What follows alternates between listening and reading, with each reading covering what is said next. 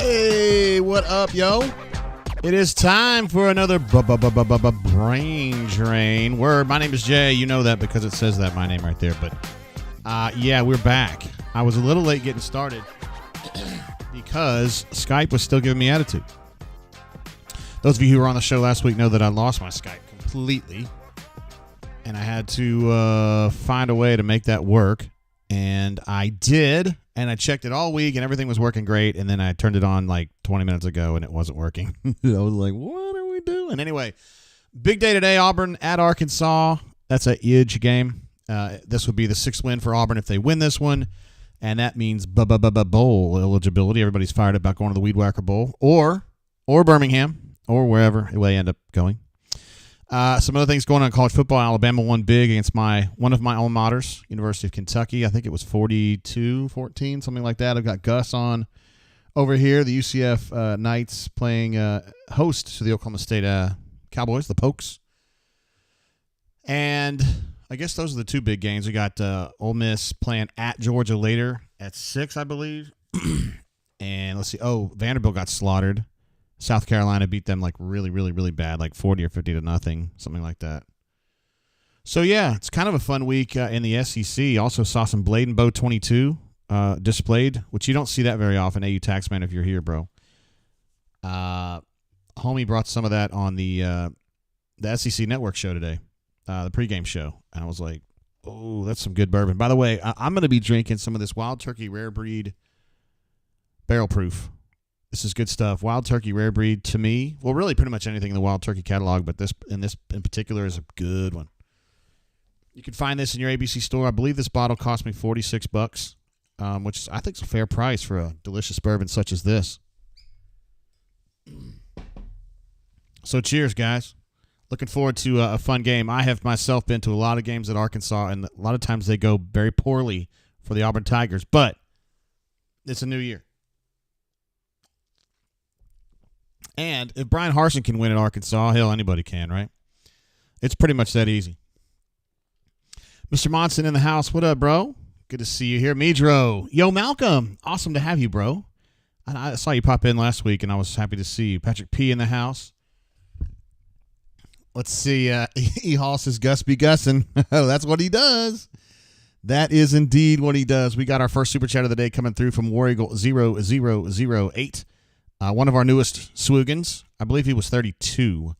Wardam Eagle family, let's get this W. Thanks for the show, JGT. Here's to basketball season being back. Hey, now. Yes, Auburn Tigers are now 1-1. Lost a tough one in the middle of the week in South Dakota against Baylor, a game that I thought they had. And it turns out that didn't have. Some weird stuff going on in the last 5 to 7 minutes of that game, specifically the lineup that BP had going, which was not his most potent lineup by any stretch. And I think he was trying to let his older guys kind of unfuck themselves, and they didn't. So, lesson to be learned maybe, or maybe not. We're going to kick off here. I'll go ahead and switch it over to first quarter, and it looks like Auburn is going to receive the opening kickoff. I'm very excited to see if Peyton Thorne, if Montgomery and Hugh can find a way to keep Peyton Thorne kind of moving along. You know, he's had a couple good games in a row. See if they can make it a third. Cleveland Brown with a super chat says, stay hydrated. I've got my water right here, big dog. Hog roast incoming. Wardam Eagle. Cleveland Brown, always very positive. Appreciate you, bro. And the phone lines, I believe, are working today, sir. They were. When I tested them about 5 minutes ago. Blake R., our East Coast czar in the house. JGT, Ward, and Eagle. Finally on my way home from the road. Man, you've been on the road a minute, too. Split zone run.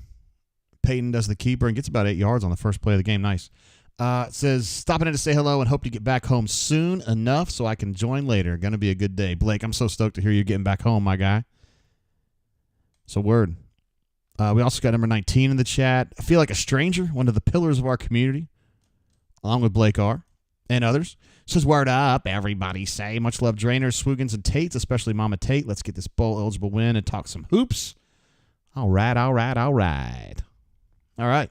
My mom did get COVID, so I got locked out of I haven't been able to see her all week because they locked down the area where she's at in the hospital. No visitors. But word is that she's doing okay. So that's good. Just another thing to, you know how life is. All right, we got a 2nd and 2 here. Oh, we got a play action, a legitimate play action. They caught the ball. It's Caleb Burton, and he's still taking dudes down the field. All right. Everybody's fired up to see a slant working. Hell yeah, Whale Driver with a super chat of his own or her own. It's probably his own. Making a bowl would be a nice accomplishment for this mess, Haskins left. Let's do this. War damn Eagle. I agree completely. And we almost had a disastrous play right there, but that's okay. No big deal. Diego liked that pass, that 2nd and 2 pass, and I sure did as well. Caleb, that was kind of a challenging catch on that post route, but he was able to haul it in. Those are the kind of plays that Freeze has been just really encouraging his wideouts to make. I guess we've all been saying the same thing. Yes, Diego's his crappy pass. The first down pass was not great. All right, they're going to do a one-back pull or a one-gap pull. They're still trying some, usually we like to talk about Jarquez being a zone runner. That's an example of a gap play right there. Didn't go well. My guess is they were just hunting to see if it was going to do something to Arkansas's defense. Because Jarquez usually runs, I would say, 5 or 6 zone runs versus one gap run. He doesn't run a lot of gap. That's going to be a free play. Oh, I thought he was going to snatch that ball right there. Josh C. in the house. What up, bro? How you doing? T. Tiger said that was almost a disaster on that first down throw. It really was. Josh going to have some Knob Creek 9, which is a outstanding choice for what I would call regular bourbon. Bourbon you can find any day, anywhere, in any store, and it's a good one, man. It's a good one. Not Salty says, what the heck? Us throwing a slant? Who would have thunk it? You just almost feel like Auburn feels like they owe somebody money if they throw slants. My guess is that Peyton says he doesn't necessarily like throwing them, and it would be stupid to make him do things he doesn't feel comfortable doing, but sometimes you just got to do it. Let's see, 2 tight ends set to the left there. Ooh, another keeper for Peyton. That was kind of a design keeper. And he gets the first down. So 2 runs for him early on that have been helpful. He's a decent runner. He really is. We've seen that all year. Snobber says, JG, since you're an AV expert, yeah, can you tell the SEC Network to fix their cameras? What's going on, bro? I've been watching it just like you have. It's probably not the good cameras because, again, this is the SEC Network game. And they put their better equipment on the ESPN and even the ABC games. The thing I really don't like about these SEC Network games is we usually don't get a lot of replays because they probably have their 5th or 6th team on here. Now, that was his own read, and he's going into the fucking house. Hell yeah, he is. The more you fuck around, the more you're going to find out. Touchdown, Auburn! Peyton Thorne. Hasty.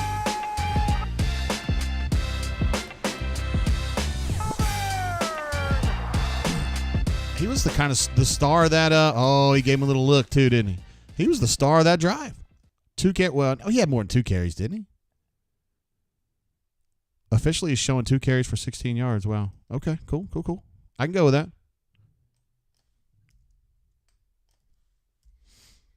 Wow, there it goes. McPherson comes through. So it's 7-0 right out of the gate, and a really nice drive. There was really only one play there that I thought was bad, and it was that 1st and 10 throw that Peyton made. It was about tipped up. Could have been picked off, but that's a hell of a drive to open the game right there, fellers and gals. 6 plays, 75 yards, and 223. And Blake says, did someone catch the number of that bus? Got him. I got to laugh at it. First official laugh of the day. Plum Jam says, JG, am I getting MW3? I don't know. Am I? That's probably a question that Locked On could answer better than I can because I just do what he tells me to do. I play Warzone 99% of the time. Midro says number 14 in the league, but number 1 in our hearts. I love you guys. That's good stuff right there. Kaduman says, what a hit by Pepe. Pepe. Got to call him that, man. I like that. Peyton Newton, Diego Castro refers to him as. I love it. Josh wants to know, where has this shot been all year? He got his Apple autocorrect. Thanks, Tim Apple, for that. And Mang says Peyton Thorne just ran by my window, kind of reversing the Reggie Fish joke we've been saying for 15 years now. Wow, what a great drive, man. Congratulations to Hugh. We'll just give it to Peyton. Yeah. Peyton was 1 of 2 for 45 on that drive passing with that delicious pass. I should say delicious completion to Caleb Burton, the third on that slant route. But to me, it was Peyton running the football. Yeah, I'm sorry. They're giving him 3 carries now officially. I thought it was 3. 3 carries for 28. And give him the touch. That was the story of that drive right there. Keith or T, I'm just going to call you KT, man. It helps me. KT says, we have to realize Thorne has not had a lot of practices in general. We tend to forget he just got here in the summer. Well, he played a lot at Michigan State, but you see, your point is taken. It might take him a little while to get used to what they're doing here. And honestly, I think it's fair for us to assume there has been some confusion on the Auburn side of things without even him being involved. I feel like Montgomery and Hugh have not seen eye to eye on what to do, which surely adds complexity to the task for Peyton Thorne, but he sure made quick work of that drive right there. Auburn also is 1,000,000,000% on third down. My wife loves telling these little statistical markers like that, like in a basketball game when they say, well, Auburn takes its first lead of the game at 2-0. It's like a meaningless statement, but you say it anyway, just because you got to fill air. Josh says, hate the Cats doing the Lord's work today. What was he doing? By the way, UK had a really nice performance against Alabama today. They went down 2 touchdowns in about 5 minutes to open the game, and then it was just shithousery the rest of the day. I didn't go into it thinking that there's a lick right there. I didn't go into it thinking Kentucky's going to beat Alabama or anything. But by the way, your boy JG was at the stadium the last time Kentucky beat Alabama, which was in October of 1997. I was a student at University of Kentucky. And I may have, Kanuman, I don't know if this is on video or not, but I may have made gestures decrying Alabama that day. I may have. I don't know if that's on tape. I probably made improper gestures and probably said some things about Alabama that I didn't mean, about people who play for Alabama, who go to Alabama. Brandon J just gave me a UK laugh emoji. Brandon J wants to know what I'm drinking today. I am satisfied and good drinking this wild turkey. This is barrel proof. I was going to say Master's Keep. It's rare breed. This was 45 to 47, something like that, at my local ABC today. I don't usually see this one. You can find rare breed pretty much all the time. This one was the barrel proof version. It's only 116. Yeah, 116.8. So, I mean, it's hot, but it's not like super hot. It's just a satisfying pour. I enjoy it. And they got a 3rd and 10. This is not where KJ Jefferson wants to be usually. And they get the pass completed, but it's going to be a little bit short. With Jalen McLeod, of all people, in coverage, made a hell of a play. There you go. It's probably a sim pressure that dropped him into coverage, and he made a nice play. 4th and 3. That's what you'd like to see. Let's see. Josh wants to know, does Arkansas and or Florida part ways with their head coaches after the season? I think we still have a little bit of work to do on that. I don't think that those stories are written just yet. I personally think Pittman's probably more on the hot seat than Napier. I think they would probably let Napier go one more year. If Sam Pittman loses this game and you think he's still got trouble, oh, goodness. Oh, goodness. Go, go, go, go, go, go, go, go, go. Oh, Keontae. Go. You got to keep going, bro. The more you fuck around, the more you're going to find out. Special teams, yo.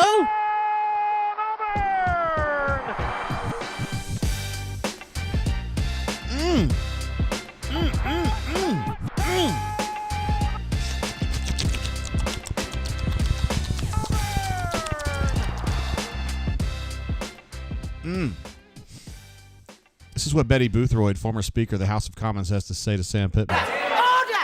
The honourable gentleman will resume his seat immediately. Immediately! Immediately! I shall name the honourable member. Wow, what a great start for the Auburn Tigers. And there's the extra point to put it up to 14. Man, Keontae's, he has been so good this year. You know, he was hurt. He was playing so great early in the season. I thought he throttled down too early on that one, but still got in. But played so great early in the season. Then he got hurt, was out, 4 games, comes back. He's been a little rusty, but he's still pretty damn good.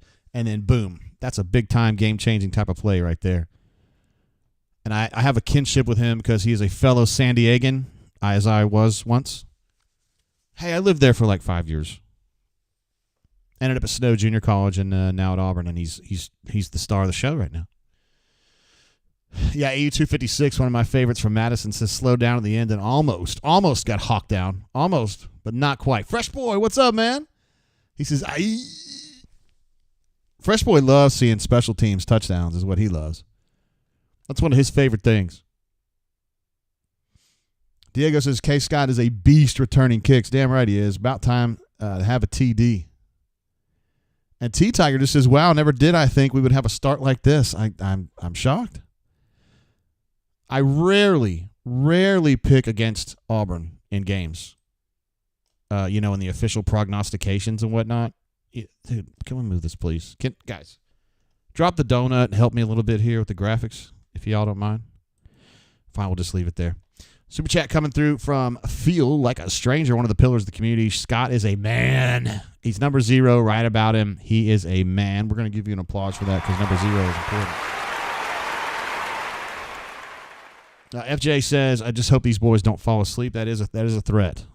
Being on the road, maybe not quite as much, but I still agree completely with what you're saying. You can lull yourself into thinking everything's okay, particularly since there's been like 3 possessions. Auburn scored on the first one. Auburn shut them down 3 and out on the second one, and then returned a punt, whatever it was, 60 yards for a touchdown on the third one. Everything's coming up roses. You still got to be careful, KT jumps in with a super chat right there. No message offered, no message needed. Appreciate you. Another one of the Madison legends. Darkside wants to know what's in my cup. Been drinking this Wild Turkey Rare Breed Barrel Proof right here. Cost me $45-ish at the ABC just today. And don't always see the barrel proof. Or maybe it's a new label. I don't know. But Wild Turkey Rare Breed to me is a very upscale bourbon that you can find anytime you want it. And that's one of the great things about bourbon is, particularly in the state of Alabama, I think they've done a better job, ABC has, of getting filled up with, there's a lot of bourbon in ABC stores now. And once you've been out there and chased bourbon for years and years and years and realized that a lot of the bourbon that you chase is not as good as you think it will be, it gives me comfort just knowing I could go into the aisles of an ABC and pick up some quality stuff like this Rare Breed. All right. Their first kickoff return was dog shit, and their second kickoff return is worse. Like, this is the most lopsided Auburn game so far. I know we're very early into this game, but this is the most lopsided start. When's the last time we saw Auburn play this good to start a game? Every single thing they've done has been tasty. Shane jumps in with a super chat. Says, when was our last kick punt return for a touchdown? That is a great question. I don't know the answer to that question. I feel like we've had one not too long ago. Was it last year maybe? Maybe Simp ran one back last year. Man, Auburn's run defense is absolutely thirsty today. Man, just foaming at the mouth. Keldrick Falk from Highland Home, Alabama with the stop on that one right there. There goes Rocket around the outside. About time they start not running inside.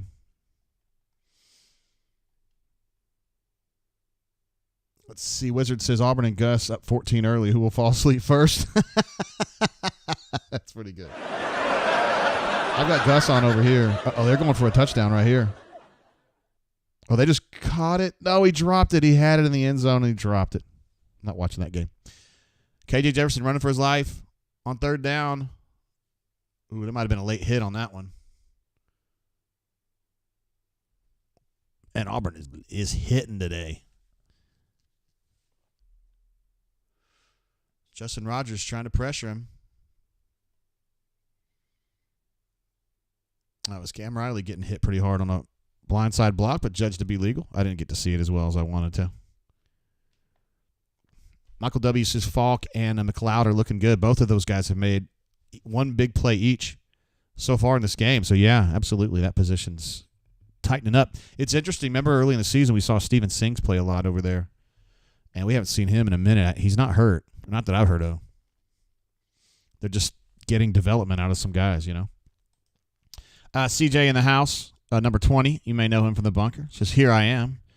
That's a song by UB40, possibly somebody else. Here I am, baby. Patrick P says Space Gus from Coast to Coast. They are wearing the Space Gus uniforms. They're wearing like blue uniforms in deference to Space U or whatever. I'm not a fan, but I don't live the Orlando life, so I don't understand. All right, Auburn back on offense. Let's see what they're doing. They're at the minus 44. Little zone run for Mr. Zone himself, Jarquez Hunter. He gets about 6, 7 maybe. It's a tasty run on first down.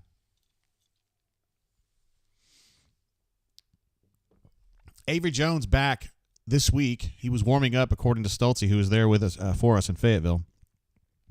But Connor Liu gets the start nonetheless at center. Connor's been playing some great football, and they've decided to stay with him. My guess is Connor Liu is going to be playing center at Auburn for a really long time at a really high level. There's a run through the C-gap left side.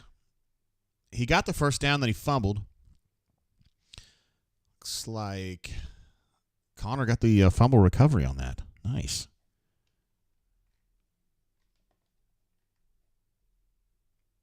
We got a super chat coming through from my man. You got to change your name to the Parlay Man or whatever. I know you're the Parlay guy. I just wish this offense played like this all season. We might have been 7-2 or 8-1. I think that's the first one we ran back without a block since 2014. Didn't they say something about that? Interesting. I can't hear it. I'm just talking with you guys, so I don't know. If they said something on the show, that's probably true. Oh, it's a little like it worked like a tunnel screen, but he came out of the backfield to JJ for another first down, and that's definitely an explosive play. Was it 20 yards-ish, 25 yards? That's another play action, a traditional play action there. Man, this is looking good, you guys. Holy cow. Similar play, but this time to the tailback. Gets about 5. Stu Pup, the man, the myth, the legend, the pillar of the community. He's super chatted every show we've ever done. This is not a joke. Lost track of time and it turned the drain and the game on late. Seeing Auburn up 2 touchdowns, can't lie. That's a good feeling. Hey, that means you're good luck, Stu Pup. You're good luck. The game was trying to reward you for not being there like you're supposed to. Rewarded you for that because I'm sure you were doing something better. Auburn having another great drive here. Let's see what they do. That's another zone run. He chooses left side A gap and gets about 6 or 7 yards. It's been like this every single time they hand the ball off. AU Taxman says this looks like a real Hugh offense. My man, what's up, bro? Chip says Hugh got the play sheet. He'll never tell what percentage he's calling. My guess is it's 50 to 60%. But we'll never know which 50 or 60% it is. Fresh Boy says Hugh ain't playing no games. No, he is not here to have fun. He is here to whoop ass. He was not happy with the way that season was going. I know you guys weren't either. But that stuff really, really chaps his ass. I mean, I don't think you guys appreciate how much it pisses him off when his team plays like ass. Peyton is now up to 3 for 4 for 75.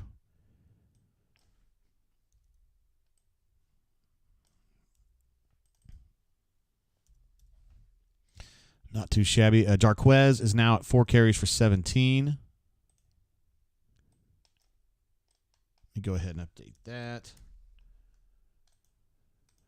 And third downs, I should say. Auburn's still 1 of 1. They are 0 for 2. And it still says Vanderbilt. Good job, Jay. Way to get it done there, buddy. I'm not sure I felt, when Auburn played good football against Vanderbilt last week. I was like, nah, it's good. It's good, because you got to keep the expectations low. But golly, Vanderbilt looked like ass today. Maybe they just really are bad. I mean, they are bad. Maybe they're worse than I thought they were. It doesn't really matter. It's a W. Forget about it. Forget about it. Diego says, is Lou as good as Dismukes? Man, that's a tough one there. You're talking about a 4-year starter, a Remington Award winner. I don't know if Connor Lou's quite that good. I would say that Connor Lou is as good as Reese was at this point in his career. I think that's fair to say. So if he ends up having a career like Reese, that would be a huge plus for him. And I think he may have some physical traits that Reese didn't. Longer arms specifically. So I mean, Connor, the sky's the limit for Connor. I think he's going to be an NFL guy. But that is a very high threshold. And also a good shout, Diego. Wizard says, I'd rather Mason be calling the game rather than calling plays for our defense. It's crazy. It's his second game, right? J-Bell from the bunker, one of the legends on the bunker, was actually sitting next to him on the flight 2 days ago or yesterday. I can't remember which. Said he was pretty much furiously watching tape and just really digging into the game. That's pretty cool.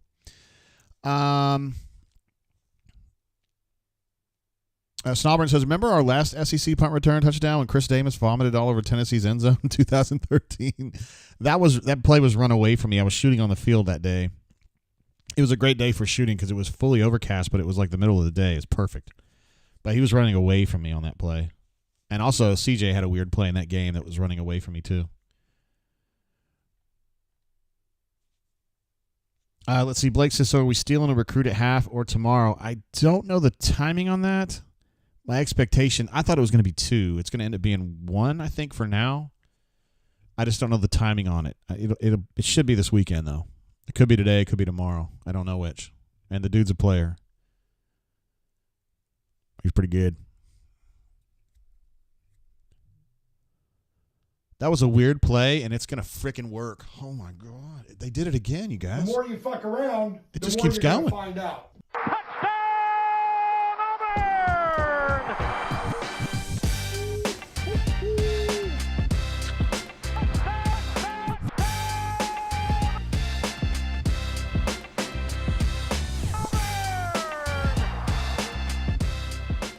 Wow, another touchdown. I need to see that play again.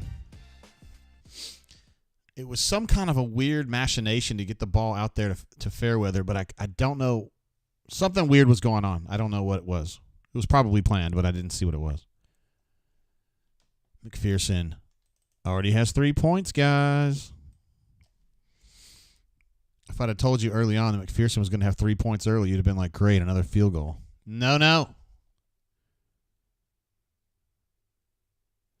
No, it was just a creative play by Peyton to avoid that and throw the football. That was actually pretty cool.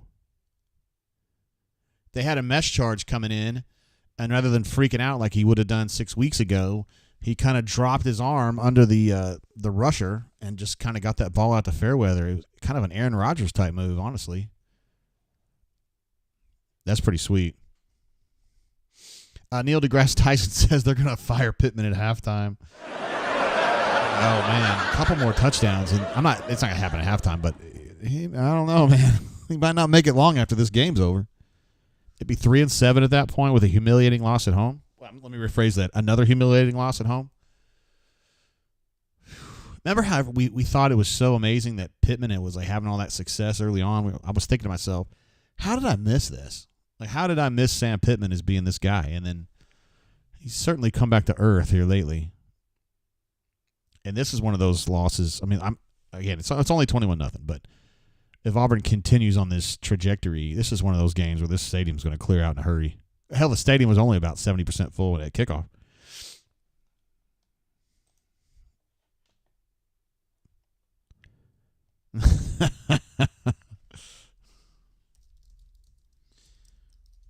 I got a text from Duff Diver CDF. I think he posted CDF in the chat, and he's on the beach. He's on the beach in Hawaii. Says, am I missing anything with the game? Nah, nothing really. Not much going on in this one. Just kidding. What's up, Ben's? Ben's Hobby Club says, let's go Auburn. Football. Glad to have you here, bro. Oh, my goodness. Champ Anthony playing downhill to get a tackle for loss on a pitch. How about that? Zeke Walker in pursuit. DJ James in pursuit. 3rd and 13, even though they showed it as a first down earlier. I knew it wasn't. 3rd and 13. Let's see if Auburn could get some here. Oh, the snap was low. KJ Jefferson's running for his life. He is not going to get there, guys. It's another stop. Holy cow. The dream start continues, yo.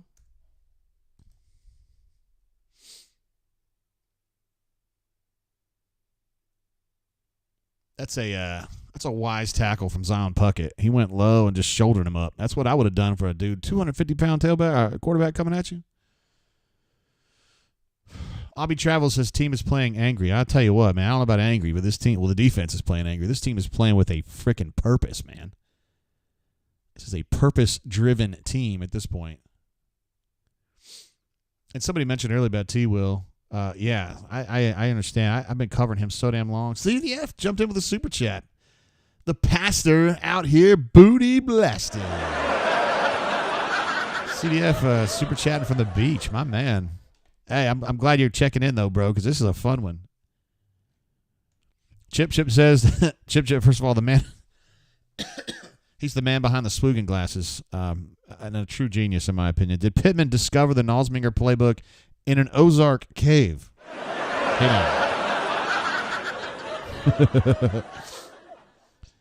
Glad to have you here, CDF. Let's see, Toomer's Corner, our parlay man says, I love the way we look today. Where has this team been? We don't even play like this against our high school teams. Another well-executed pass, this time a check down throw to Fromm, who's going to get you 7 yards on first down. I mean, sheesh. Kyle Shopper says Auburn switched the difficulty to JV. I have done that before. Oh, Damari just trucked the man. Do we have a truck sound? I'll tell you, this is the first time we've ever played this soundbite in the first quarter. The danger zone. This is your redheads, your strippers, anyone named Tiffany. This is where your car gets keyed, you get a bunny in the pot, your tires get slashed, and you wind up in jail. Arkansas is in the danger zone here. Auburn's already put them there.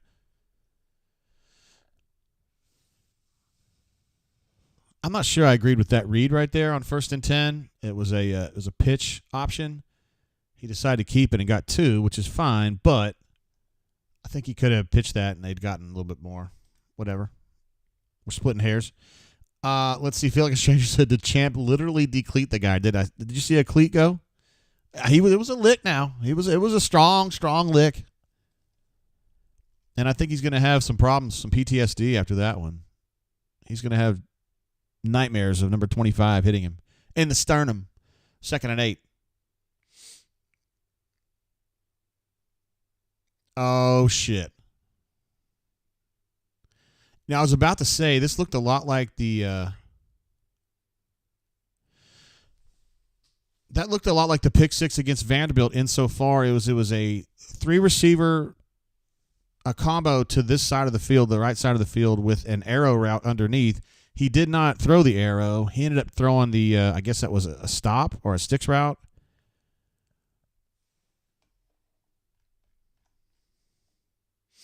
This does that angle does nothing for me.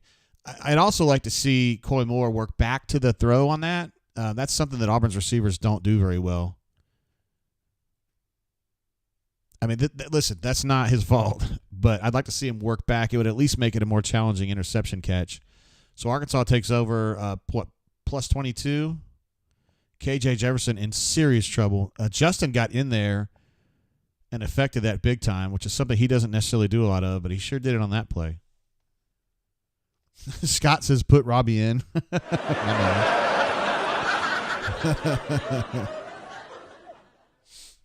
KT says stop staring down receivers. Yeah, he has a habit of doing that. He really does.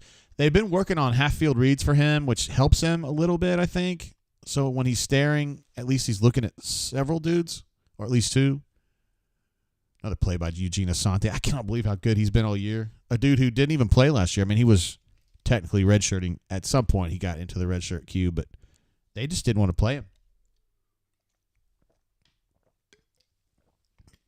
Oh, Keys. Keys had a run blitz there and got his hands on Jefferson, but just didn't get him down. Keldrick Falk had himself a game, dude. He is getting like 5% better every single game, dude. There you go. Work off a block and make a stop. Attaboy. That's good stuff right there. Runner 24 is with us now. What's up, brother? I feel like a stranger says that pick is on JG playing Danger Zone. Oh, my goodness. I feel culpable now. Arkansas lining up for a 3-point attempt to try to get this thing back within 18. Their kicker's a good one, Cam Little. He's real good, actually, and he puts that one right through. He's kind of like a older McPherson, you know. He's really small-looking dude. Looks like he'd be pretty meek in a bar fight, but he will kick a field goal for you. So, there you go. Arkansas gets their first points of the game. Fresh Boy just says, Falk, fire, fire, fire. Yeah, he's been really coming on these last 3 weeks, man. Yeah, Cleveland Brown disappointed with the missed tackle on Austin Keys there on that A-gap blitz, run blitz. But, yeah, you know, he's got to do better on that one for sure. You see, update some of these. Them on third down, 2 for 2 for Auburn, 0 for 4 for Arkansas, which I believe Vanderbilt. Do y'all remember what third down was last week for Vanderbilt? It was something along the lines of like 0 for 10 or something, or 1 of 12. You know, they might have had some late. But yeah, they definitely started 0 of 7, 0 or 8 last week.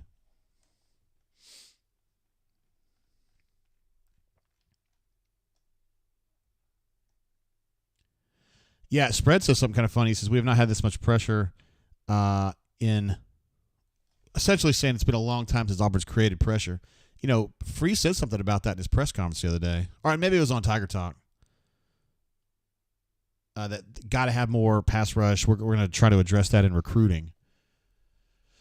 And they've answered the bell. You can tell they've been challenged a little bit. Missouri-Tennessee game highlights. I think we're all pulling for Missouri in this one, right? By the way, what are we doing in the Ole Miss-Georgia game? That's kind of a tricky one. You guys know how I feel about Ole Miss. I generally like them, and I generally loathe Georgia. So I definitely have to take Ole Miss in that one, but I don't know if we got much of a shot. Or maybe we do. I don't know. At this point, I just want to see Georgia go down. Just to stop the barking, you know. All right, that's a play I don't want to see right there. It's Peyton Thorne running laterally. Usually good things are not happening when he's running laterally. Let's see. William Reynolds says, hey, JG, have you heard anything about the La Tech rival site losing press privileges? I did. I saw that. We got a super chat coming through from Josh C. Says, how does Holden QB2 have – does Holden have any width to it? I guess are you asking, is he going to transfer? There you go, Peyton. Dude, get down. Slide down. Jeez Louise. I don't really know what to tell you about Holden yet. So, essentially, Robbie has been bumped to third group, and Holden's been moved up, and I think he's been playing well. I mean, I don't know the answer. I don't think it's a foregone conclusion. No, I don't. If that's what you're asking me. Blake says go Rebs. Okay, we're all going to do that. Okay, everybody's getting behind Ole Miss in the Georgia game, which I'm totally on board with. Back to the La Tech site. So our La Tech reporter apparently wrote something or did something that got the La Tech people, the actual coaches, all pissed off. So they brought him to the practice the other day, and they made a big production out of how they're going to take his credentials, which is super, like, it's just super minor league, like super, super, super. Like, they don't understand that, like, for a reporter, even one who, like, describes himself as a fan, which that guy did, which I would have not said that, but it kind of empowers us when you do shit like that. Like, it just makes you look really, really little and petty. I mean, if he wrote something nasty about the coach's wife or something, I get it. But he didn't. He's just writing shit that they didn't like, It's that simple. That's the end of the quarter, guys. I had my press credentials revoked in 1998 when I was covering Alabama State. That's a true story. They went to – it was in the middle of one of those hurricanes that came through, and they couldn't practice at their field, so they had worked out a deal to go practice at the Civic Center. But they didn't want me to write about them practicing at the Civic Center. So I told my editor, I was like, well, they don't want me writing about this. He goes, no, man, you're going to write about it. I was like, all right. He said, just follow them. Follow their bus and write about where they are. I said, okay. And so I did, and I wrote about it, and they took my credentials. And my boss said, that's fine with me. Well, you're going to go start covering Auburn, and we're just not going to cover Alabama State anymore. I was like, they're going to shit their pants. And he goes, don't care. They kicked my reporter off campus. Not my problem. It's their problem. And thank God, when they called, and they did call, he had my back on that and said, you kicked my boy off the campus. I mean, not my problem. Anyway.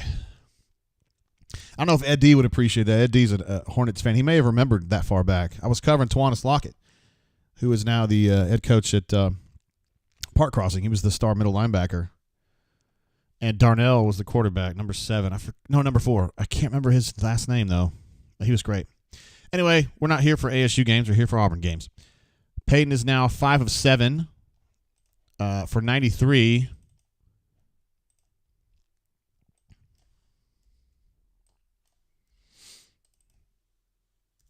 And he has a touch, and he has an int, which is kind of his thing, isn't it?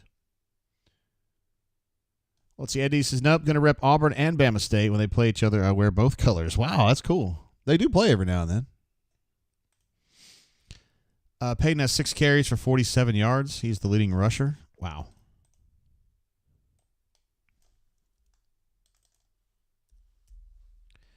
And Jarquez he's still at 4 carries for 17. How about that? Damari has 2 for 12. And they're still 0 for 4 on third down. So that's updated right this. Snobber says, JG, you've been doing this for many, many years. It does feel that way now, man.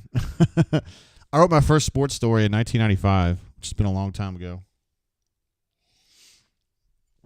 That's the nicest thing anyone said to me. William Reynolds says, happy your privileges got revoked. Me too, bro. I was so scared, though, when I found out my credentials gotten revoked. I thought I was going to get fired. I was so scared. And to think that I go back to the office and I get promoted,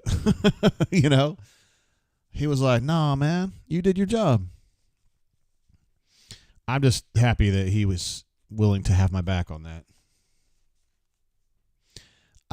Midro says, where the hell would they have practiced at the Civic Center? So this is, I don't know if you're familiar with Montgomery these days. We have a really nice Civic Center now. Back in the 90s, it was just like this shitty, big-ass, like, concrete floor place. And they literally were, like, just practicing in there. And I don't know why that was such a big deal. I don't know why they cared. Like, I don't know why the city... Their theory, when Coach talked to me about it, it was like, they don't want everybody to start asking to use it. And I was like, well, that's not JG's problem. That's just how life is, Ron Dickerson was the coach. And I ran into him many years later, and he apologized to me. He still remembered it. And so we're 100% square. I was not very happy at the time, though. There's an RPO right there. Decent throw, honestly, but it was just covered. Cam Brown not able to get any separation on that particular route, which is no big deal. I mean, there's other people to consider. Michael W. says, nice to see the defense having the offenses back. Absolutely. You like to see that synergy. We like to count plays. We know Auburn's defense starts to get gassed once they get to about 55 to 65 plays, somewhere in that range. They start playing poorly. It's still very early, obviously. 12 plays defended. This will be the 13th coming up. If they can just stay off the field, Let's see. Not Salty says, wonder if there would have been a brain drain for Alabama State games. I probably would have done it if I was still.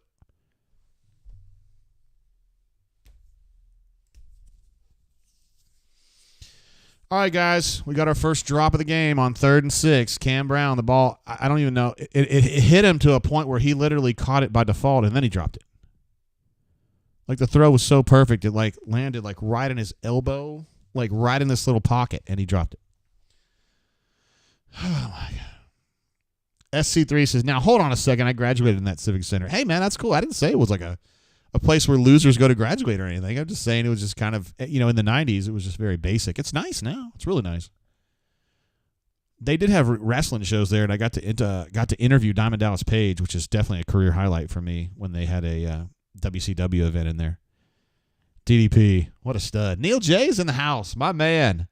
Although I don't think he's at home. I believe he's in Ireland.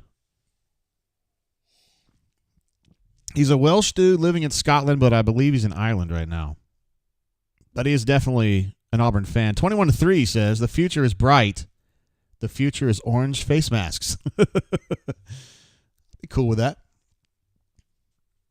Another nice play defensively. Looks like Jason's in there. Elijah McAllister in there. They have not had any success running the football between the tackles today, and they've been trying.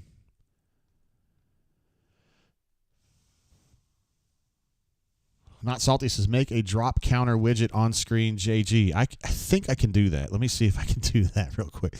I don't even know what he's doing back there. Let's see. Wait, don't make that noise.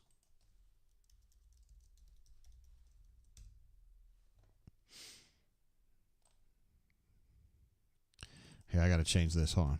We'll make that a 2-decker.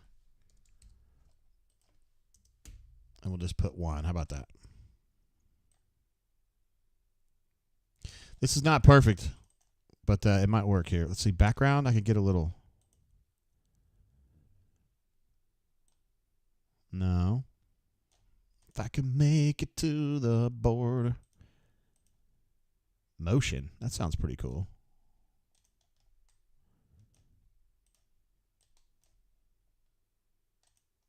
Sorry, I'm trying to get this drop counter thing done. We'll just leave it like that. That's good enough. Although I hope we don't end up fussing about drops, like the number of drops. Like, was that a drop? Was that not a drop? Let's see. I know I'm missing stuff here. Scotty B says, I remember seeing DDP on the sidelines during Auburn games. He is a Coastal Carolina graduate. He did seem to like Auburn because I remember when I interviewed him, and I told him that I normally cover Auburn, he had questions for me. This was back in 99 or 2000, so it was, I guess Ben Leard questions or something like that. But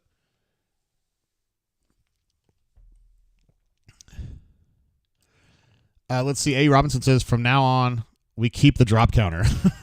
Okay. Hopefully I can make it a little more ornate and make it stick out a little bit better. This is the first time I've really messed with it. So I don't really know what I'm doing. I don't think it looks... I think it's hard to see. 3rd and 13, and it gets mighty close to a first down. He's going to be 1 yard short.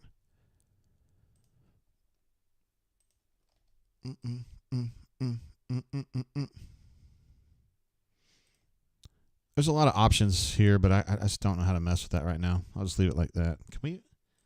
It's supposed to have a little box, though.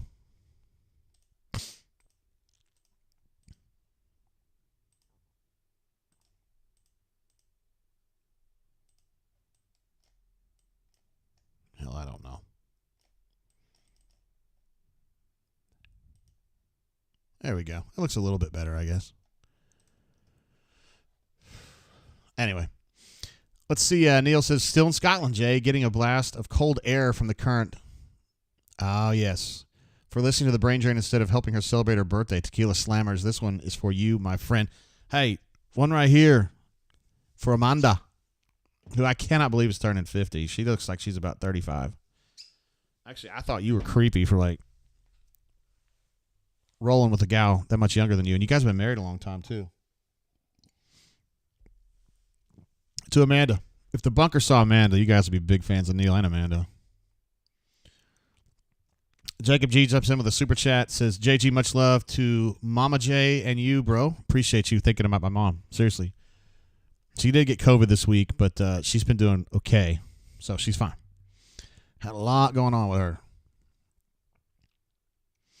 Terrence says, didn't Kimberly Page go to Auburn? I don't know the answer to that. Now that you say it, that does sound right to me. I think that is true. He definitely was attuned to Auburn, though. But I know he's a Coastal Carolina graduate because I asked him. AU256 says we need to go tempo again next drive. Feels like Hugh is trying to slow it down, and that's when our offense usually is crap. That is true. But when you're up, I mean, for me, this is just me talking. I'd like to have one more touchdown, and then I'd be fine with just kind of going into shell mode, turtle shell mode. To me, that's fine. Let's see. Not salty. Dadgummit, it got away from me. Mobile alum. Hey, what's going on, girl? It says, glad your mom's okay, JJ. Yeah, she's doing better. Thank you for asking, gal. And also, Diego, thank you for thinking of my mom. Not salty said, funny thing, JG, I spent about $100 15 years ago to buy DDP yoga. Still in the box somewhere. I'll sell it for $125. I did not know that he had his own yoga plan. That's pretty cool. He's actually a really cool dude to talk to. He's smart. I had never interviewed like an actual wrestler prior to that, you know, like a pro wrestler, and I just kind of figured they'd be dum-dums. So he was definitely not that. Not at all.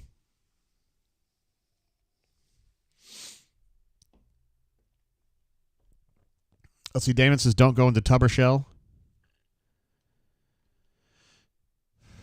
Auburn Dad for Life says, we got to hit 30 before we turtle. Oh, that's fair. That's fair. Great idea on the drop counter. Was that not salty? I think that was not salty's idea.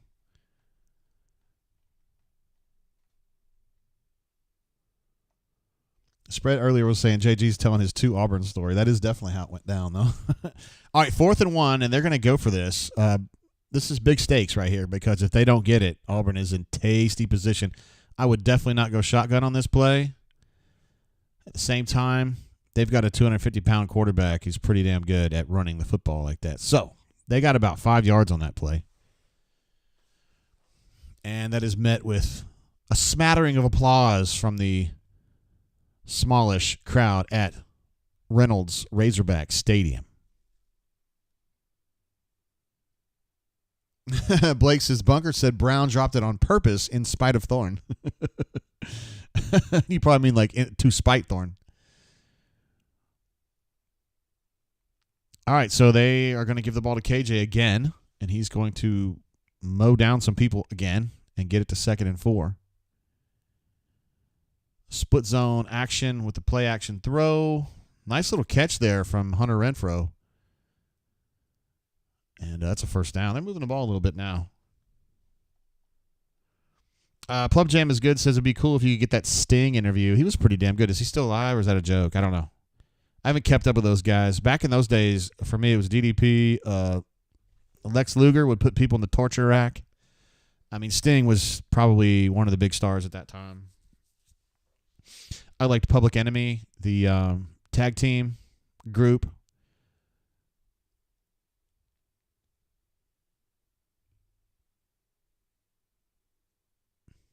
All right, 2nd and 5 is what I'm looking at here. Well-defended route there by DJ. Not a great throw either, but good defense. 3rd and 5 is what we're looking at. Ed D thinks you should not be twisting on the D-line on a 4th and 1. That is interesting because you're so worried about filling gaps immediately on a 4th and 1. So if you twist, by definition, you're kind of escaping a gap. So I think I'm with you, Ed D, and I'll probably try to ask Coach Hunter about that. Oh, my goodness. Did he knock the ball out? Elijah was, like, scraping at him. Got his paws in the air. And that's a stop, guys.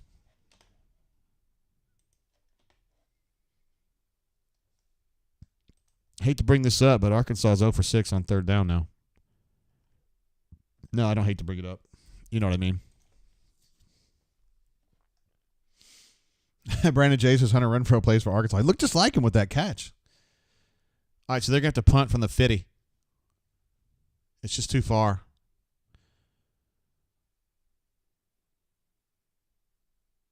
A little fair catch action there from Keontae. And so Auburn will take over on the, 14 or 15?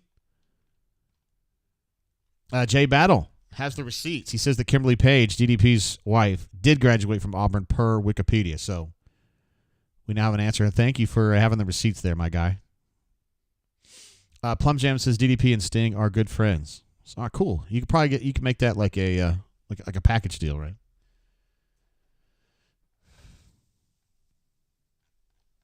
Who else? Who was the other good tag team group? Like Booker T. It's getting away from me a little bit. I mean, this was like 98, 99, 2000, something like that. Timothy B says, I love our defense. They play with a lot of passion day after day, week after week. They do get gassed because they're very shallow. I mean, their first team guys are pretty good. Auburn's first team guys, to me, are probably SEC average or maybe one click above. They're pretty good. But the second team and particularly the third team guys are not great. So it's just going to be a matter in recruiting of you just got to stock it up so that your second team guys are pretty good, you know. And if you get like Georgia and Alabama and LSU, then your third team guys are solid. Your second and your first team guys are good. That's where it's got to be. Number 19 says, I remember seeing DDP and Steve Austin outside Jordan-Hare Stadium in the early 2000s one time. That would be awesome. Steiner Brothers, good stuff. Feel Like a Stranger. That is definitely the some old school. They were like, Chris Steiner was like they were like really technically, like they had won like NCAA titles and shit, right? Was my recollection. Road Warriors. Yes. Harlem Heat. Neil deGrasse Tyson. Harlem Heat. That was it.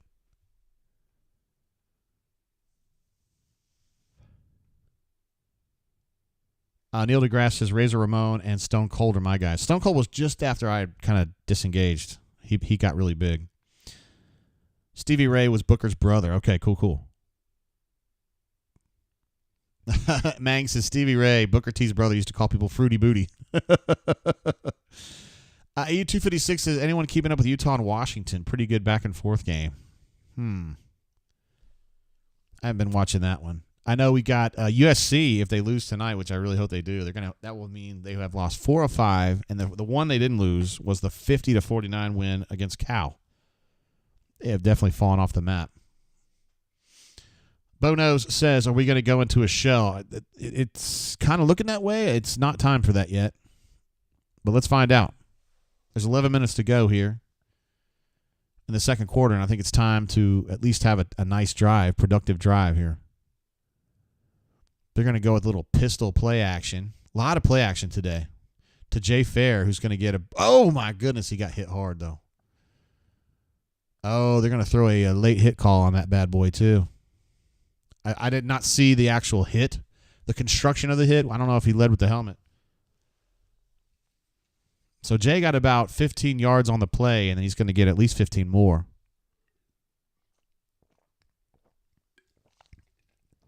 To me, that's just losing football right there. He's got to do better than that. Damon thought that was uncalled for. Yeah, I think that's a good call there. I think that's exactly what happened.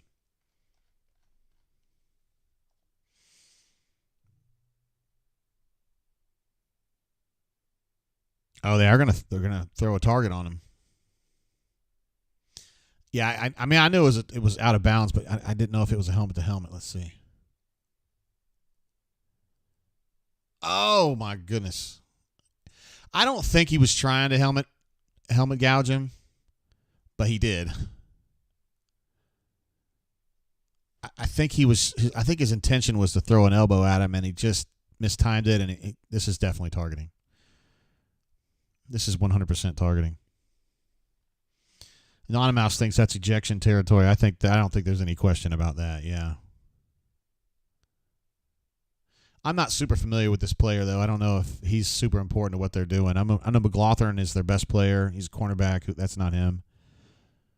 And they got a couple linebackers, but I don't think it's him. I feel like a stranger thought that was incredibly dirty. Yeah, that was that's too much. That's just too much right there. People in the bunker love talking about the pussification of football, but man, you just can't allow stuff like that to happen.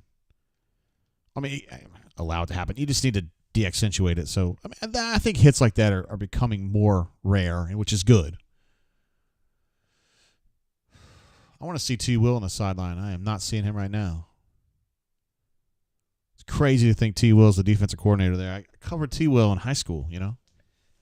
Went up to Columbia and did a story on him because Joe Witt Sr. was telling me, and Philip Marshall too, he said, this kid's he's special, man. He's going to be great for us. And I was like, oh, okay. You know, back then I just figured, fuck it. It's true, you know. Went to Columbia. Travis was, I could tell right away he was special. Came to Auburn, played great football for what, 01 to 04 maybe? He gone. Well,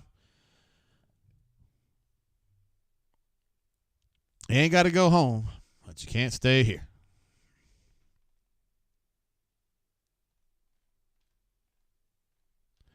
All right, Whale Driver says, I feel like we lost some intensity. Hopefully that wakes us up. Terrence says T. Will in the press box. Yeah, I didn't see him on the field there. So maybe he is in the press box. You think they'd be showing like shots of him, though. They love doing that. There's some awesome pass pro right there from Cam Stutz. He had his dude on lock right there.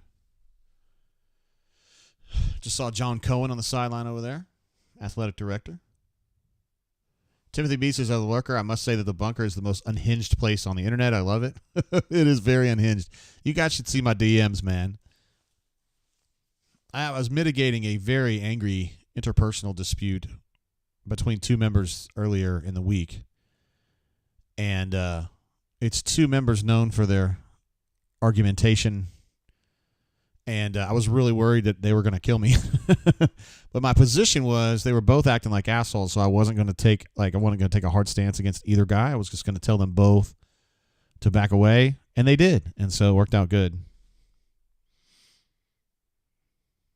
It worked out good. Both of those guys chilled out. So, see, Cleveland Brown says, how do you boo that call, Arkansas fans? Helen Keller knew that was targeting. All right, your boy Cyber Eye says, hey, JG. What's up, man? How you doing? Glad to have you here.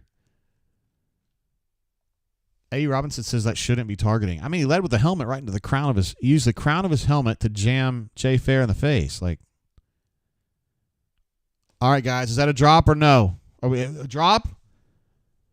Not Salty is the... I have to have an adjudication from Not Salty on that. Brandon J says, are you a licensed therapist too, JG? I could have been. JM, what's up, bro? How you doing? What up, JG? Hope all is well. G-Pits for life. Hey, we all decided we were pulling for Ole Miss tonight. And Georgia, of course, everybody's pulling against Georgia. Are we going to go with a drop on that? I need a ruling on this. Let's see. Stu Pup says not a drop. Patrick P says drop. Everybody's saying drop, drop, drop, drop, drop. Terrence is not a drop. This is tough. I'm waiting on a ruling from Not Salty.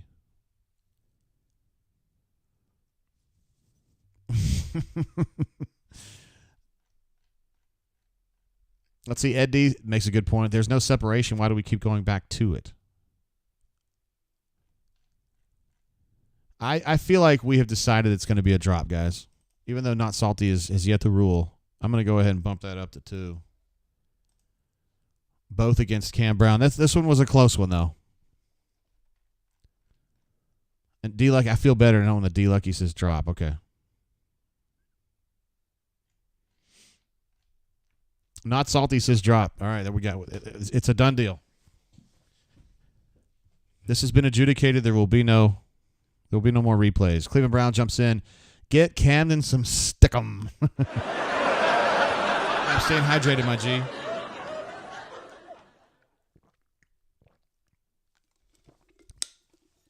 I feel like Auburn has slowed down a little bit, though.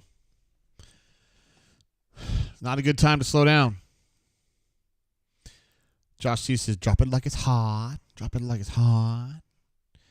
I have already spoken to our two favorite callers. Sir Hunter, I believe he believes he will be ready for a call today. We didn't have a chance to talk to him last week. He was at a funeral.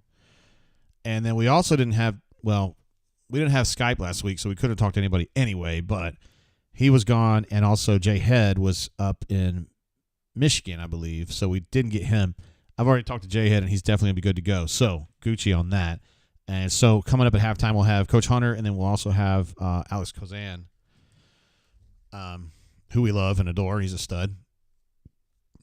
I think somebody said 2 weeks ago, he's the nicest guy he's ever heard call. Nicest guy on the phone ever. And I think he is.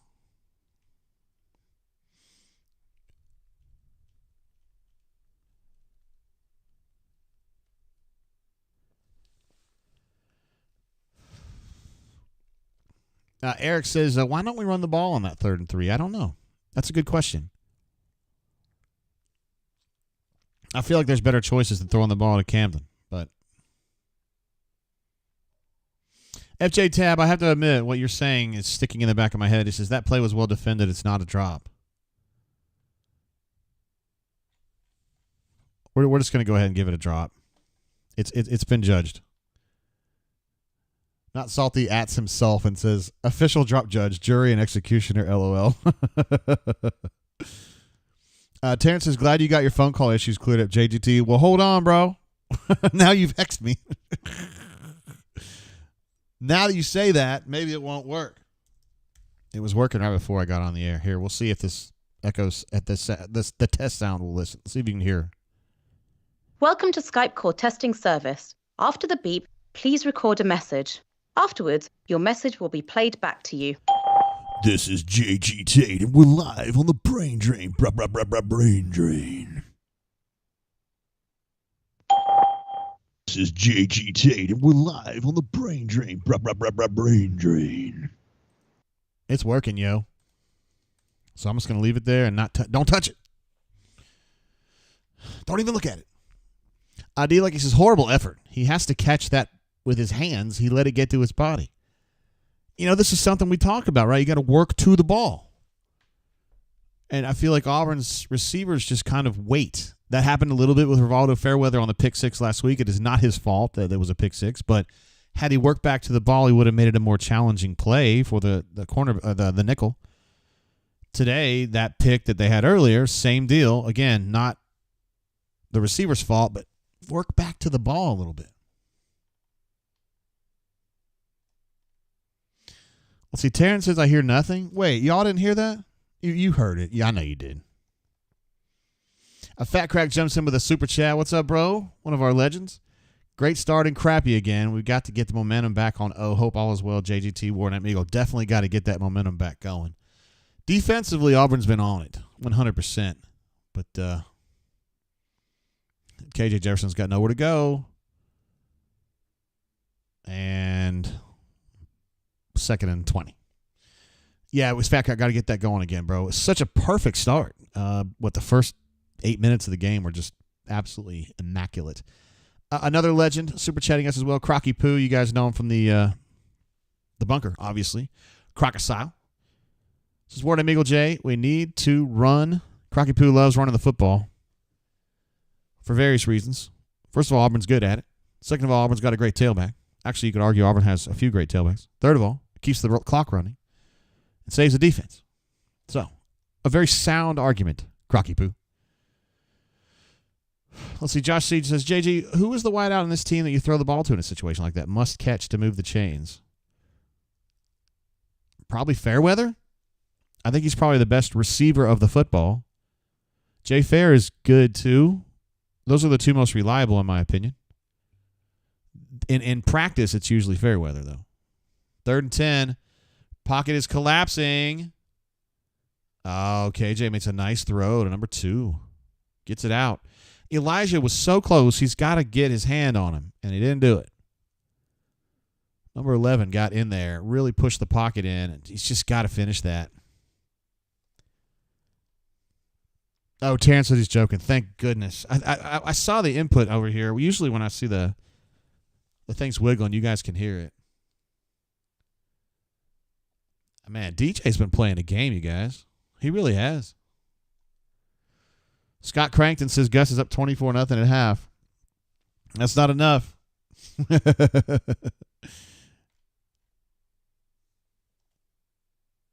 It's not enough. I guess I need to update some of these numbers over here. Peyton is now 7 of 12 for 109.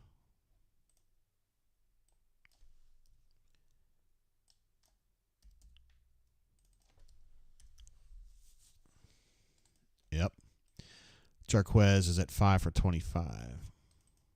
Yeah, Crockett made a great point. Really haven't been a lot of running lately. Well, there haven't been much of anything lately. Offense has been pretty slow lately. And I always just leave Cobb on here at 0 for 0 just to remind everybody that Jeremiah Cobb ought to be playing more. 2 for 4 on third down for Auburn, 1 of 8 for them. Well, make it 1 of 9.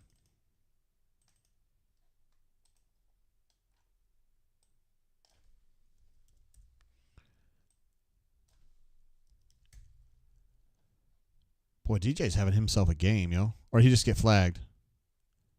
He looked like he was pissed off. Arkansas third down says 109 right now. I don't even know what that means. Dummy.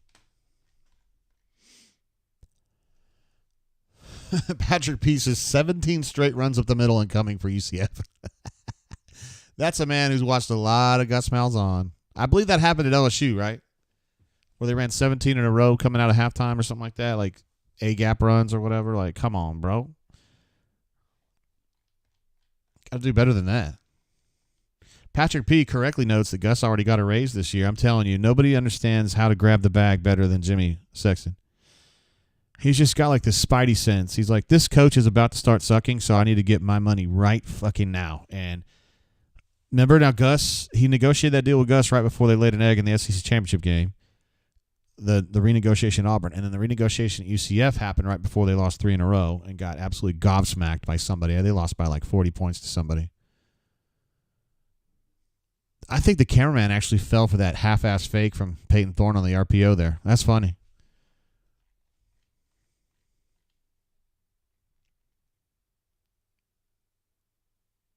Diego says if Gus pulls this off, he'll get a raise. Gus did that to us when he was at Arkansas. They blasted us that day. Gus. I love that we still talk about Gus. I hope that we do that in 10 years, you know. There's a keeper. And he's actually pretty fast is the thing. I mean, he doesn't have much left or right, but he can get upfield. I think he likes it too. Because like at the touchdown run he had, he was like kind of glaring down at the guy. And then this one he was doing the same thing on the sideline, just kind of like, yeah, I just got you guys. 1st and 10. Chip says new contract Gus is the worst Gus. KT says he sees shorter. Is he out there? He really wants that arrow route, and it's not there. Oh, he just waited for it and got it there anyway. Jarquez got 6 extra yards on that 11-yard gain right there. Terrence says cameraman's drunk. He's definitely gullible, that's for sure. He really wanted that throw right there. He just waited for it.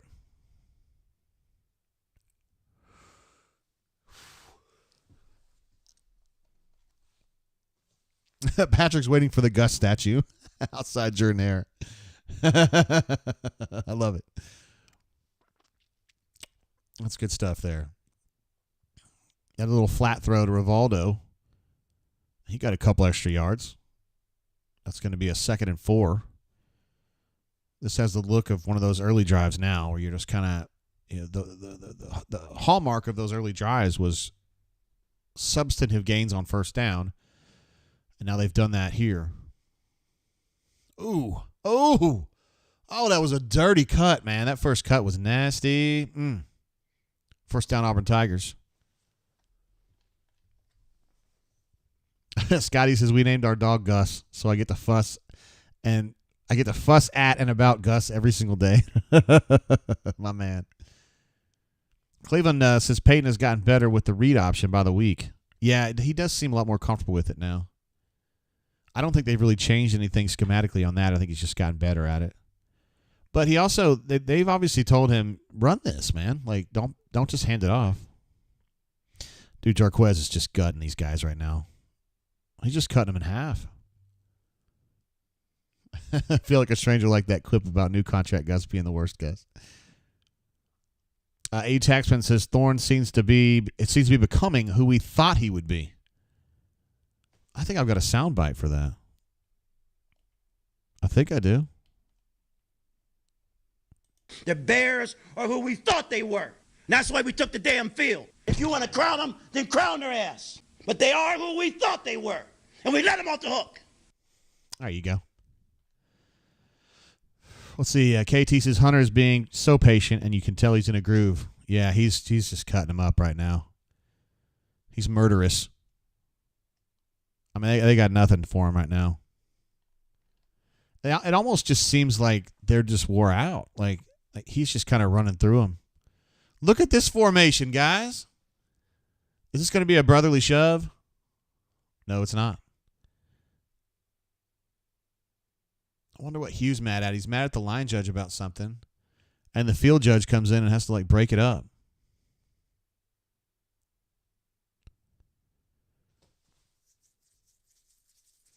He's frustrated about that.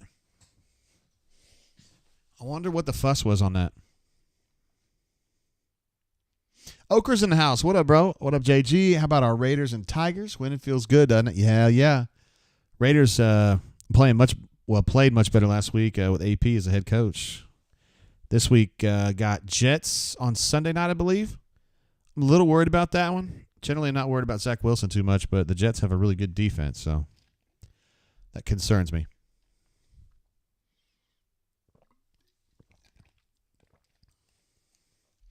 Justin's just hoping they don't throw the ball to Camden Brown. Please, no. Please, no. Let's see. We got some Dennis Green love in the chat. AU Taxman, a fan of Dennis Green. Probably known best for his time, probably with the Vikings, right? Also coached for, I think when he freaked out here, he was coaching for the Cardinals.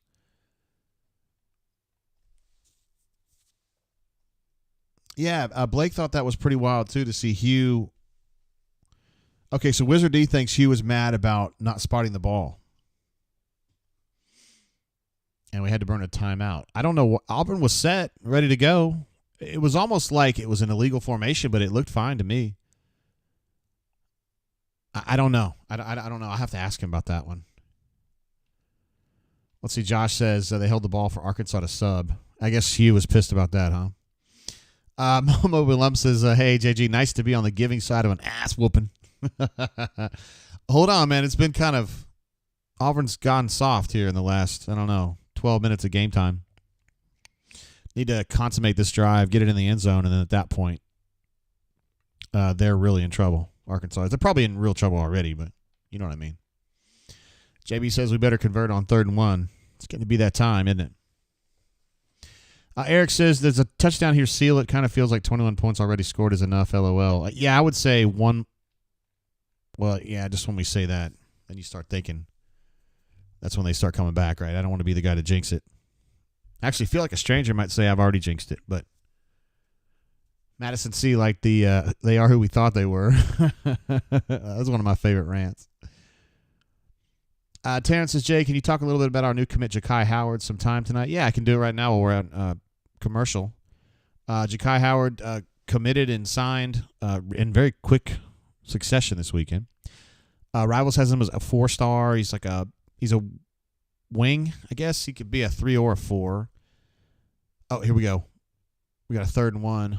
Looks like a brotherly shove type situation. I mean, that's definitely got to be a first down. There isn't an Auburn Tiger that's not over the line. So Peyton gets the first down by about the length of his body. Probably an extra yard. So 1st and 10. No doubt. I will definitely talk about that, though, at the end of this drive. We'll talk about Ja'Kai. He's an interesting player. BP loves kids like this. I'm trying to think of the guys that he's had that are like that. I mean, Horace was a center, but he was kind of like this. There goes Peyton again. Faked out the TV cameraman again. And he beat Arkansas's ass with that run again. He has been just amazing as a runner today. I'm surprised that Arkansas just continues crashing down so much on Jarquez. And I understand the respect they're giving Jarquez because he's absolutely cut him up. But at the same time, the discipline or the lack of discipline they're showing on those scrape exchanges is a real problem. I'm surprised T. Will hasn't gotten that solved yet.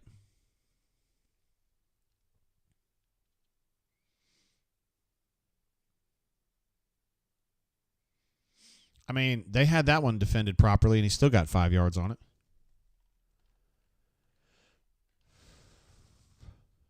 Fresh Boy thinks he's got a score on this drive. Whale Driver says they get the ball to open the second half. It's hard to say. Oh, not when Peyton takes one like that. Jeez Louise, dude.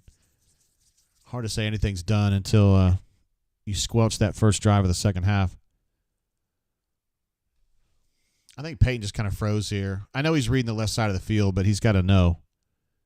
He's just got to feel that vacuum around him where he knows people are going to be coming at him. Patrick P. wants to know if they'll bring back Dan Enos at halftime. That's the deposed offensive coordinator they fired a couple weeks ago. Who's giving me a thumbs down? That hurts. That's hurtful. Right here. It hurts me right here. Oh, yeah. Florida 5-4. Why do we care about Florida?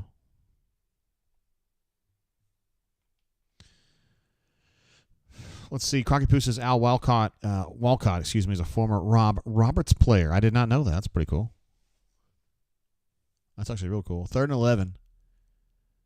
How about a drag? How about number 3 runs a drag behind those linebackers and he hits it right between them for a 13-yard gain? It was a curl and a shitty throw.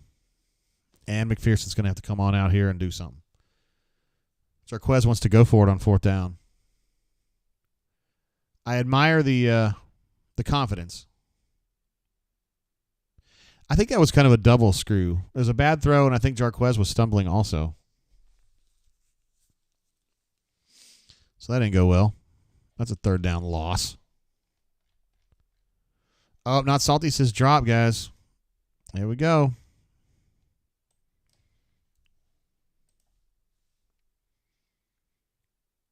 McPherson from what, 36-ish, 38-ish?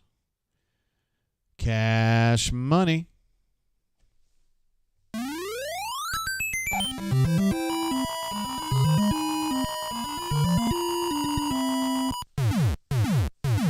All right, 24-3. With 1 minute and 11 seconds to go ahead of halftime. Jay Robertson, one of our favorite folks from the Ole Miss site, got a big game tonight at University of Georgia, taking on Darth Vader. As a Rebel fan living in Northwest Arkansas, cheering for y'all today. I always enjoy chilling with you guys in the stream. Keep up the good work, Jay. Appreciate you, Jay Robertson. Did not know you had to live in enemy territory like that. I'm guessing are you in a family of Arkansas people, or are you surrounded by Arkansas people? I wonder. I feel like that would be tough. It is a nice place to live, though. I've been up there. I grew up. I went to high school in Tulsa and spent some time over there in Siloam Springs and then over to Rogers. Just good folks over there for sure. Taunty Town. Some good folks over there. Blake says, LOL drop. Hey, man, if Not Salty says it's a drop, I got to go for it. Let's see. A Taxman has a bunker update. Cam Brown catching a little heat. Well, catching might not be the right word, but you know what I mean.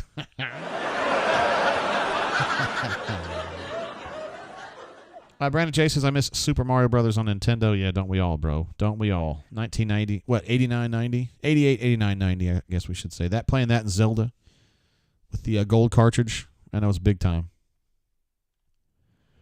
Jay Robinson says, just surrounded. It's a cool spot. If you got to be in Arkansas, this is where you want to be. Oh, there's no doubt about that. Yeah. All right, cool. Well, glad to have you, brother. And I will keep that in mind that you're in Arkansas. It's always nice to know where folks are at. Josh C., I don't know, Jay Robinson, if you know Leif B. from Rebel Grove is an Ole Miss fan. Well, he lives in Kentucky, but his wife's an Arkansas fan. And so he's having to fight this battle all the time. I think he's in Evansville or Owensboro. I can't remember where. Ed D says not a drop. Not Salty. Are you swayed? Because I'm just going with what with Not Salty's judgments on these. But Ed D, I tend to listen to him too. I'd also like to hear from D Lucky on that. Oh, dude, no. Oh, okay. I thought I was going to forfeit that sack, but they did not forfeit the sack. Oh, Brandon J loves Contra. That was a good one, too, back in the day. Newman says Leif is one heck of an awesome dude. Leif is he's probably our favorite non-Auburn person, I would say. 2nd and 19, time's running out. I think they're just trying to just run this bad boy out. And, of course, he runs out of bounds and stops the clock, but whatever. I don't care.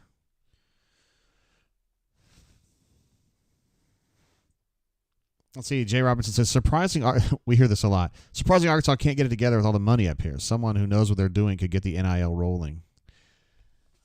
Yeah. Yeah, Arkansas is an untapped resource, or has a lot of untapped resources, I guess you could say. I think one of the problems for Arkansas, and I'm just kind of spitballing here because I don't necessarily haven't researched this, but oh shit, that ball's out, yo. That ball's fucking out. Are they going to say that's an incomplete, or is it going to be Auburn football?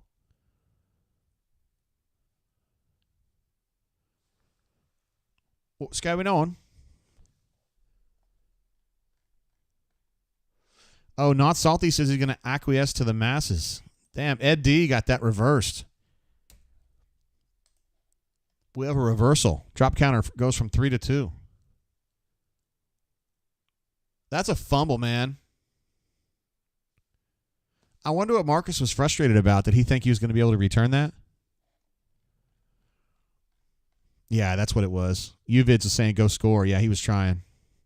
All right, so 19 seconds, is that right? No, 21 seconds. Auburn is at plus 24. They can do something here. Got 2 timeouts. They're going to the man. This is just not a great idea here. I didn't like that. So they went flood concept to the right side. Normally they're running half field reads for Peyton, and then he went backside to a one-man read. And reasonably well-thrown ball, but I mean, we don't trust Cam Brown to make that play, do we? There's no reason to AU-256's drop. Come on, bro. That's pretty funny.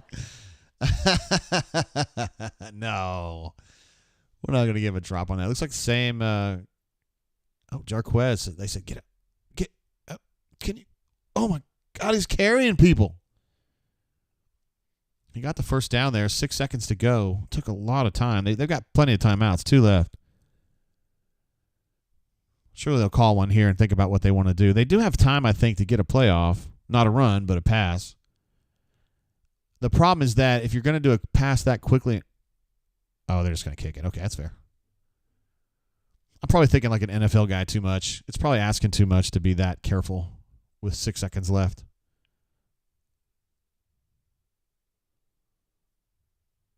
I wish I could hear this conversation between Peyton and Hugh right now. All right, so this is going to be Madison says trust him like gas station sushi. Oh, man, poor Cam. He's having a tough go of it today. That was a terrific run. Damon was a fan of that run, and I was too. A very Jarquez type run. He's just so strong in his lower half. You can't hardly hold on to him because he'll pull it off you. All right, this is probably not McPherson's favorite angle, but he's come through on everything they've asked him to do this year, so let's see if he can do it again. Put that one right down the middle like Daniel Carlson would have, and that's a field goal.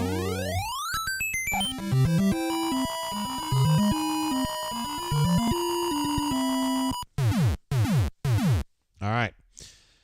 So we're going to go to halftime right there. 27-3, Auburn Tigers.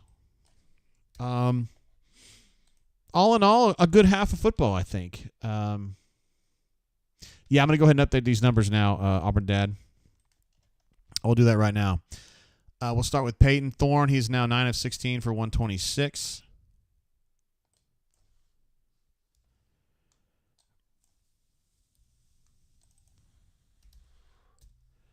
Jarquez is now 10 carries for 60 yards.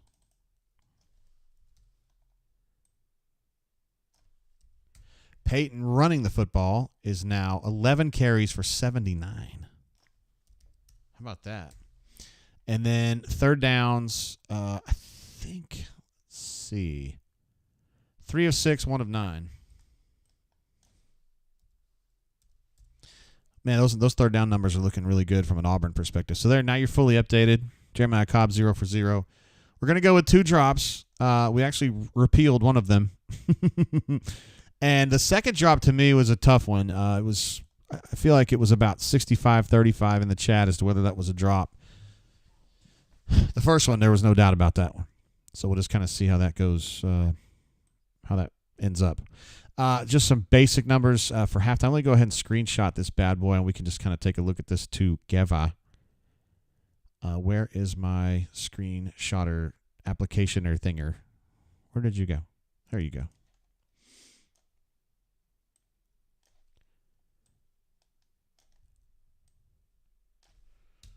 All right. Let me put this up here on. Uh-oh. I laid it on the desktop, and you went away from me. I don't like it when you do that.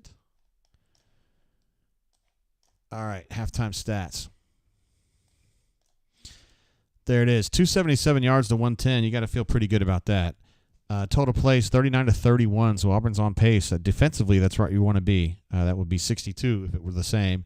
And they're good from 55 to 65, somewhere in that range. So I don't think they're going to get tuckered out. Plus, they're playing with a massive lead at this point. 1 of 9 on third down for Arkansas. You got to feel, Ron has done an amazing job on third down. My God, the last 4 weeks, really since the LSU game, they have had their third down situation locked in.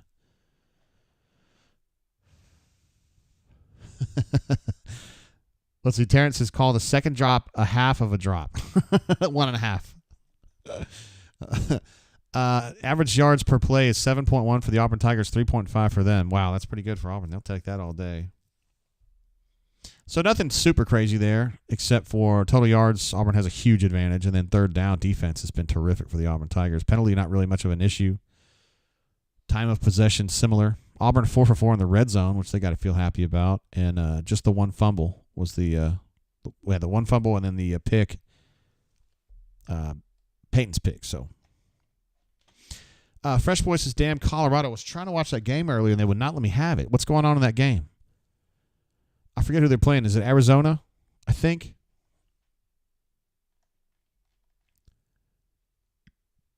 Let's see. Fresh Boy thinks that McPherson might be the best kicker that's ever been at Auburn. Wow, that's saying a lot. You're right. There have been some good ones, man. The start of his career has been amazing.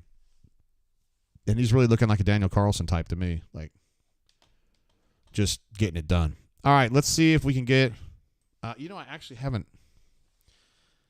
fully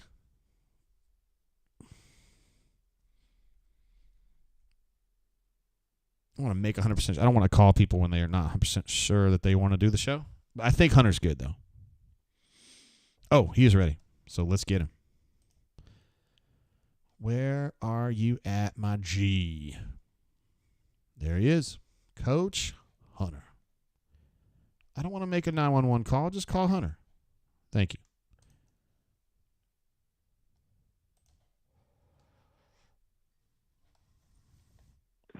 JG. Hey, what up, Coach Hunter? How you doing, bro? I'm good, bro. How are you? Well, I'm happy to be watching a game where Auburn's kicking that ass. It's what I'm actually really happy about right now. A very solid first half effort, man. Very solid. Very solid. What's jumping out to you so far? Good game plan on both sides. Defensively, they're playing that double 4-eye front, tight front, mint front, baby bear, a lot of different names for it, and using that to control the gap scheme runs that Arkansas likes to build all their RPOs off of, and kind of forcing Jefferson to have to concede the run right off the bat. But in playing that front, a lot of times you can sneak another guy, not really sneak another guy, but keep another guy underneath in the weak side passing lane. So you muddy up the areas a little bit. So they've done a good job with that, really stifling the RPOs, doing a good job getting home with pressure and only having to send one. It's usually a 3-man front and then sending the 4th man in pressure situations. And those guys are getting there and disrupting Jefferson. So defensive game plan really good. Playing a lot of cover 2-man, 2 safeties up, the man underneath. Solid game plan there. Offensively, I like the things that they're doing to get run after the catch options for guys like Fairweather and Hunter, coming out of the backfield, coming across on zone kick, play action, things like that, letting those guys run after they catch the ball, and Thorne being really effective as a runner. Yes. So, solid game plan. Pretty good execution other than that really bad interception he threw. Yeah, it was horrible. It reminded me of the one in the Vanderbilt game where it's just he locked into somebody and that's it. I think he made a mistake in terms of his pre-snap RPO count. That it should have been a run give. I'll have to go back and watch it to be sure. And then he was just like, damn it, I made that read. I got to throw this thing in there. And guess what? Not a good idea. Yeah. No. Sometimes you just got to put that thing in the dirt, man, or put it where nobody can catch it. Yeah. Kind of give me a little more detail why you think they've been able to get home more. I mean, because they were talking, he was talking to us the other day, we're not getting enough pressure. We haven't been getting enough pressure this whole year. Today, I feel like the pressure's been good. And you think just that 4-eye front has been enough? Yeah, that's part of it. Is Auburn hadn't run a lot of that this year, especially since Keita got hurt. And if you notice, there have been a lot of sets where Jason Jones and Rogers are on the field at the same time. And when you go with those heavy 4 eyes, if one of those 4 eyes can demand a double team, much less both of them, then you've got an unoccupied gap. Like a guard can't slide off or a tackle can't slide out to pick up that next level rusher. And so Auburn's waiting on sending it delayed a little bit, like the delay blitz with Asante that got home on that last possession.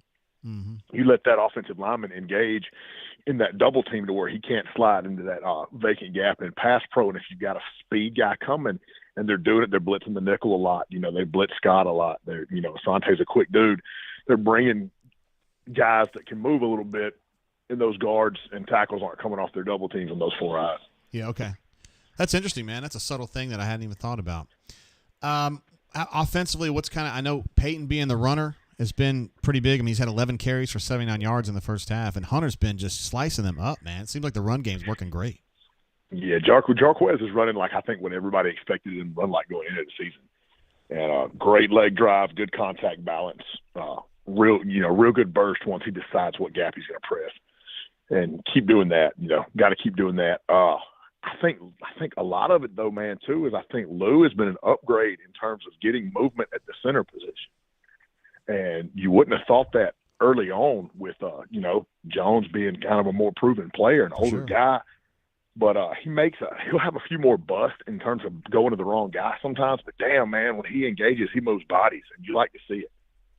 So I like seeing him in there inside because I think they're getting more movement on the inside zone on the nose, which allows the immediate cut back to the weak side A-gap to pop a little more, and that fits what Hunter does really, really well. That's exactly right.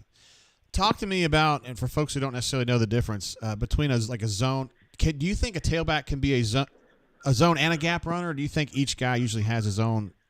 Because it seems like Jarquez is usually a better zone guy. Most guys are one or the other because it requires two different things. A zone runner has to be patient and explosive, if that makes sense. Like they've got to be patient enough to see the horizontal movement take place to create a vertical seam. And once they identify the vertical seam, they've got to explode, really, really press it. Gap scheme guys have to be a little more battering ram mindset, that I'm going to be diligent in following this blocker. And then once we get to a cloudy area or muddled area, I've got to power through. And when they displace people, eventually there's going to be daylight for me, and I may not see it, but I've got to trust it. I've got to pound it in there, and I've got to make it happen. I got you. Some really elite backs are good at both, but generally you see a guy as a better fit for one scheme or the other. Gotcha. I know they ran a couple gaps for Jarquez early, and they didn't go anywhere, and then they've been zoning him, and he's been terrific. So I don't know. Yeah, Damari runs the gap stuff a lot better than Jarquez does, and vice versa in terms of the zone. So I mean, you've got two guys that do both fairly well. Yeah.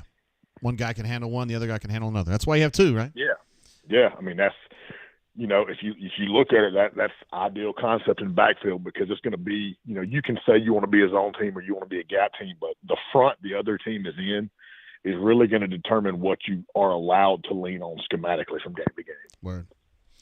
All right, Coach Hunter, I appreciate you giving us some time. We missed you last week because I screwed everything up, but anyway, we're glad to have you this time. All good, brother. All good. Good to talk to you, Jay. I will see you, man. Bye. See you, man. There he is, Coach Hunter. Somebody on here, Spread says this guy clearly doesn't know what he's talking about. Where do they find this dude? Man, I hope that's not talking about Hunter. Maybe it's somebody from TV or something. I don't know. Because Hunter knows his stuff. I'm telling you, the guy's been coaching his whole life. Like his entire adult life, he's been coaching. For real. So next we are going to go to, by the way, just to kind of summarize, I did not even think about this. He was saying he thought that 4-eye front that Auburn was running was giving them some real some dynamicism. Did I make up a word? They're being able to be more dynamic up front with their pressures, and it's giving them an automatic advantage on the backside, on the weak side of being able to have somebody kind of unattached to be able to do some things back there, and it's giving Auburn a real an advantage against Arkansas. Arkansas hadn't figured out a way to mess with that, and again, having two noses playing inside, they're gobbling up double teams, and it's just giving guys free run, particularly at linebacker, to make plays. So that's big. Also, he's pretty impressed with the way Connor Lew has been playing in general, which I think we all are. It's kind of hard to see sometimes with centers, but it's not hard to see that one because he's been good. You just know it. Let's get Alex on the horn now.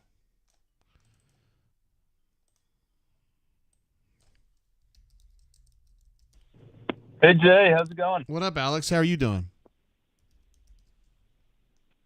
Can you hear me? Yeah, you good, bro? I bet you can't hear me. Damn. All right, so you guys heard Alex, but he couldn't hear me. I can tell you, it's like one thing or another. Let me call Alex back. Maybe it was just kind of one missed call or one mix-up.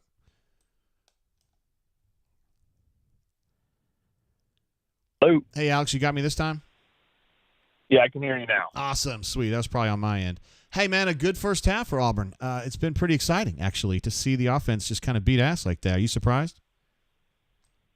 Yeah, well, I mean, I think a couple of things. I think, one, obviously awesome performance in the first half, specifically the first quarter. I mean, if you look at the first quarter, I don't think there were many plays where Arkansas even won a play in the first quarter. That was as dominant as you'll see. And it started with the defense, really, I think, collapsing the pocket, making things uncomfortable for Jefferson. They've got 4 sacks in the first half, 5 TFLs. That's just dominating.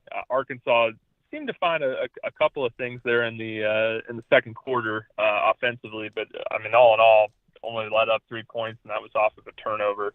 Yeah, on the offensive side of things, really running the ball a lot. Probably as good as I've seen them do it, and I think that starts. Lou's been doing a good job pushing things, but also the back side of the offensive line. Specifically, I've seen the right guard and the right tackle a couple of times get a good seal that kind of creates that hole on the zone plays. So that's been great. And then you've had Thorne running very well and efficiently, which keeps the defense honest too. So. A lot of positive things to build on, and it kind of makes you wonder, man, if the offense had been clicking like this earlier in the season, what could things have been like? I think you also have to look at the quality of competition. These past 3 games haven't been to the level of the competition beforehand, but the offense is making clear steps forward. Yeah, for sure. Listen, a lot of folks in the chat, or when we were watching the first half, were wondering, is Connor Lew reminiscent of Reese Smukes? And can he be that kind of a player? You know Reese really well. You played alongside of him for a long time.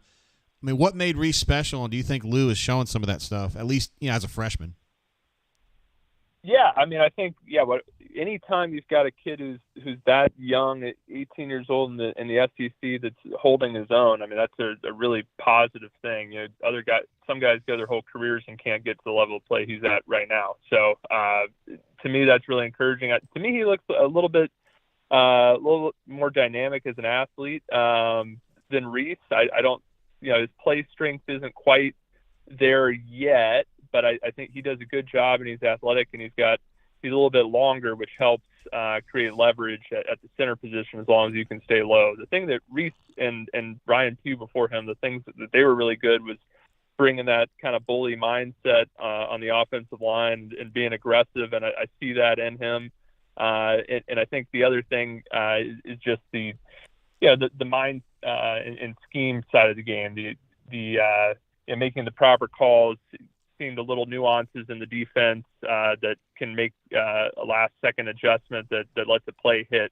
That's where Reese and Pugh before him were really, really good. And I think, Lew, you see a couple of where they're working to the wrong guy or a missed assignment here or there, but I think all in all, you'll take that with what he's been able to do in terms of creating a little bit more movement. So yeah, he's been all in all, I think what he's doing is impressive as hell for an 18-year-old. Yeah, for sure.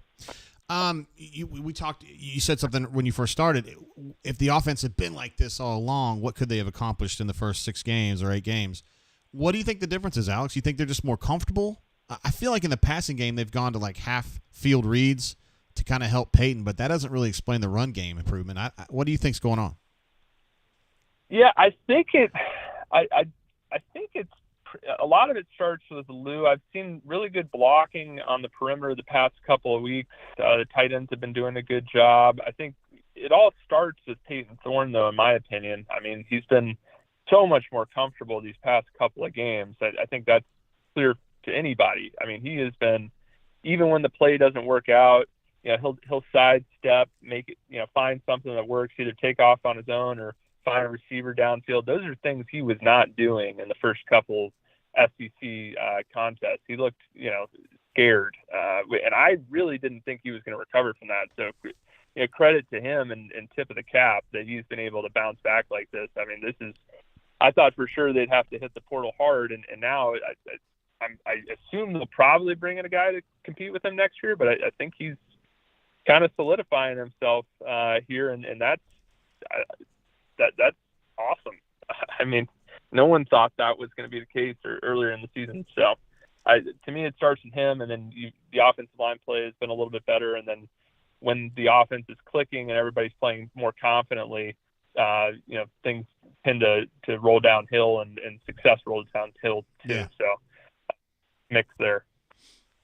What does it do for an offense when you've got your quarterback out there running with the kind of passion he's been running with today? I mean, he's fearless out there running the football. Does it affect you? Yeah, I mean, I think when you see a quarterback play with that kind of swagger and make those kind of plays, it definitely gets everybody a little more juice, and then it opens things up for Jarquez a little bit, and he's been having his best stretch of games, and when you're running the football like they ran the football this first half, I mean, 150 yards and a half, that's great football.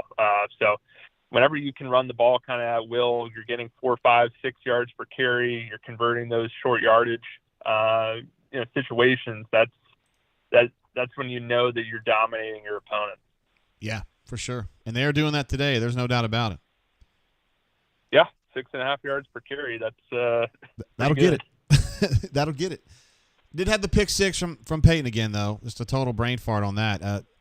Coach Hunter that was on the horn before you thought that he might have had an RPO miscount on that, like just was miscounting the number of defenders over there.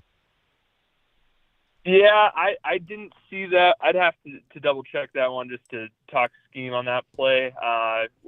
But yeah, he had that pick, and then he took a sack on the last drive. I guess it was the second to last drive of the half where I think he should have thrown that ball away. So it's a couple of mistakes, and you're playing an opponent get away with it. It'll be really, really not to look too far ahead, but it'll be really interesting to see how this offense performs against Alabama in the Iron Bowl. I mean, in a game like that, stepped up opponent, higher stakes. Can they do the same kind of things that have made them successful over the past few games, and we've been playing teams that are on kind of the border of not being bowl eligible. So can they do it versus a higher level opponent when there's it's in a tighter game, tighter situations where there's more on the line. Yeah. Alex, thanks for calling in, bro. We love having your insight into what you've been seeing on the field. A guy who played a lot of football, so we appreciate you, bro. Yeah, thanks, Jay. You have a good one. See you, man. Bye. Bye. There he goes, Alex Kozan. Started something like 45 consecutive games for Auburn Tigers at guard. I think he played a little bit of center, too, at one point. From Colorado. Chose Auburn over Iowa. And we love having him on the horn. Guy who played alongside and is friends with Reese Dismukes. And so he could definitely make some interesting observations as far as Connor Lew versus Reese. And likes the way Connor's been playing. Thinks that he has a little more Alex said he's more dynamic as an athlete than Reese was, a little longer. And we talked about that a little bit in the first half, and I completely agree with that. So, yeah, hell of a start. It's interesting that Kozan thinks that Lew's ability to get, just to be more of a physical presence at center plays a role in Auburn being able to run the football better, which they've been doing great lately. So, something to think about. Also, I did see my man Jake G in the chat. Glad to see you, bro. Hope you've been good. Sam H jumps in with a super chat, which I'm going to get to as soon as I can.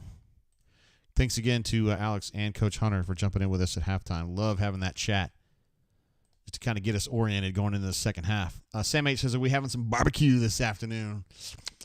Eating up them hogs, bro.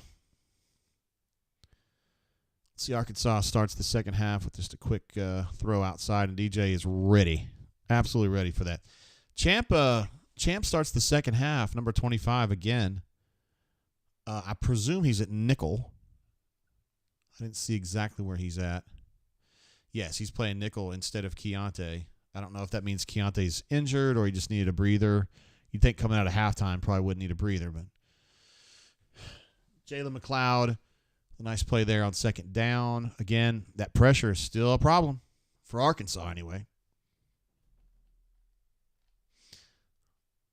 What's up, Mobile alum? This is JG. Glad to hear your mom is doing well. She's definitely doing better, and there's no doubt about it. Thank you for thinking of her and asking. They do a little screen there, a little slip screen on third down, and they get about 8 or 9, but it's still way short of the first down marker. McLeod was there. Elijah McAllister was there. And, yeah, Arkansas drops to 1-10 on third down, guys. This is if I was an Arkansas fan, I would be not happy about that. Jay Robinson said, I got a pork butt on the smoker. I hope your friends there don't see the irony. Maybe they won't figure it out. I don't know. All right, little punt action here. Oh, wow, that was kind of a risky punt return. He had a lot of people near him. Did catch it. Went down pretty quickly. No trouble as far as a turnover, but didn't get much of a return at all. Let's see. Fresh Boy says that quarterback from NC State looks good, but I don't know if Hugh's going to get him. NC State, well, he tried to get the NC State quarterback last year, ended up at Kentucky. Honestly think that was probably his first choice, and then his second choice was the kid at Coastal, who ended up staying at Coastal. And I'd say Peyton is probably in that third group. Split zone concept, and not much going on there on first down for Auburn. Terrence says, this cameraman isn't drunk. He's high. Yeah, he's fallen for a lot of fakes, hasn't he? Let's see. Damon says ESPN stream still on commercial. What the hell, ESPN? Wow, that sucks. I'm watching on Spectrum right now. I still have cable. We've got the game going, obviously. They throw underneath. Arkansas has kind of gotten wise, I think, to this particular machination, and Thorne just kind of threw it ahead of Jarquez. That ball wasn't going to get caught.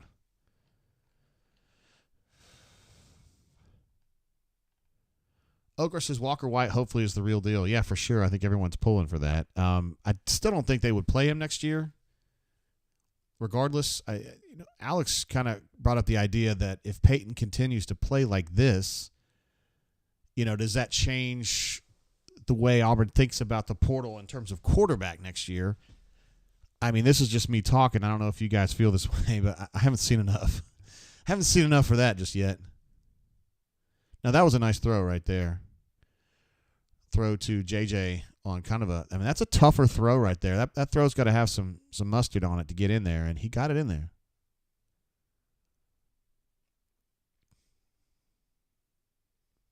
That's first down, Auburn. Runner 24 says, no Tubershell this half.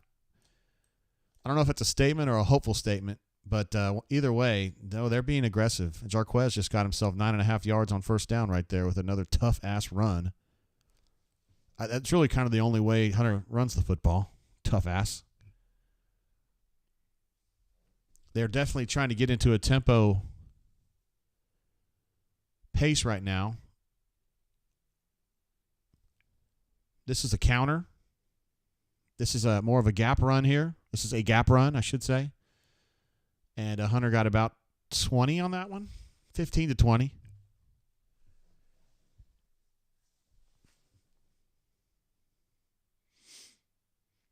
think that was a GH counter. You saw the false step from Hunter to change directions, gives a little bit extra time for that guard and Rivaldo to get around the horn. And, nice play. Yo, Malcolm says, what's cable? Dude, I'm old, man. I'm an old person. I'm 51. I still like my cable. But, yeah, I also have YouTube TV. I have them both. I don't know why. It's kind of silly.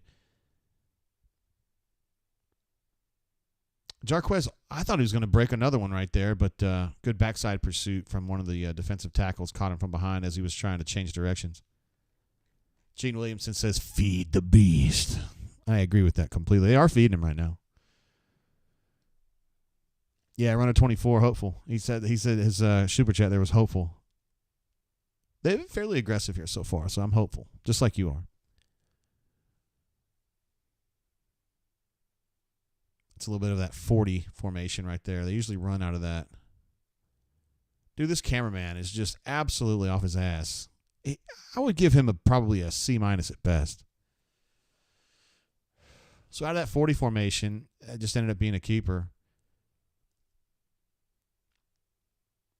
They have given up on mesh charging there.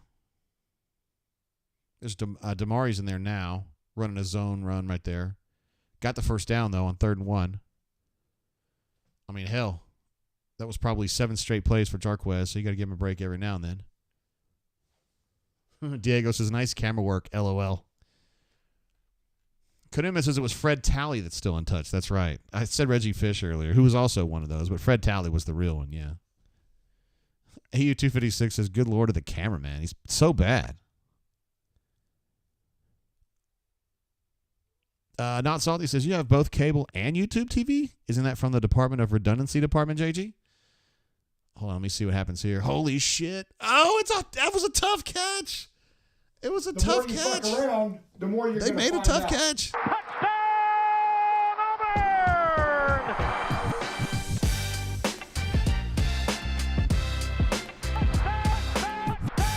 Oh, dissatisfied Arkansas fans.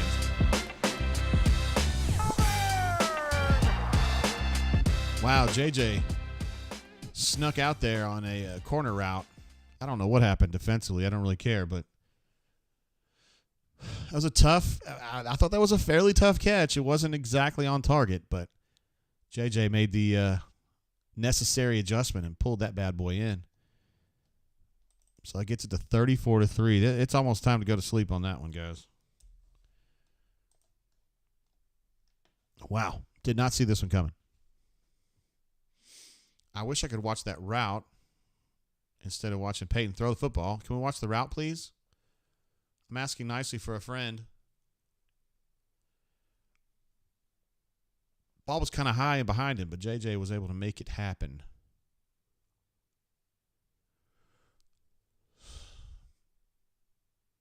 That's a nice snatch right there. AU256 is not a drop. Sarah or Rusty says ESPN stream is still on Auburn's 3rd offensive play. That is disappointing. I hate to hear that. By the way, on my second screen, I've got UCF, Oklahoma State. Gus is up 38-3. He's going to have a hard time gussing this one up. I mean, I'm not trying to jinx him, but. Let's see, Cleveland Brown already calling it. Says, we bowling, baby. And Madison says, hammer, meet, nail. Fresh Boy says, JJ is the best wide receiver we have. And Alpha Tiger reminds us that 4 out of 5 Auburn Sports beat guys had Arkansas today. I am one of them.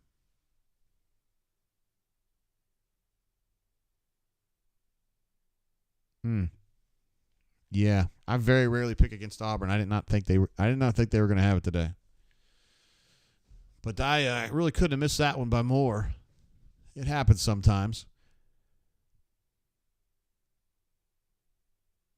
So there's that 4-eye front that Hunter was talking about where Elijah is that backside dude, and he was kind of free to – and he didn't make the primary play on that run, but he was there. That play wasn't going any further because he was there to support it. So I do want to run this by you guys now that they're up 34-3, though. what Alex was saying on his call at halftime was, now does this, for you guys, does it change the way you would be approaching the portal for quarterbacks? I mean, are you satisfied that Peyton is fully rehabilitated at this point and you can roll with him? And I do think that Alex, he continued on and said, I don't remember what verb he used. I'm kind of paraphrasing here, but he's excited to see the Iron Bowl because it's going to be a much bigger challenge from an opponent power standpoint. Obviously, Alabama's one of the best teams in the country. Can Peyton operate against a truly excellent defense like Alabama's? So maybe we won't. You guys don't have to answer that until after the Iron Bowl. Let's see. Fresh Boy says, I'm still looking. Damon says, still bringing one in. I like that. I think I'm on board with that. I don't trust him yet. He's had a lot of stinkers. This is not one of them, but he's had a lot of them. Sam H. says, this game is personal for Razor Ramon. Not Salty says, good, but not satisfied. Diego says, need another quarterback. Blake says, no. Neil deGrasse Tyson, KJ thinks he sees something, and he does. It's a nice snatch. First down. That's their first pass completion, really, of any significance in this game. That was a good one, though. Ed D says, heck no, get as much talent as you can. A. Robinson says, I'm getting another quarterback. D. Lucky says, hell no. If we can upgrade a position, we do so. Never stop recruiting quarterback, Blake says. Uh-oh. We got Caleb Wooden is out in the open field. The only man who can catch him is going to be he slowed down so bad at the end. Nice effort by number 2 to get back. Dude, Caleb is so bummed, dude. He wanted that touchdown so bad. The ruling on the field is a fumble. Dude, Sam Pittman he's sweating this one out, dude. I don't know if his fan base can take getting shit on by Auburn. I don't know if they can take that. Remember now, this team played great against Alabama. Was he down, guys? Let's see, Malcolm, still talking about the quarterback. I would take a big-time impact quarterback if you can get one. Chris M. says you still look for competition. All right, so that's pretty much everybody saying got to go out and get one. I don't know if Arkansas fans can handle this. I mean, it's one thing. I mean, they lost to Alabama. They played a really good game in that one, and then they beat Florida. The Mississippi State debacle at home was embarrassing, but getting absolutely shit on by Auburn is just that's not going to go over well. Holy shit, man. The more you fuck around, the more you're going to find out.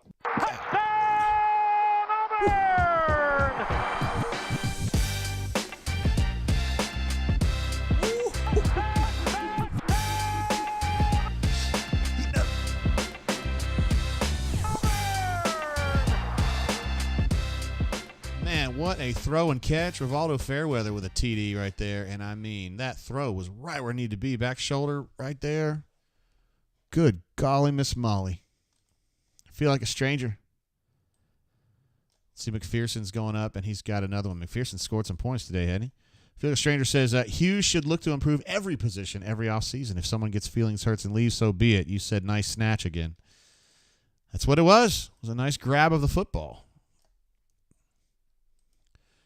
A fumble and a long fumble return by Caleb Wooden.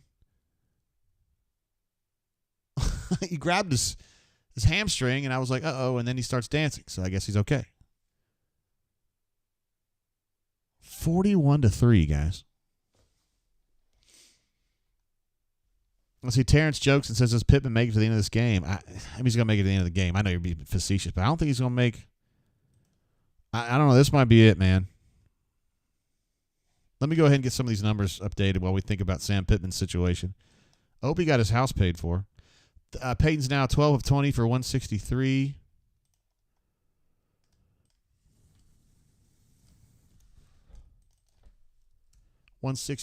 and 2 touches.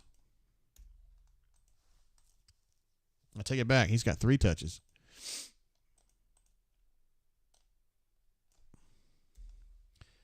Jarquez, Sir Jarquez, we should call him. He has been knighted. 14 carries for 89. Man. This is a slaughter right here. Good golly. Peyton has a rusher, 12 carries for 88. Unbelievable. He might crack 100. Actually, I wonder if you just go to Holden now. Honestly, I mean, I know it's a little disrespectful maybe to Arkansas, but you're not doing it to be disrespectful. There's no reason to have Peyton out there anymore. I don't think so.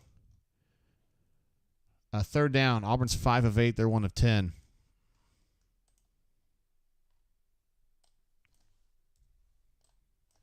It'd be nice to get Holden some meaningful snaps and see what he can do, because Arkansas ain't catching this. This game's over.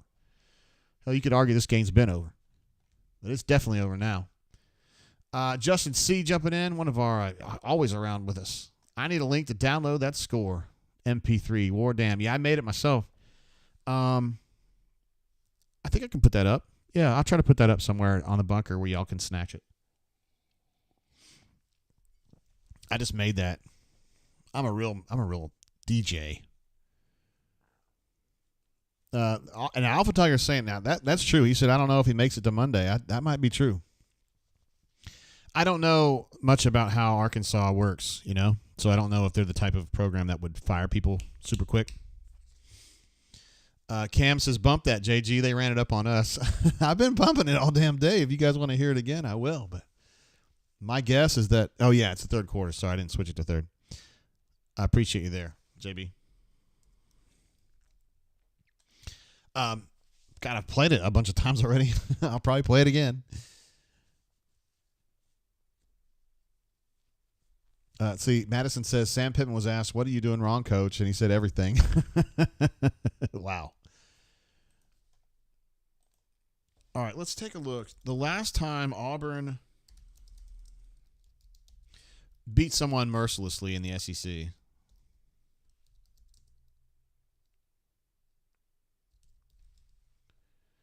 Like, just beat them like you owed them, like they owed you money. When's the last time?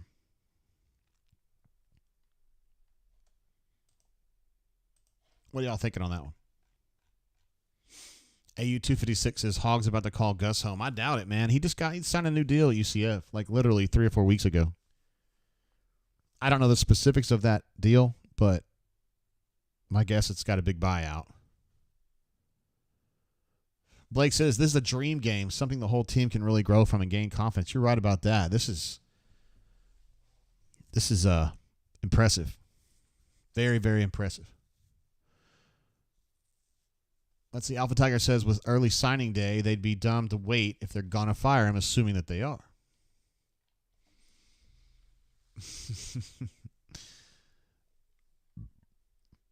Let's see. Cody says 2017 UGA regular season game with, I guess, Stiddy, right? That was a good one. Jeremy Johnson beating Arkansas and Jordan Hare. Man, that's been a long time ago. I don't remember that. Andrew Lee has a good question. Why have our guys running slow speed on both of those turnovers? Well, the first one, he was stumbling a little bit. Plus, he's a defensive tackle. Now, as far as Caleb Wooden, I don't know. He got about 40 yards down there and just started slowing down, didn't he?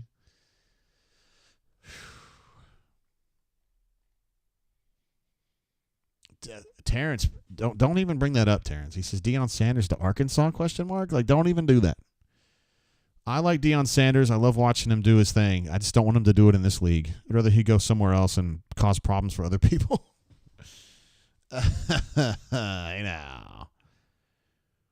Lockdown says, let's cap this off with a little flip tomorrow. Yeah, I see it coming, my G. We've got the story ready and the graphics built. I'll just put it that way. I've actually got 2 stories. Well, Caleb, technically. Caleb has 2 stories ready and 2 graphics ready to go. Let's see. Wizard D says we crushed LSU 2020 and Georgia 2017. Okay, it's been a while then. Oh, that D. I do have one of those. Why don't we just play it since we've been talking about Deion? I took it off my buttons here, though, but I still got it somewhere. Hey, can I play this one just for fun, even though it has nothing to do with what we've been talking about? And I ain't going to let some smart-ass kid get on this phone and create this stuff. So if you got a problem with it, I don't care, all right? I love when we could play that one. Oh, it makes me happy. I don't know where my Dion one is. Dadgummit. It's hard to find when I'm sitting here like this. I think it's called Swag, but I can't find it.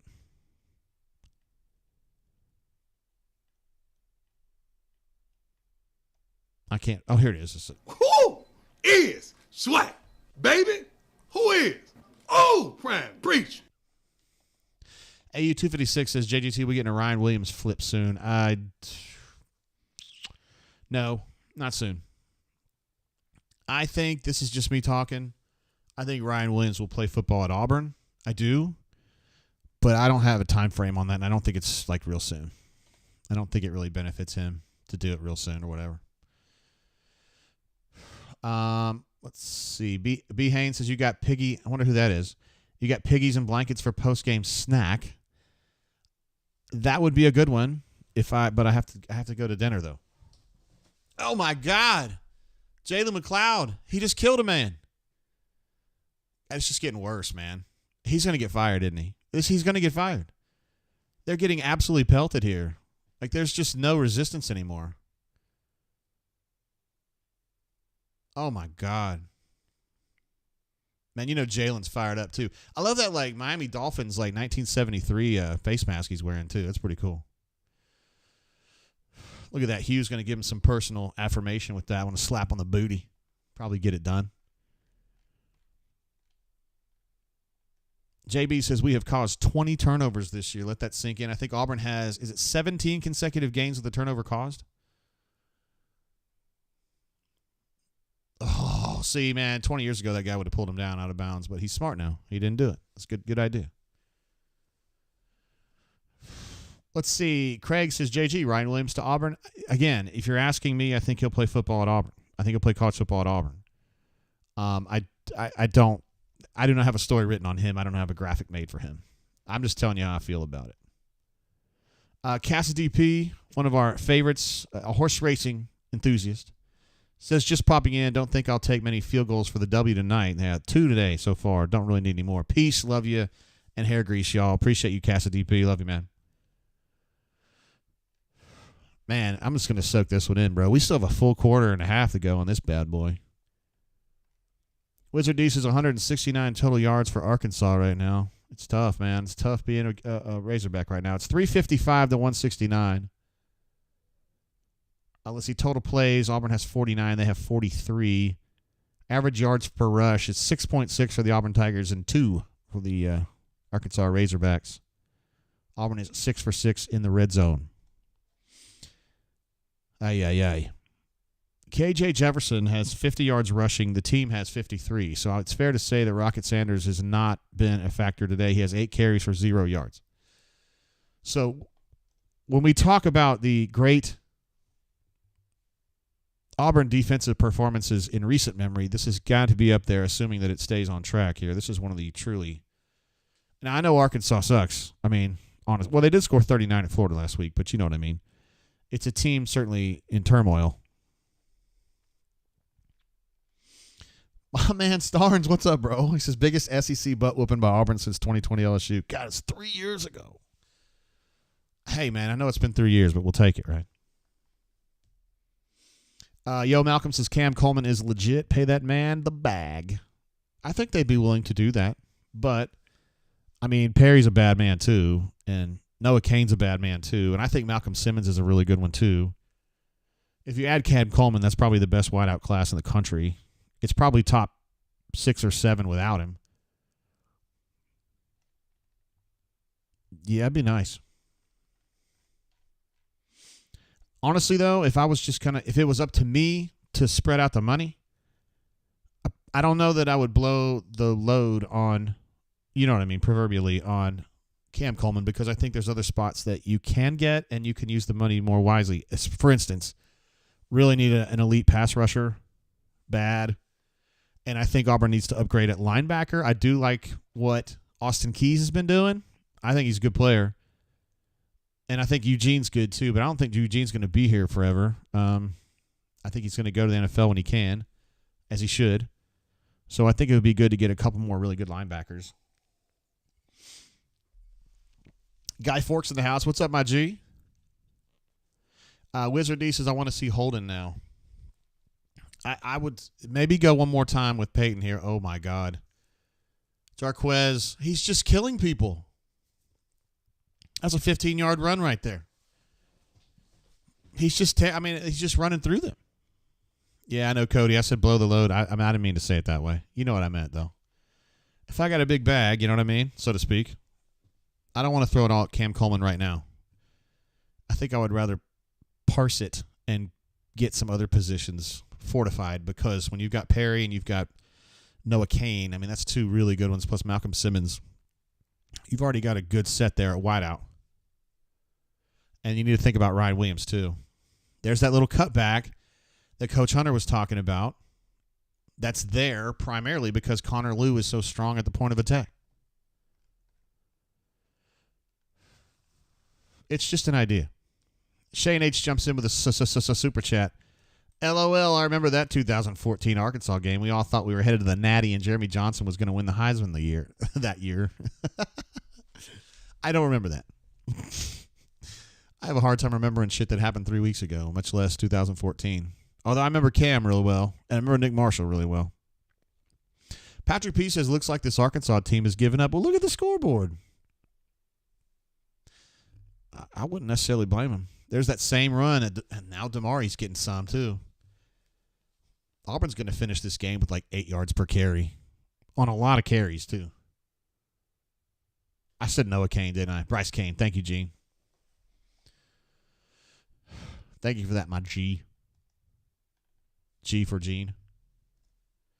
Yeah, Sam H says Lou is a dude. He really is. And to think, man, a 3-star guy, like everybody was telling you, like, Connor Lew's good.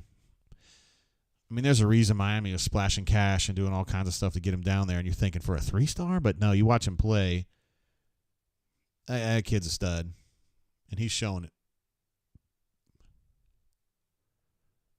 There's another weak side cutback. Gouging him again. Pew wants to know, will Pittman get fired because of this game? I don't know about the politics at Arkansas. I don't know how hot his seat is. And I don't know the specifics of his buyout, but I got to think this. If there was talk about him getting fired, this is definitely going to this is going to fire it up. FJ says Alston is him. Auburn's got 3 tailbacks that are good, man. We haven't even seen Cobb yet.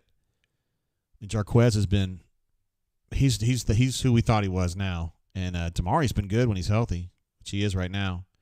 Oh my God, the acceleration on that run right there. That's another 8-yarder, dude. This has been nothing but 6, 7, and 8-yard runs the whole way down the field. This is crazy.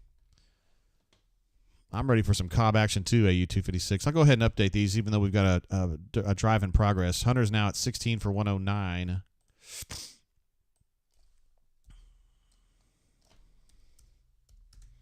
Just want to give him credit. Okra says, Okra, I think you had a super chat earlier that I did not call out, and I'm sorry for that, bro. Yeah, he did. I'm sorry, Okra. I had a feeling I missed that. I was doing something else. He says, ouch, this is getting embarrassing. And that was before. It's getting worse now. Sorry, Okra. There's another nice run on first down. Jaden Muskrat in there. I wonder if he's telling Connor Lew, like, give the kids a break, man. Jesus, you're embarrassing them. This guy has a family. Talon 1 says Arkansas safeties are hating life. Yeah, they are. They're having to come down a lot today, aren't they?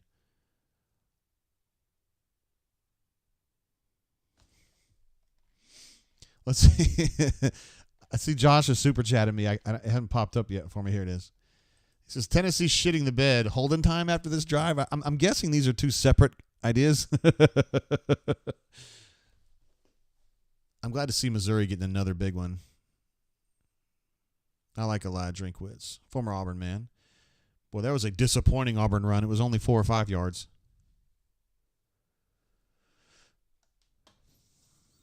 Oh, Matt N says, can't wait to watch Trey Biddy's walk and talk. I am not familiar with that, although I do. Oh, my God. BRT jumps in with a massive super chat. Look at this. I'll take the L on Thorne in the offense. Didn't think they had this in them. Yeah, same here. Even against a terrible team, what does this do for quarterback situation next year? Is Thorne fixed? Do they get behind him? Great question, BRT. We were talking earlier, it was pretty much 100%, I think, in the chat. Continue to add quarterbacks. So get in the portal and get the best quarterback you can possibly get. Now, I think that if Peyton... Oh, my God, they did it again. The more you fuck around, the more you're going to find out.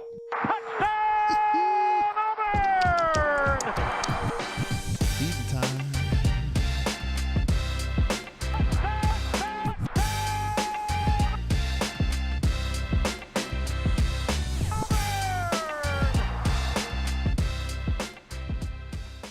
Hey, to finish my thought on that BRT, I think it was 100% in the chat, yeah, that they need to add a quarterback. The problem is that if Peyton keeps playing like this, well, I mean, that drive wasn't a great example because he was just handing off, but you know what I mean, the game he's put together to this point, it would scare off some people, I think. But if they're good and they're willing to come here and compete for the job, fuck it. I say add him.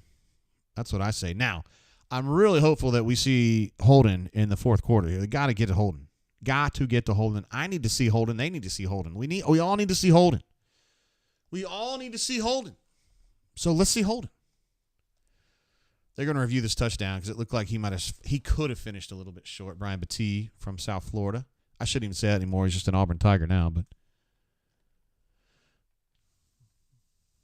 Bill M says, last time we enjoyed a game like this, man, it's been a minute, bro. We were thinking LSU 2020. Well, that was a long time ago, man.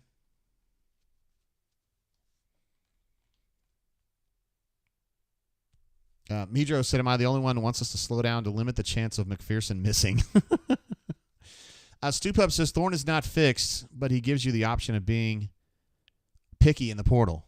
Like you don't have to feel like you're desperate.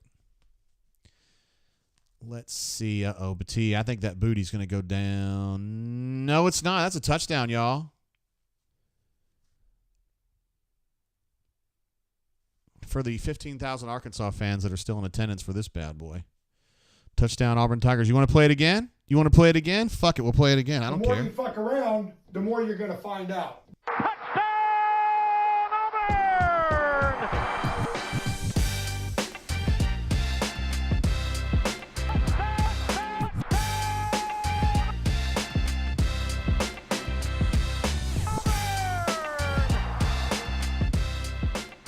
One touchdown, 2 plays of that soundbite. I don't care. I didn't know Trey Biddy did a walk and talk. I know Trey, but I didn't know he did a walk and talk. I was upset with Trey when he left. When he left our network. I'm gonna get an air horn for Mobile Lum. Mobile Lum drops in with a super chat. What's up, girl? She says, JJ, how you feeling about the Iron Bowl now? Hold on, I've been saying for a while I thought that was gonna be an intriguing ball game. I never count Auburn out of an Iron Bowl. I don't care what it is. Particularly, listen, man, when Auburn's playing reasonably well, the Iron Bowl is almost always a problem for Alabama. Now, there's games, or seasons, I should say, when Auburn just sucks.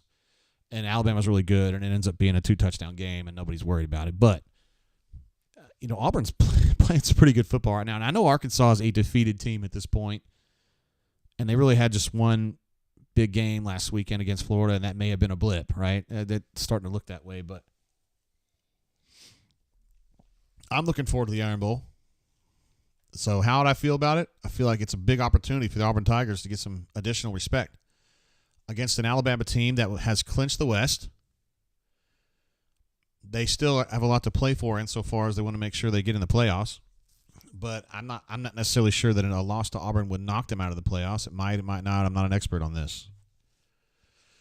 But no matter what, they're going to play in Atlanta. And no matter what happens in the Iron Bowl, if they beat Georgia, they're going to the playoffs. So I don't, maybe that takes some of the allure from the game a little bit from Alabama in that game. And I think Auburn's going to be bloodthirsty, as is customary, inside Jordan-Hare Stadium for an Iron Bowl. Man, I'm thirsty for more sacks and shit. I'd like to see more.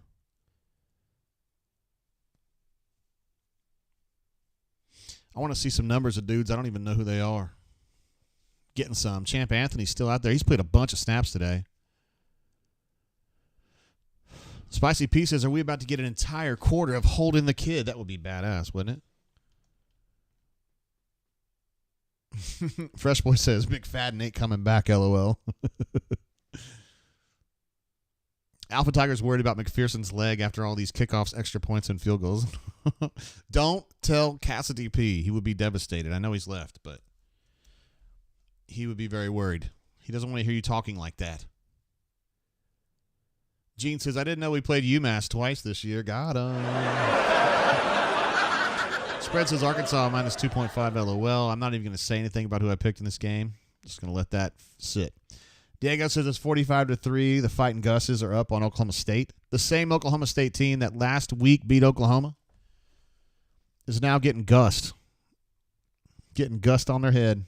It happens, man. Football is it's a tough game. Cam says UCF is pulling an AU tonight. That is true. Playing some great football over there, for sure. Wait, A. Robinson says, I'm ready for Locked On Auburn after this. What? Why would you promote a competitor like that? How dare you, A. Robinson? Although I kind of feel like all the people on the Auburn beat are all, we're all fighting the same fight, I guess.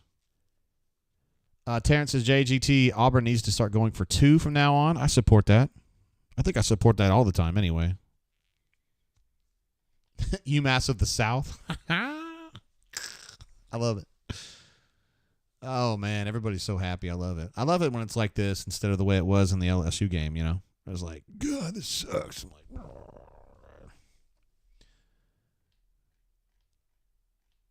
Spicy P says Alabama hasn't clinched the West? Wait, hold on. I thought when they beat Kentucky, that was it. I thought that's all it took. I could be wrong, though. I'm not an expert. I'm an expert on Auburn. I'm not an expert on everything else. I don't pay that much attention outside of Auburn. Probably should.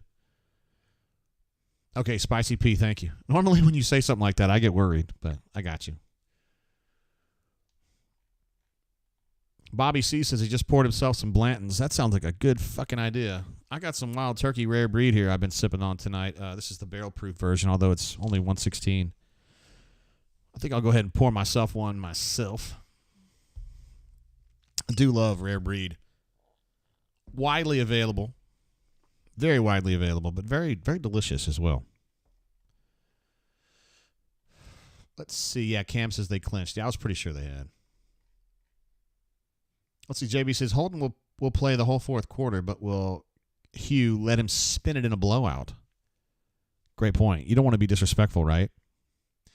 But, I mean, you could have plausible deniability and just tell Sam, like, dude, this is my freshman. Like, I'm just seeing what he could do. We never had a chance to play him. I don't know. I haven't been in that situation. I don't know how coaches do that. Sometimes they get tight about it. Sometimes they don't. Let's see. Cody says, if Ole Miss wins out and Bama loses to Auburn, does that get Ole Miss in? I don't know, man. It's just that's over my pay grade, bro. I don't know. I bet we have some folks in the chat that know that, though. Cleveland Brown, I'm doing it, bro. Oh, yeah. There he is. It's all smiles for Peyton. Eugene says, attaboy. I knew you had it in you. Not really.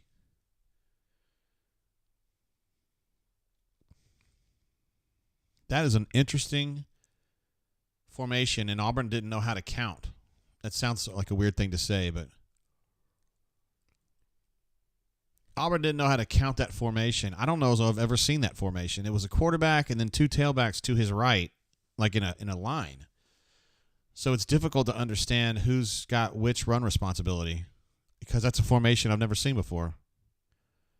And so I think Kaufman had a hard time counting. He wouldn't count. He didn't, usually count. I've got 1, you've got 2, you've got 3. I think it made a confusing count there. Oh, Hunter Renfrow caught a touchdown. Well, just out of, I don't like your jerk-off name. I don't like your jerk-off face. I don't like your jerk-off behavior. And I don't like you. Jerk-off. Do I make myself clear? Yeah, they got a touchdown, whatever. JB has the receipts. He says, no, even if Ole Miss wins out, Alabama still has the tiebreaker. So, end of story right there. Ed D affirms it, and when Ed D tells me, it's over. Bama's going to the SEC championship game, tiebreaker to Bama. Fair enough.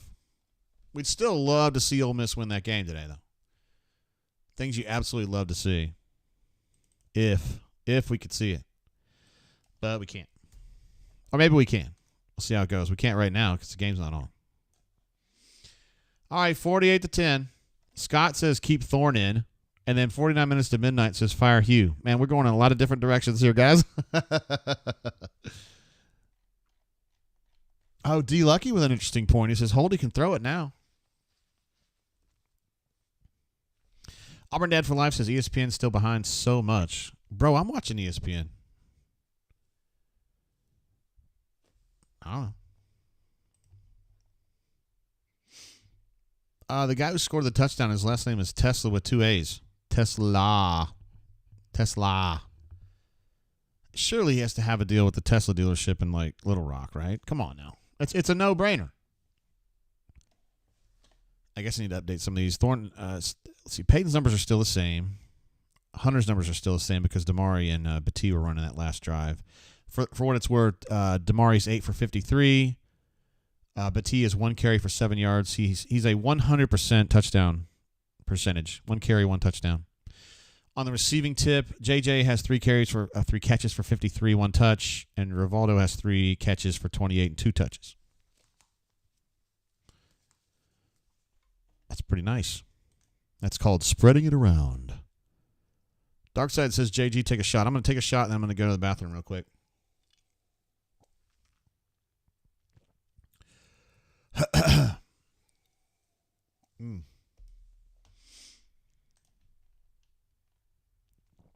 Feels good. Oh, it's so good when it touches your lips. All right, I'll be right back.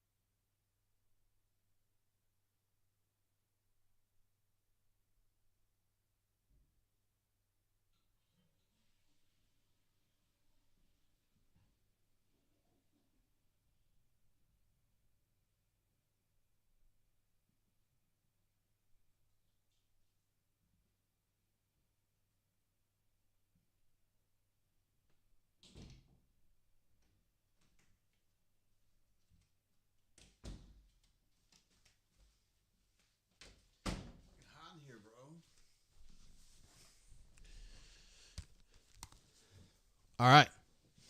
Back in time to see Holden. Oh, yeah. Fat Crack jumps in with a super chat. Says the offense picked it up, JGT. Let's go. Hell yeah, they did. Big time. Man, I know y'all been watching this, but I didn't know Missouri was up this much on Tennessee. I know somebody said earlier they were shitting the bed. I know it was this bad. Good for them, man.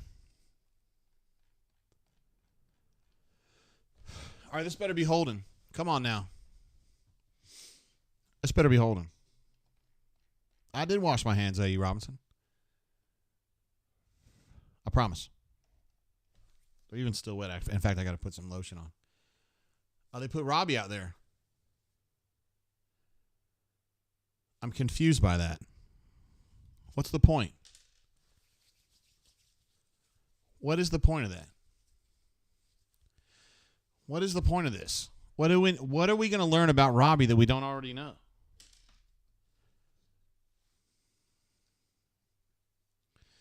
He's just going to say, well, Robbie was our number 2 quarterback. I mean, like, oh, okay,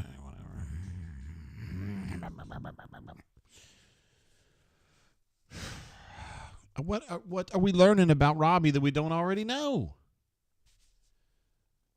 So they give him what? They give him like a courtesy possession or 2. He may be looking at this as 3 possessions right now. Maybe he just gives him a courtesy possession or something. That's a face mask, right? No?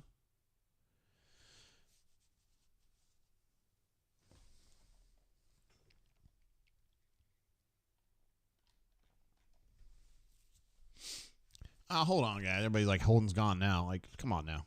Hold on a minute. Hold on a minute. There he is. Number 19 jumps in with his $5.19 super chat. He loves 5 and 19.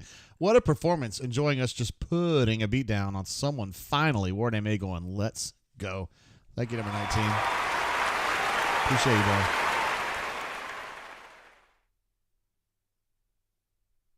What a legend that guy is. Tush push.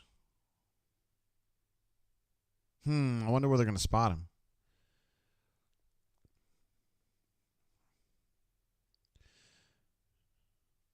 Wow. Pam Greer's son is pretty fired up right there. Boy, Jaden got turned around really bad on that, and his guy was the reason that run died. Let's see. Cameron M says, War Eagle, they were favored to win. Laugh, laugh.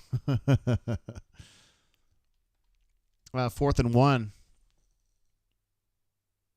Wow, this is kind of ballsy. I mean, not strategically, but like considering that you're ahead by this much, to not just punt it away or whatever. Oh, they got a guy hurt. Gene says total BS. Are you talking about Holden not playing? Because if that's what it is, I agree with you on that. Come on, man. Like, I don't have a problem with Robbie or anything, but like, we know what Robbie is. I mean, he has established this. He's going to be fine in this situation where he runs the football and they don't have to pass under pressure. But if he had to pass under pressure, we know that it would be a crapshoot as to whether he would even get the ball anywhere where it can be caught. Yo, Malcolm says, I think Hugh wants to keep Robbie engaged this season. That's fair. That is a fair rebuttal to that. I mean, in the Iron Bowl, if it's a tight game and Peyton gets hurt, you probably want to go to Robbie in that situation, right? And if you just drop him, essentially, and don't play him right here and you play Holden, yeah, you'd think he might disengage. Runner 24 says, get Robbie out. What a waste. Ed D says, put Silky Johnson in. Yeah, I got one for that, bro. I do have a sound for that one. You know I do, too. That's why you said it, isn't it? Well. The most diabolical haters this side of the Mississippi. Got another Silky Johnson, too. I hate you. I don't even know you, and I hate your guts. I hope all the bad things in life happen to you and nobody else but you. Silky Johnson, he's the player hater of the year. A man so sinister, he called the cops. I'm not even going to do it. Some people might get offended by some of the stuff on Chappelle's show, but yeah. Anyway, Jay Robertson's going to bounce. He's going to go pull the pork and watch the ribs. Enjoy the win, guys. Rebels, good luck to you. Everybody in this chat is going to be pulling for the Rebels tonight against Darth Vader. And the bad guys. All the bad guys.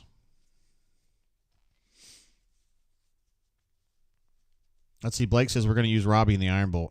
That would not surprise me. There's a smart way to use him.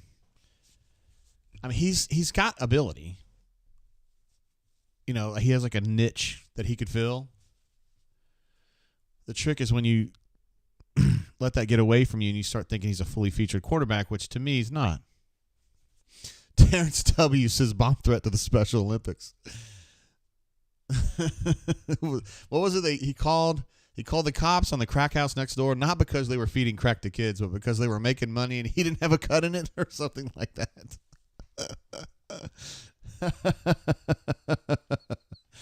Feel like a stranger says play Ashy Larry. I told her I was taking out the trash. Welcome to the World Series of Dice. That's why I put my watch up my ass. First down for Robbie. Now, look, dude, there's your niche thing right there. Robbie can do that right there. Anyway. Uh-oh. JB says, no. It is not 100% in favor of Ole Miss. He says, go Dogs. JB, what have you done? JB, how could you say that? I hope you got a friend that plays at Georgia or something, man. Jeez. Bo is great, who is in the stadium today, says these Arkansas people have emptied the stadium. I guess that's why your Wi-Fi is working. Get those Hog fans out of there. It's probably, I'm trying to think now, of all the SEC stadiums that I had been to, which does not include Texas A&M, but I've been to everything else. It's probably my favorite stadium outside of Jordan-Hare. I really like it there because it's kind of on a hill and parking isn't too bad, and it's a nice stadium, and the press box is easy to get to, which you guys don't care about, but I do. And then you always see like Bob's there, and Tom Murphy is there, guys I like, and I feel like their SID people were pretty cool, and it's easy to get like in and out of like that area. Well, generally easy. I mean, you only have like 2 blocks of traffic. And then my least favorite stadium is going to definitely be South Carolina. I hate that place. You can't get in and out of there. It's like in the fairgrounds, and so the parking is always fucked up, and traffic patterns are just chaos, and it sucks, man. I hate it. AU88, sorry about this. Super chat come in, and I missed it.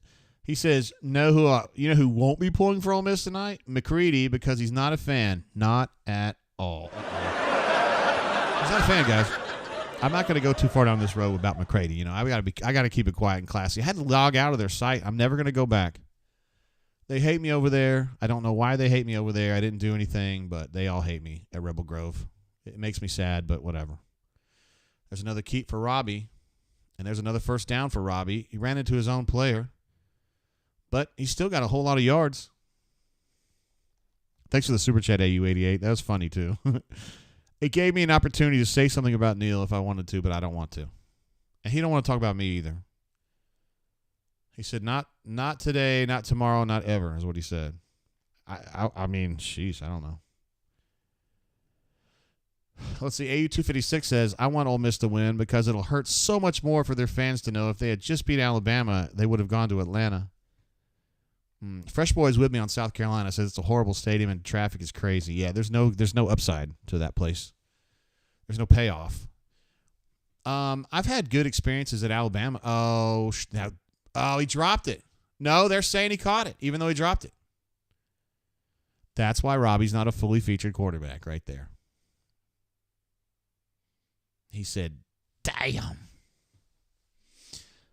I mean, Alabama's pretty easy for me to get in and out of. I like it there. Florida's fun-ish.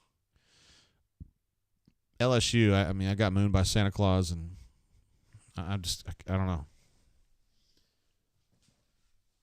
Kentucky Stadium's ugly. Vanderbilt Stadium's a joke.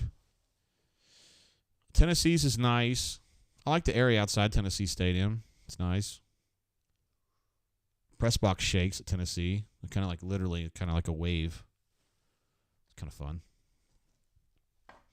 Let's see. Scotty B in Tennessee says, my only trip to South Carolina was in 97. We actually slept in sleeping bags on one of the USC football practice fields. It was a fun trip. I did not expect that to end with it was a fun trip. I really didn't. I think I saw the drunkest dude or the drunkest group of people I've ever seen at a tailgate, which is at Tennessee. Media parks in a parking deck there right next to the stadium. And it's a fun place to park, actually, because everybody's tailgating in there, so you get to hang out with them right away. There were some dudes on the top that were obviously fucked up, and they were really drunk and partying like idiots. They couldn't stand up straight, which is fine. I mean, we've all been there this week. When we came out from the stadium, unbelievably, like half those guys were still standing, but barely. But the other ones were like down, like in the grass, like they had been shot or something. Like they were just strewn across the lawn. Like 5 of them. Like face down in the grass. And I'm like, hey, man, is he okay? And they go, nah, he just passed out. He's fine. So me and Baggy, Josh Moon, we went over to him. I was like, I think he's dead. So we went over and we like pushed him. And he kind of goes, I like puked. Almost got Baggy on his shoes. And Baggy goes, nah, he's fine. Oh, godness. Let's see. Brandon J says, were you at the Thursday night game with the Cox when Alshon Jeffrey was playing 09? I was there for sure. I think that was the Kenny. That was when Kenny Irons went back, right? Because he came from South Carolina. Yeah. I don't remember that game specifically, but I know I was there. I don't remember what happened. Nick A says, giving up on Ashford now. Sad. He had potential, but he's too emotional. I don't think that's the problem, really. I think he's just inaccurate. And I think it's frustrating for him because he's a great athlete. He's had a lot of success in his career, and oh, my God, this has got to be picked off. No, how dare you call pass interference on that? How dare you? I thought that was a great play. What am I missing here? Nick A says Peyton doesn't pout. No, he doesn't really pout, but he gets down on himself, which is another function of being too emotional. Kyan Lee made a great play on that ball, and I'm not necessarily – I don't know, man. I don't like that call at all. Hugh doesn't like that call either. I'm completely with you on this, Hugh. That's an amazing football play.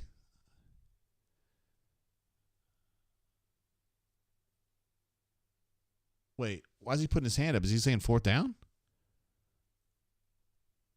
What's he doing? Did they pick up the flag? Now he's saying fourth down. Hold on, did they rescind that call? They did. I feel like a stranger jumps in and says, Ole Miss hasn't won the SEC in 60 years. Have never been to an SEC championship. It's been over 30 years now. Saying they aren't on Auburn's level is obvious. Hey, man, don't put me in this position, dude. They already hate me. I don't want them to actually come after me. I did say that I thought Auburn was a better job than Ole Miss. It's a notion. It's a concept that I stand behind every single day. First of all, I'm really glad that they rescinded that flag because that was an amazing play by Kay and Lee, and I'm glad that was adjudicated correctly. That was an amazing play. He took the time to jump around the dude so he didn't interfere with him and then knock the ball. I mean, it was amazing. Anyway, so that was handled correctly. Auburn's a better job than Ole Miss. The end. And then Mang says, $5 for that story you just told. Laugh. Yeah, the Tennessee drunk guys. Shroon, I don't know if you guys know what I'm talking about. Scotty B certainly knows what I'm talking about. They have it's on the riverside from the stadium, and they have got this, I don't know, it's got maybe 6 levels of a parking deck. And if you go, I guess it would be north of the parking deck, there's a grass berm there, a fairly big one, the size of like, I don't know how to describe it, maybe 50 yards by 20 yards or something, and they just look like they'd been shot. But no, they were just laying, puking. It's all. I mean, we've all been there. I mean, not there, but we've all been face down a few times this week. Diego says, put in Holden. I'm going to go ahead and give you just an applause for that because I wholeheartedly agree. That should have happened already. We already know what Robbie is, man. Although, to be fair, Yo Malcolm had a great point earlier about it to keep him engaged, and that there is value in that. I mean, we still got 2 games left after this. Well, 3, you know what I mean? And 2 regular season games, and it's wise to keep Robbie going. AU256 just says, Holden. Sam H is begging you, please. A. Robinson says, Auburn greater than Ole Piss in every way. Oh, don't call them Ole Piss. It's a good school. It's a good school. It's a good spot. Good folks. And it's a good program. And it's a program that's ahead of Auburn right now. But that wasn't the question. The question wasn't which program is ahead of the other one right now. The question was, what's the better job? That's the question. And in my opinion, Scotty says, yes, sir, I'm very knowledgeable of the UT campus parking decks. A. Robinson says, I'll say what no one else has said. Hot take. Play Holden. Let's see. Whale Driver says, the team who's benefited the most from the end of the Gus era / Harsin disaster is Ole Miss. They didn't win anything this year, so they never will. I mean, they have a good team. They just happen to be going head-to-head with an Alabama team that kind of found itself at exactly the right time, right? Because Alabama, I've been watching them more this year because our good friends across the street are Bammers, although they graduated from there, so they're fine. I've been watching their games more just to kind of, I don't know, show fellowship, I guess, with my friends. And they didn't look very good early in the season. That's not really a hot take that you guys didn't know about, but they've really caught on. They seem to kind of catch on right about the time that Ole Miss played them. And it may have been the springboard that catapulted them. I don't know, but I just think Alabama kind of came alive. And Alabama's a problem. There's Holden. There he is. Is that Holden and Batee working together? So we finally do get Holden in there now. That's a step forward, in my opinion. Let's see. We got Tate Johnson, Jalil Irvin. I didn't get a chance to see who all else was in there. Sure, they got Avery in there now just to see what he can do, right?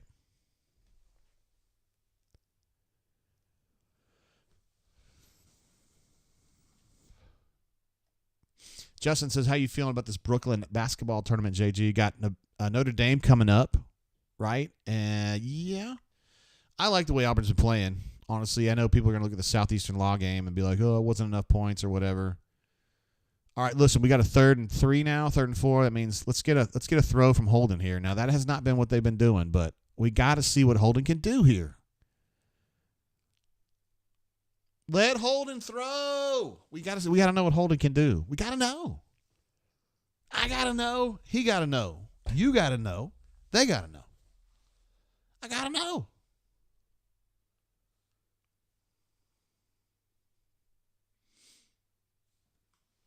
All right, let's see what he got here. 3rd and 4. He's got. Oh, he's going to throw this. Oh, dude, that was such a weird. All right, first of all, first down, so that's good. Second of all, if he had kept that, I don't think it was a read, but if he had kept it, he would have gotten more yards than Batee did. Whale Driver said, didn't Pittman talk some trash about us last year? I don't remember that, but if you heard it, it probably happened. I don't necessarily pay much to that. Crocky Poo is going to be in Brooklyn next week. Wow, that's awesome. I'm glad to see you're going to be there, bro. You dig it the most. Wish the competition was better, but should be fun. Yeah, Notre Dame, and not sure the other teams are like super good. I think Auburn's next really tough challenge is going to be Southern Cal, which is Indiana's could be a challenge, but Southern Cal's good. It's probably still 10 games away, though. Brandon J says, release the Kraken. Holden Gerner as the Kraken. I love it. Mark S says he's going to be going too. That's awesome. That is a treat, man, to be able to see them playing out that way in New York. I have not been to see either of those, Barclays Center or Madison Square Garden. Two true meccas, in my opinion, for basketball. I haven't been to either one.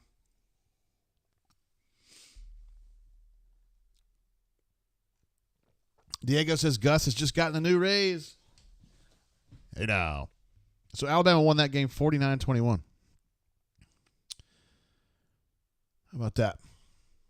They made it look easy. They really did. They were just tricking Auburn all day. I'm sorry, tricking Kentucky all day long. Okra said Gus is legit. No doubt. How'd you feel about that game, Gus? No doubt. What do you think about John Reese? No doubt. What do you think about having a $50 million buyout? No doubt. Did you feel like you shook down the UCF at just the right time? No doubt. Let's see. Michael W. says, man, Holden definitely looks like a quarterback.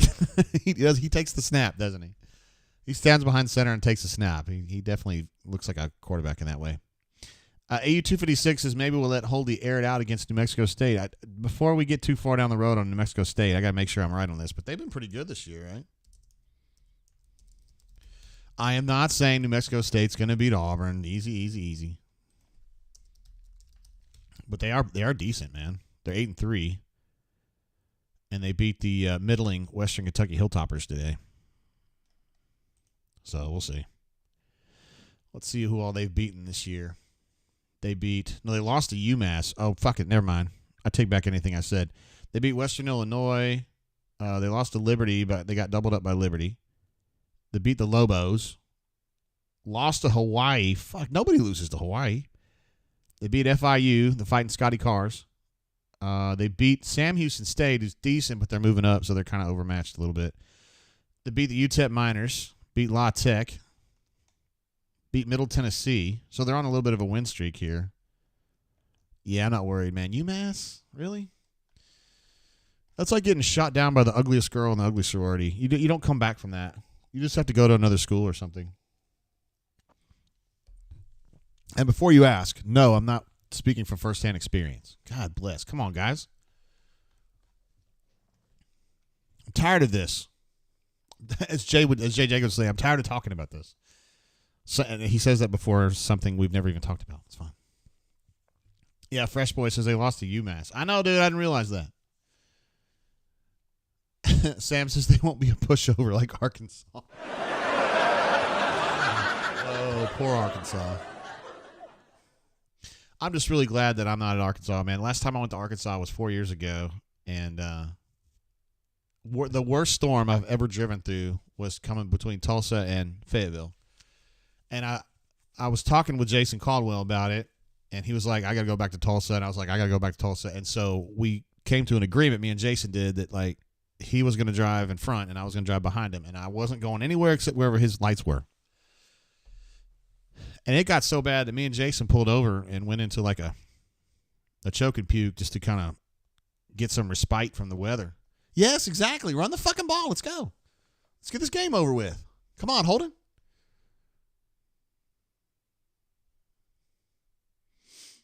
Oh, look at Batty. This is, guys, listen, man. First of all, Bradley B's right. Jerry Kill is a hell of a football coach. He really is. And if you didn't have like the problem he has with I can't think of seizures, I think he would have been even better, right?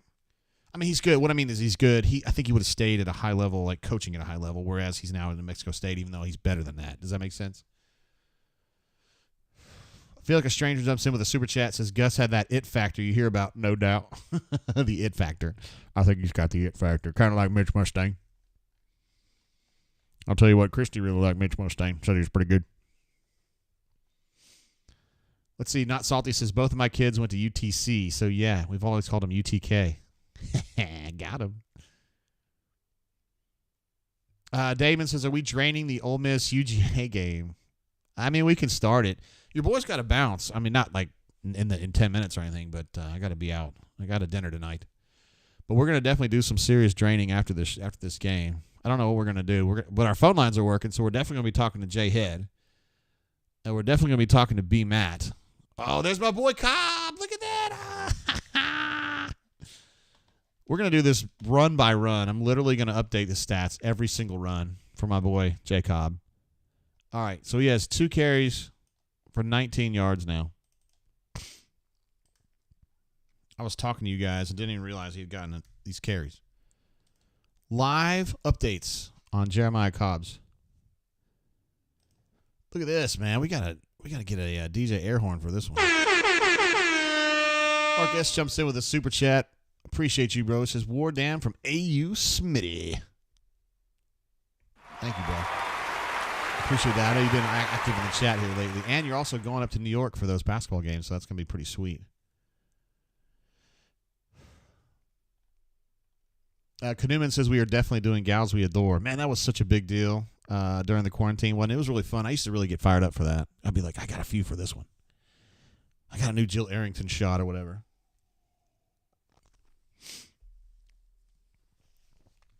Yeah. I don't know if you guys play FIFA. Do y'all play FIFA? I bet some of y'all do. Well, they call it EASC now. They have girls in the game now. So it's fun for me to be playing with Alex Morgan. She would be on a Gals We Adore, right? So it's great that Holden... There's another run for Jeremiah. Let's get this updated. He's now officially 4 for 21. I think he deserves more yardage than that. Yeah, I think Alex Morgan would be a fine addition. They bumped him up to 24 now. I think that's fair to say. He's got 250. Bradley says, where would we be, or where would we be where Missouri is if we had hired Drinkwitz after Gustav? Interesting idea. That wasn't even a possibility that I know of. Jeremiah gets about 4. We'll give him 4 on that one. So we'll put him up to 5. No, I have to give him 3 on that. So 5 for 27 for Jeremiah, and I think that's going to wrap it up right there. No, they might have to run one more play. Real Deal says, what up, yo? I think Real Deal started another thread this morning saying that Arkansas was going to beat Auburn. But I think he was just teasing. AU256 says he loves some Alex Morgan. If you don't love Alex Morgan, I got questions. I'd like to know specifically what the problem is. Like, is she too hot for you? Is she too alluring? Maybe you don't like athletic girls. Maybe you don't like pretty girls. Maybe you don't like girls with pretty hair. Maybe you don't like millionaires. They ran Jeremiah into a brick wall. That's not fair. It's not his fault. I'm not even going to acknowledge that carry. We're not going to acknowledge that carry.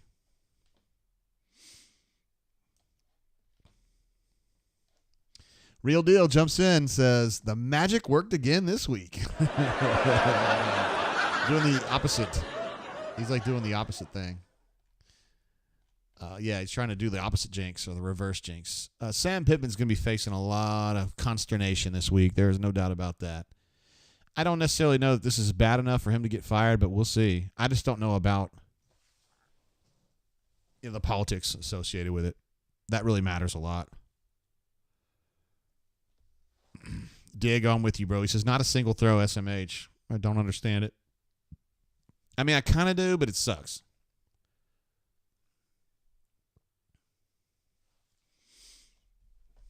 That's a wrap, guys. 48-10. That is a done frickin' deal, as the kids say.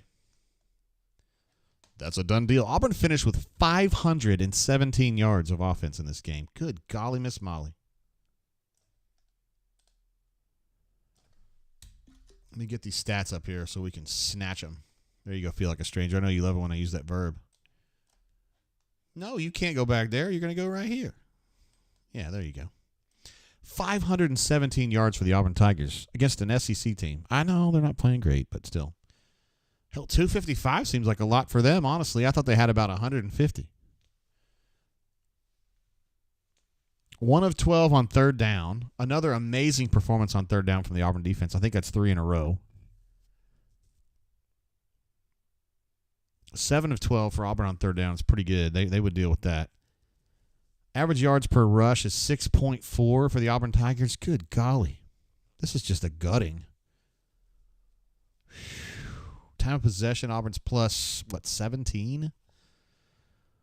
Man, Hugh is going to look at these numbers and just be like, yes. The answer is yes. 8 tackles for loss, 5 sacks. My goodness. I mean, it's dominating when the score is what it is, but geez Louise, man. To think we spent so much time talking about, lack of pass rush, lack of sacks. Didn't have that problem today. That's for damn sure. Defense only played 52 plays. Golly. I think it's going to end up being the lowest number of snaps Auburn's defended. Maybe ever. Auburn was usually in the 65 to 75 range this year, so 52 is really low. That's getting awfully close to 40s, man. And to think Josh Bynes played 109 snaps or whatever it was against Northwestern, for fuck's sake, he played every snap. And Whale Driver notes that the 517 doesn't count in terms of the punt return that was long as hell. How about that? As my wife would say, very interesting. Let's see. Madison says Sam Pittman has that Coach Potato Head post-game look. No, there's no doubt. No, you're talking about the Potato Head. My bad. Well, guys, we tried really hard. He would actually, the way that you imitate Potato Head is that you just talk for a really long time. You filibuster everything to sound extra smart.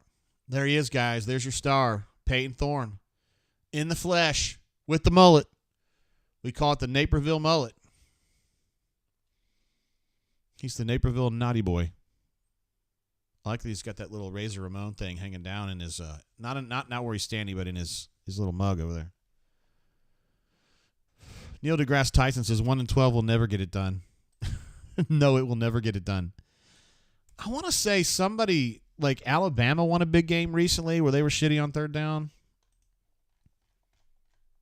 But yeah. SC3 says large coaches don't do well in Arkansas. Let me think about this. Who are you talking about? Houston Nutt, would he count as a big guy?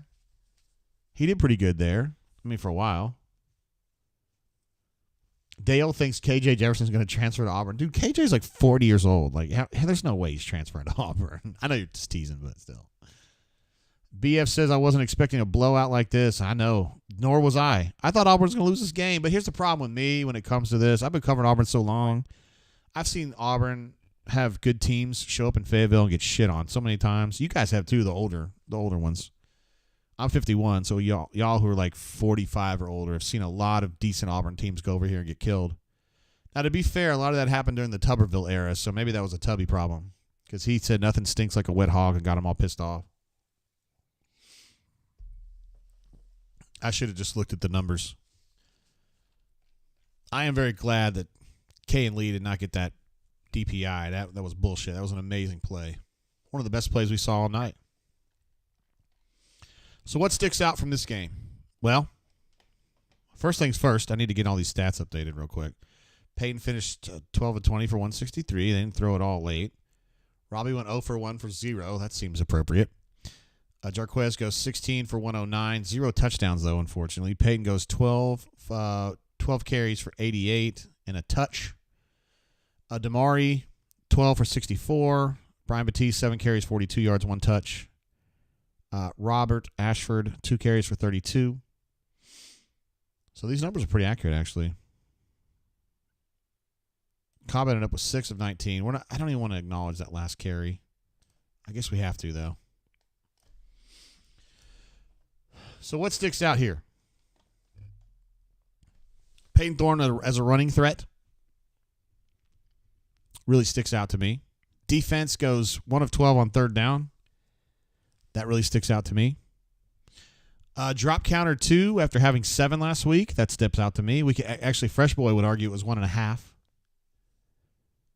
because the second drop was on Cam Brown, who I don't think we saw again, did we? They didn't get the ball thrown to him anymore. Anyway, and we got this UGA and Ole Miss game coming up, right? That's probably going to be on one of the main ESPN channels, right? Let me switch over there real quick. Where are you? There it is. I'm going to go ahead and switch to Ole Miss, Georgia. I'll kind of keep my eyes open.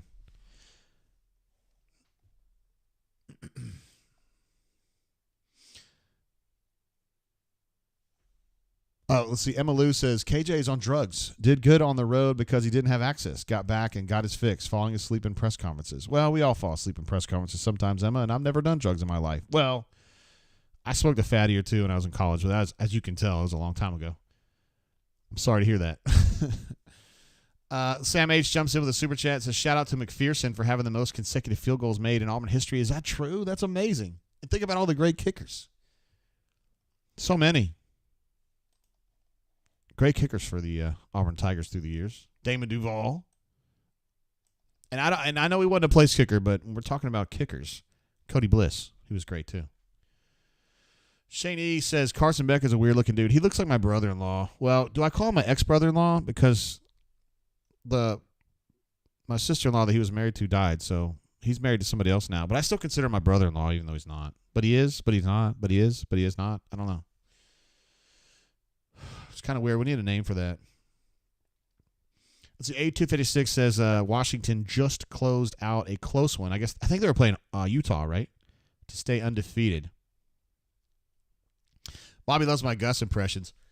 God, I've spent so much time with Gus. And I really like him. I pull for him. I really do. I know most of y'all do, too.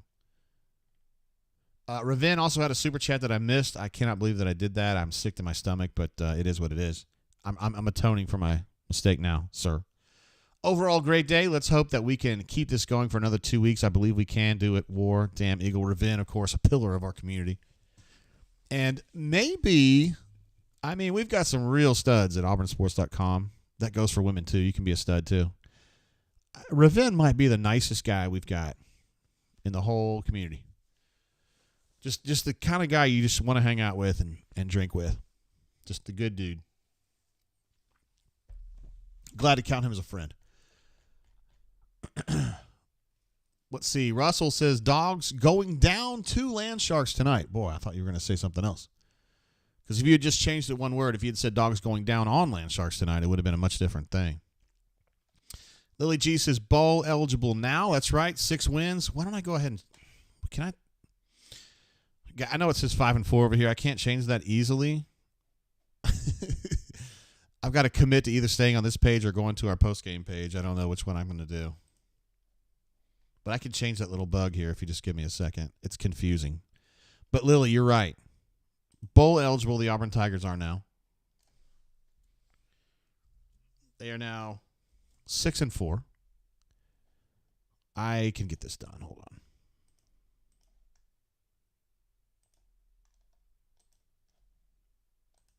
I have to just kill this graphic and then replace it with a new one. So I will now kill this.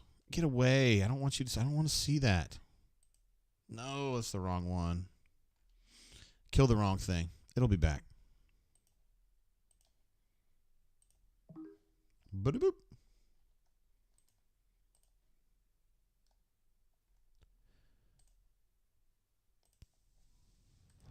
There it is.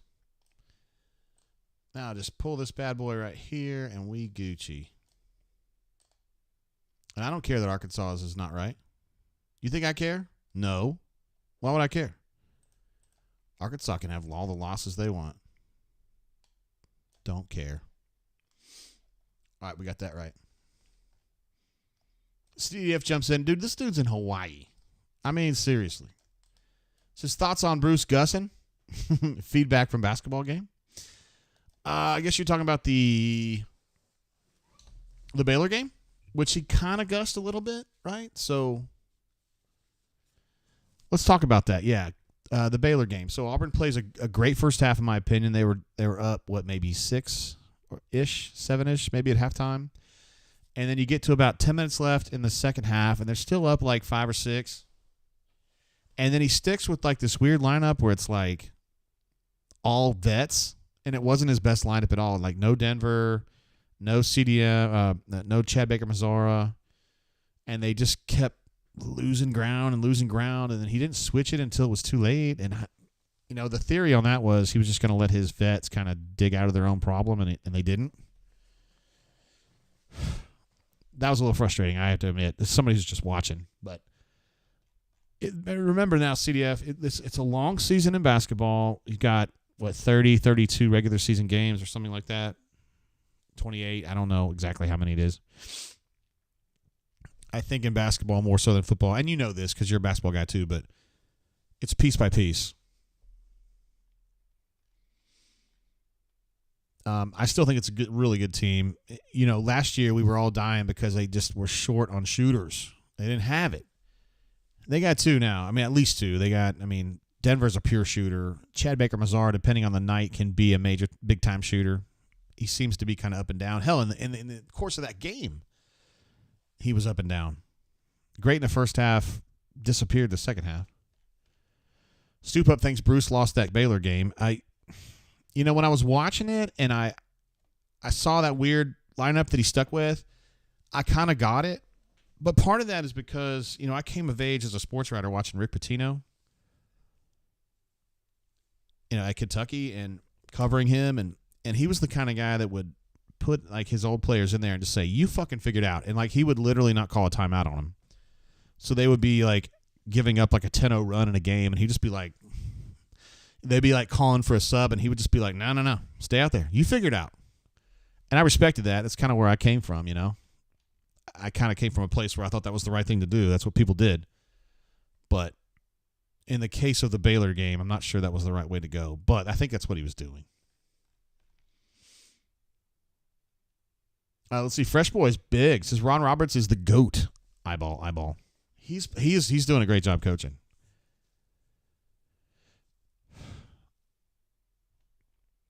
Let's see. Yeah, Alan, I'm with you on this, Alan. Alan says it's early in basketball. They're good. I completely agree. This is good. Oh, did we get our commit? Did Auburn get the commit? I'm following my I'm sorry. I'm in the group chat here, and I can't tell what's going on.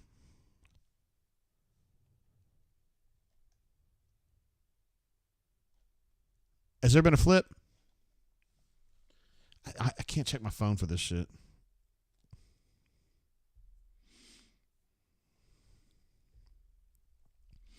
See, this is where I got to use my phone a little bit here. Got to text some people.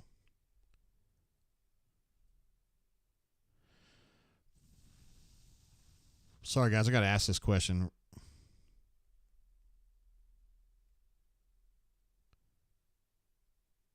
I'll tell you guys this, though.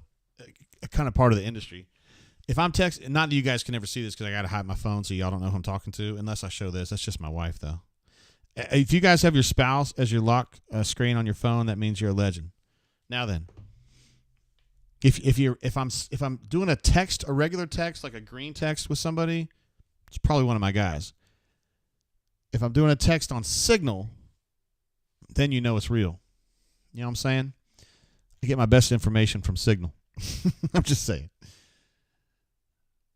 I feel like a stranger says Rick Pitino and Phil Jackson both. I did not realize that Phil did a lot of that. I did come of age. I was at Kentucky as a student reporter covering Pitino, and so I watched a lot of that when I was young.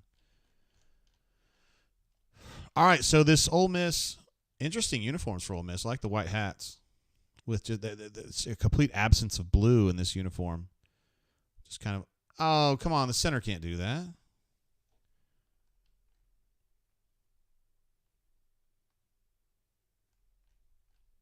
Let's see, Raven says, love it when Jay breaks news on the brain drain. It does happen sometimes. No, not salty, not green text. I'm talking about Signal. It's like a whole separate app. I can't really show it to you, but yeah, it's called Signal. It's basically encrypted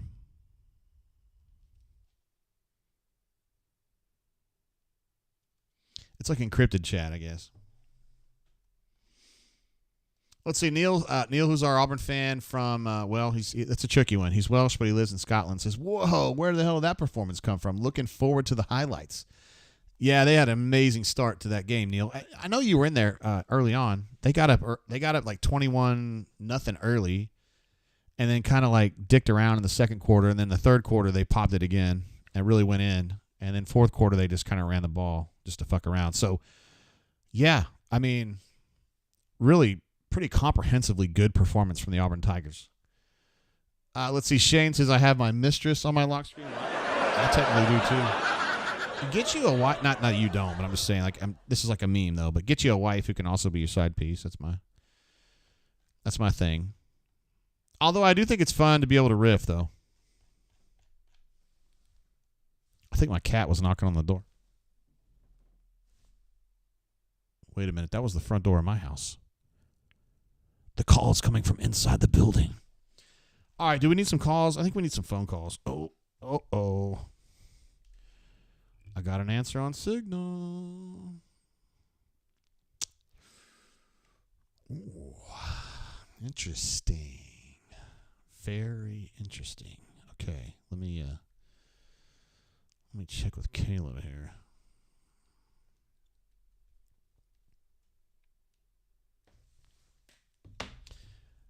Looks like that may be popping here in a minute.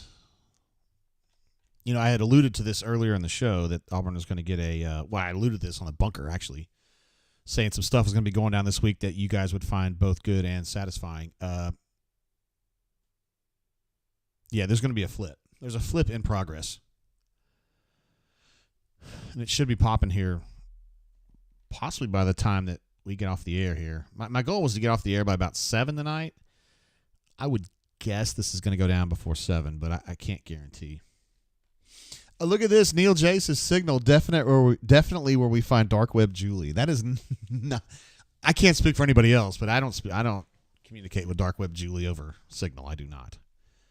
Actually, dark web Julie, technically I communicate with her over written word because she was generous. She actually had asked for me to send her and her husband some kind of bourbon because they can't get shit in Texas. They're having a hard time. And so I sent them a bottle of Eagle Rare, I think it was. And then she was very gracious and hand wrote a thank you note and sent it. That was really nice. Terrence said, Patrick P. said satiating even? Possibly. Terrence says, my guess is Waller. Probably not talking about Darren Waller because he's too old. He's out of eligibility. But I think there could be something to that, Terrence. I think you may be on the right track there. Blake C. says, War Eagle JGT, glad to have you, bro. We need to get somebody on the horn. So let's get somebody on the horn. I have an idea who we could talk to on the horn. 3 months ago? I don't think that's the one I want right there. Here he is. Let's give Sir J Head a call. He already told me he was good to go after the game, so we Gucci on that. GT, what's up, brother? J Head, what up, bro? How you been? I'm good, man. I'm good, especially after watching that game. How about you? Hell yeah. That's night. I feel the same fucking way, man. After that LSU game, I was so bummed. I was like, man, I hate this feeling. And now I get to, that's like the opposite of that. You know what I mean? Yes, we are at the other end of the spectrum. And I can remember the difficult conversation we had at the end of the LSU game and at the end of the Ole Miss game and the frustration of the fan base, losing 4 straight. And now you're on the opposite end of that. You've won 3 straight. You put together your best offensive performance against an SEC opponent in 2 straight years. And you're starting to see the fruits of the labor of a staff that I felt like would play competent offensive football. And now you're starting to see a plan is meshing together. A fan base is all together.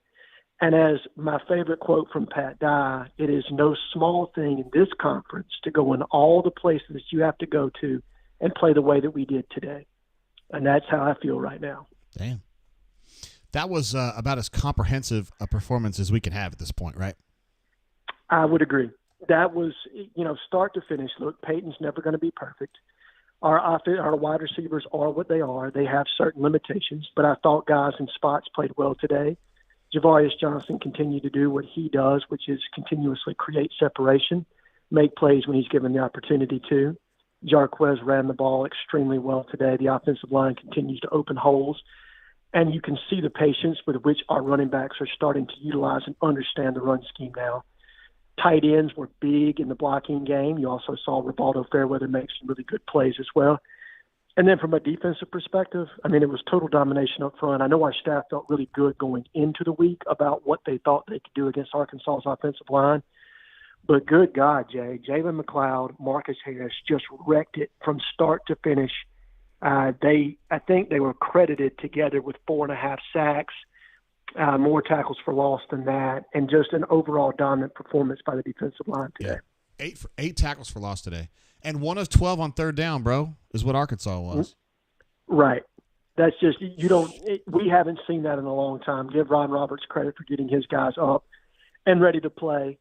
It just was a complete – and look, I'm not going to pretend like Arkansas didn't start to lay down someday in the second half. When that first drive was a 3-and-out, you kind of saw – and I hesitate to say this because I never want to say it about someone, but you could tell they kind of start to quit somewhat. They played hard, but they just didn't have that same fire. They realized it was just not going to be their day. Yeah, I don't like saying that either because we don't know. You don't know. You don't know if they quit or not, but you could tell they weren't the same team. That's for sure. Not the team we saw last week against Florida. That's for sure. Yeah, for sure. So I guess that was a blip a little bit, that Florida game, because Auburn really exposed them today, bro. Yikes.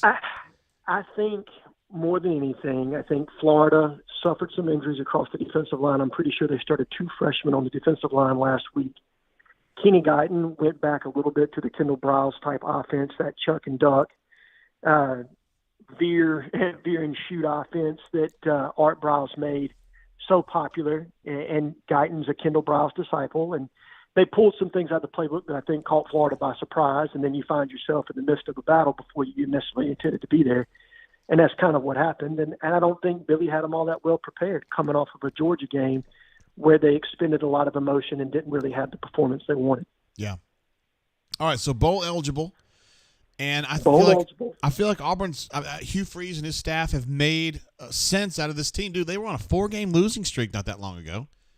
And now 3-game win streak, and all of a sudden everybody's feeling a lot better. They should. The offense makes sense now. The offense makes sense, and what did we say from the very beginning? 7-5, top 10 recruiting class. That's what Hugh Freeze needed to do. We're 1 win away from getting to number 7. And look, I will never predict a loss for Auburn in the Iron Bowl, particularly when we play in Jordan-Hare. but I don't think you're going to go into that matchup favored. But when you play with this level of cohesiveness on the offensive side of the ball, the defense understands what you want to do. You're going to have a raucous Jordan-Hare crowd. Things can happen in that game. The ball will bounce funny ways in that game. I'm not saying we're going to win. What I'm saying is it's going to be a hell of an atmosphere. That's going to be a recruiting platform like no other, Jay. And it's an opportunity for Auburn to really make a statement in year one about what this team is going to be moving forward. I know, man. I'm looking forward to this game like never before. I'm serious, dude. There's so much on the line for Auburn in this game. I know I'm talking about a game that's 2 weeks ahead. We still got to get through New Mexico State, but, man, I cannot wait. I agree. Cannot wait. No, neither. And what Auburn has to do, and we talked about this 3 weeks ago, it's one game at a time right now, and they can't overlook New Mexico State because, look, this is a good football team. I think they're 7+ wins right now. Maybe they're going for win number 8 tonight. New Mexico State was the team that embarrassed Hugh Freeze's Liberty team this time last year. So I think that they'll try to make sure that they get their guys ready to play. Now, do I think that New Mexico State has comparable talent to Auburn? No, I do not. But what you can never do, and Georgia State taught us that, Jacksonville State taught us that, is you can't overlook a lower-level opponent and look forward to a game that you're going to be playing 2 weeks down the road. You have to concentrate on who's in front of you, and Auburn needs to make sure that they take care of business this time next week. For sure. But they look a whole hell of a lot better than they did a month ago, my guy. Thank goodness. And to be fair, you were on the horn after LSU and said, guys, I know this looks terrible, and they did not play well tonight, but this team, they got a shot. And I firmly believe that then. I firmly believe that now. I kind of knew. Here's the difference. You and I both know a little bit about what's going on behind the scenes and how things, as bad as they look sometimes, that this is a game of matchups and that the matchups were going to be more favorable for us as we start at the back half of the schedule, starting with Ole Miss moving forward. And that's the one to me. And I guarantee you, Freeze still feels like if I'd have done more what I'm doing right now, that Ole Miss game is the one that might have been different. I mean, I felt like they played that Georgia game about as well as they could. LSU was a blowout from jump, and A&M, we were just discombobulated. But that Ole Miss game, if you could get one back, I think that's the one that you could have on your schedule right now where you'd have that big marquee W. But all that said, we are still on pace for what I thought we were going to be this year. We are still very much on pace for 7 wins, bowl eligibility, top 10 recruiting class, and potentially a very big flip tonight. So, yes. We had alluded to that. I still think that's coming tonight. I know it hadn't happened yet, but it has not happened yet. I still think it's coming tonight as well, or at least that's what I want to believe anyway.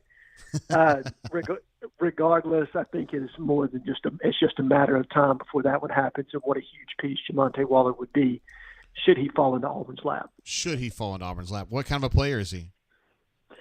Jamonte Waller is an absolute playmaker at that defensive end, outside linebacker jack position. He's a pass rusher. Which is what you need. If you saw Jalen McLeod today, that is what Jamonte Waller is being recruited to be, and he is every bit the player of McLeod right now at this stage. He's just a phenomenal pass rusher. A very versatile linebacker, a guy that could play inside if you want to, if you want to develop him in that forward, but a guy that gives you immediate impact off the edge. And this is somebody that Auburn sorely needs because you've already got one really good jack linebacker in this class. But you and I both know we just don't have enough pass rush on this team, particularly from the outside. I think we've had a better interior pass rush this year than I would have anticipated, but it's the exterior pass rush where we're still very much lacking. And so to pick up a kid of that caliber for somebody that you can have in your program for 3-4 years is just invaluable for Hugh Freeze in year one to land players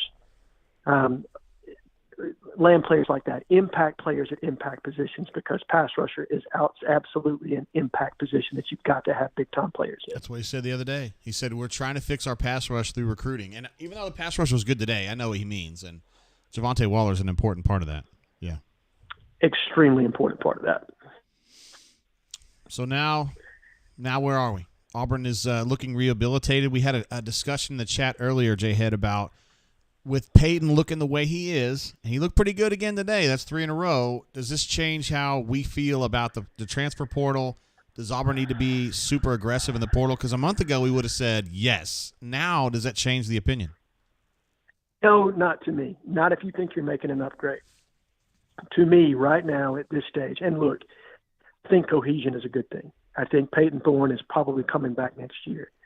But I still believe that you can go into the portal and get a quarterback that also fits this system that can push Peyton and or overtake him. Now, there needs to be a certain level of loyalty to the guys that got you there. But right now, the best thing that Hugh Freeze can do is can continue to stack talent on this team. Let the cream rise to the top and let guys fight it out. And if there's a quarterback out there that Hugh Freeze thinks makes this team better, and that quarterback wants to be at Auburn University, well, then, damn it, you need to get him in the class. You need to get him in the class tomorrow. And that's not a knock against Peyton. You're right. He has looked significantly better starting Mississippi State moving forward, and I'm very proud of him for taking those steps. But competition has never made anybody worse. To me, it's always made someone better. So if there's a quarterback out there and Hugh wants them, then he should go get them. And Peyton, prepare yourself for another quarterback competition. Yeah. If you're scared of Peyton Thorne, then don't come here. But if you're not, come on and let's compete. That's what I think we ought to do. I completely agree, Jay. I do not think we should be content with what we have in that room. And this is going to seem poor form, and I don't want to kick a kid while he's down, but you saw Robbie Ashford today. You need another kid. And Holden Gerber is taking a step forward. He's a young player that's on the rise somewhat, but he still doesn't have any in-game action. And so if something were to happen to Peyton Thorne, do you really feel comfortable about what you have in that quarterback room right now? And my answer would probably be no. And again, I think Robbie is a good kid. I think he fights. I think he comes to work every day.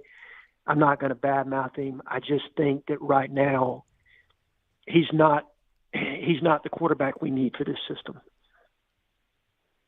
Well, I was hoping we would have a chance to see Holden throw the football a little bit today, and the way it worked out, it would have been kind of uncouth to have done that. But it would have, and I think they put Robbie in. I know most people probably were kind of pulling their hair out when Robbie went in over Holden, but I think he was just trying to run clock. I mean, you're putting your best athlete in there, quarterback, because you're wanting to run the football down their throat and try to grind this game out, not make a mistake, which is what we ended up doing anyway.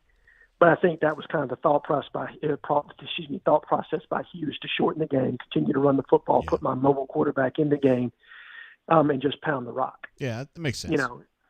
It made complete sense to me, though I understand where a lot of fan bases would have liked to have seen a young guy in Holden Gerber get in there, get meaningful snaps against an SEC opponent, and show what he can do. Now, what I would tell you is the competition at that point, you were going against Arkansas second stringers or first stringers that were worn out.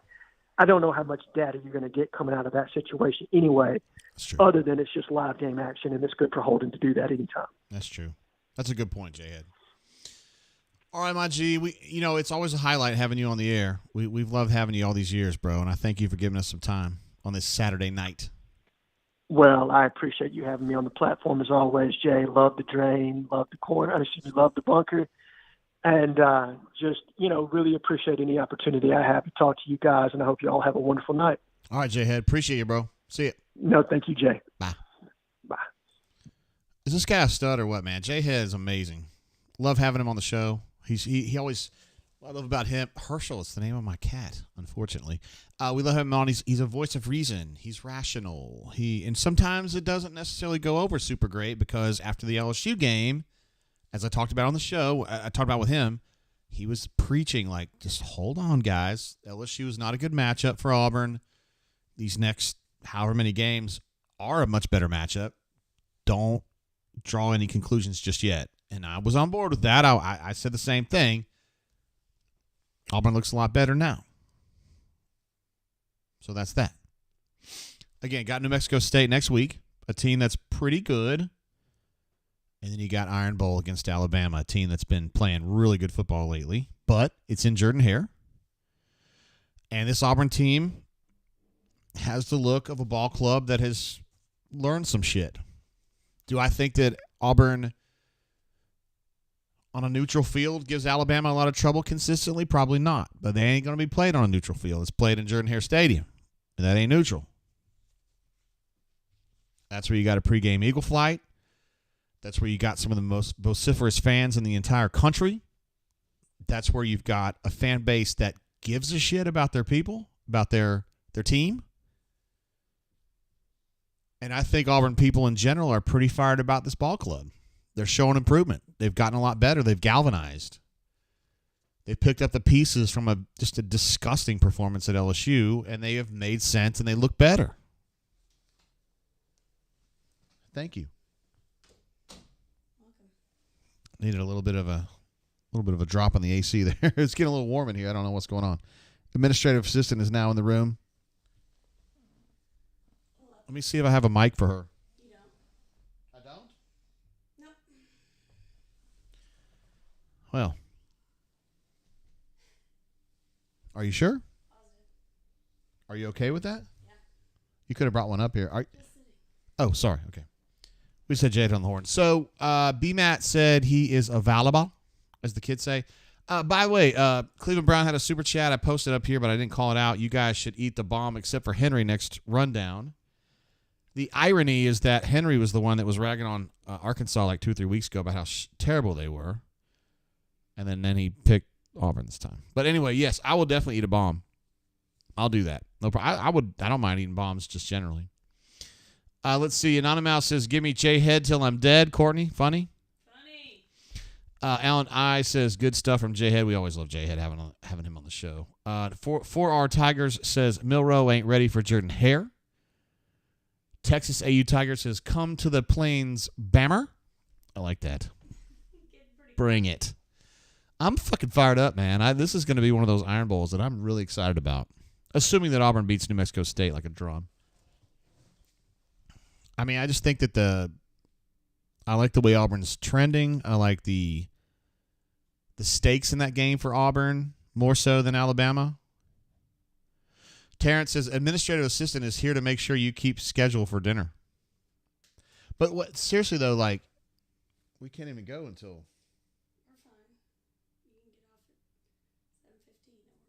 Okay. Oh, where did you come from? Let's see. Texas AU Tiger says, give me head till I'm dead. He means J-Head. Courtney Neal from the Welsh from Scotland says, Jay, where would you pinpoint the reasons for the improvement since LSU?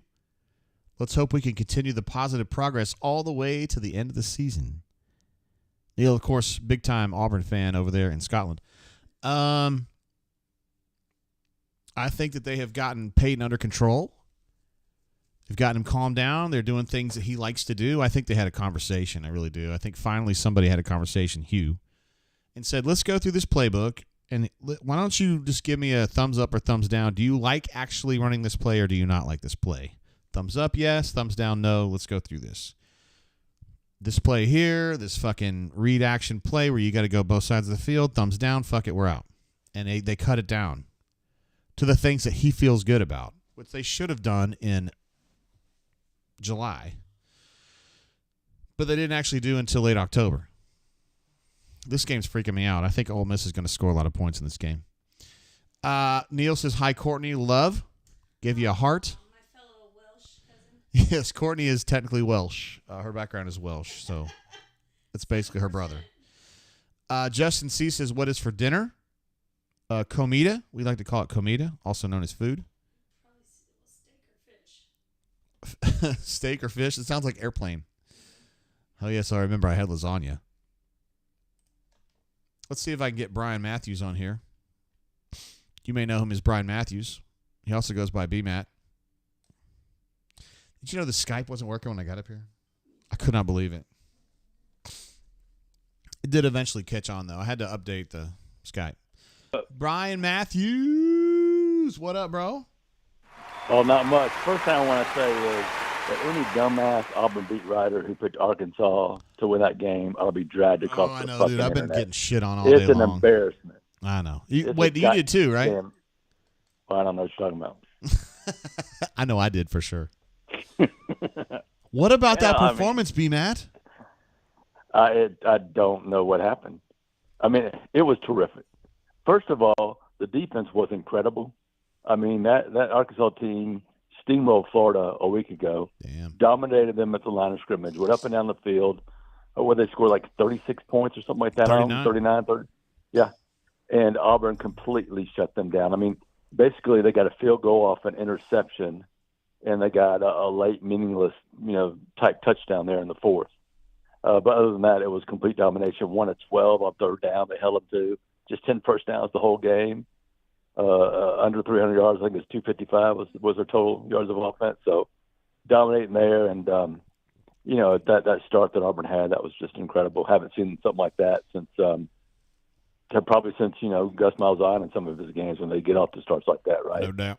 And then he'd run the ball 17 straight times, and the other team would get back in the game. But that's another story. That's a whole other story. He had a big win tonight. Beat Oklahoma State like I a drum. know that. Yeah, that. No doubt. That's pretty big, huh, B-Man? We really need that one. We've got a great coming crowd. Really appreciate the support.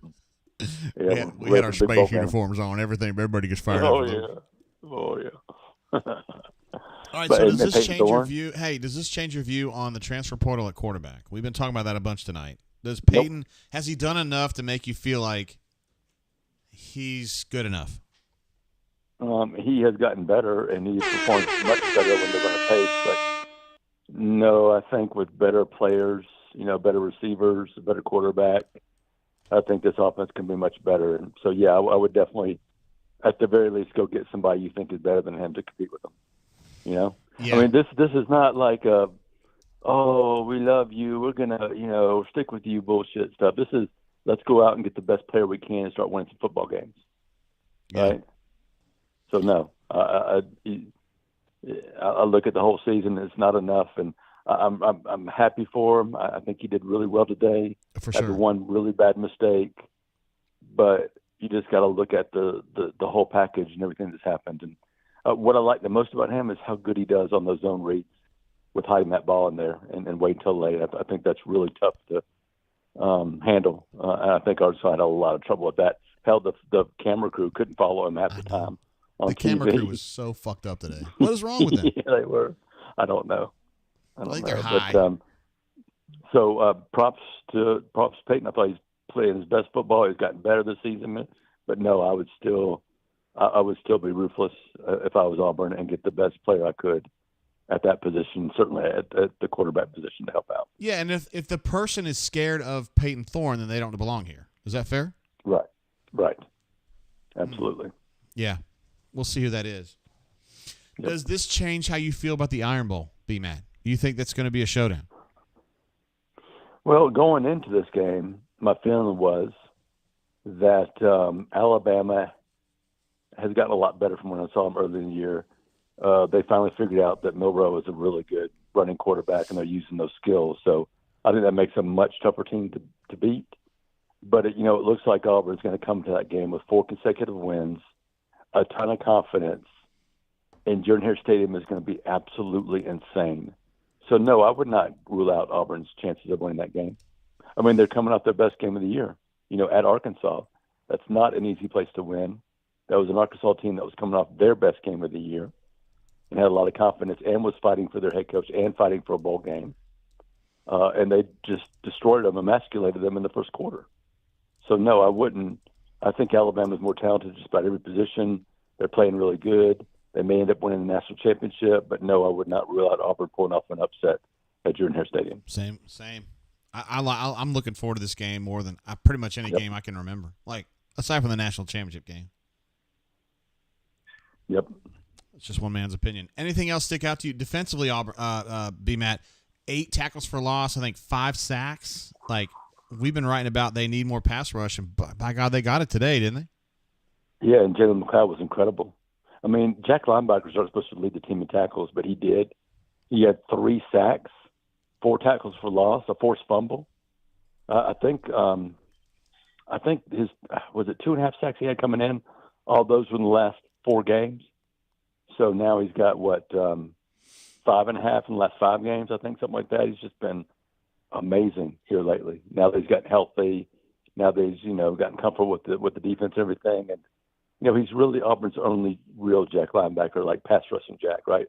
Elijah can be that power guy. You saw him just about go through an offensive lineman for a sack today, and Steven Sings gets in there and helps out some, but Jalen's the only pure pass rusher Auburn has on this team, and certainly had his best game of his Auburn career. What do you think the future is for Keldrick? Because, I mean, he had a pretty good game, but he's not necessarily the pass rusher we thought he was. I think he's more of maybe a strong – is he going to be a strong end, you think, in the long run?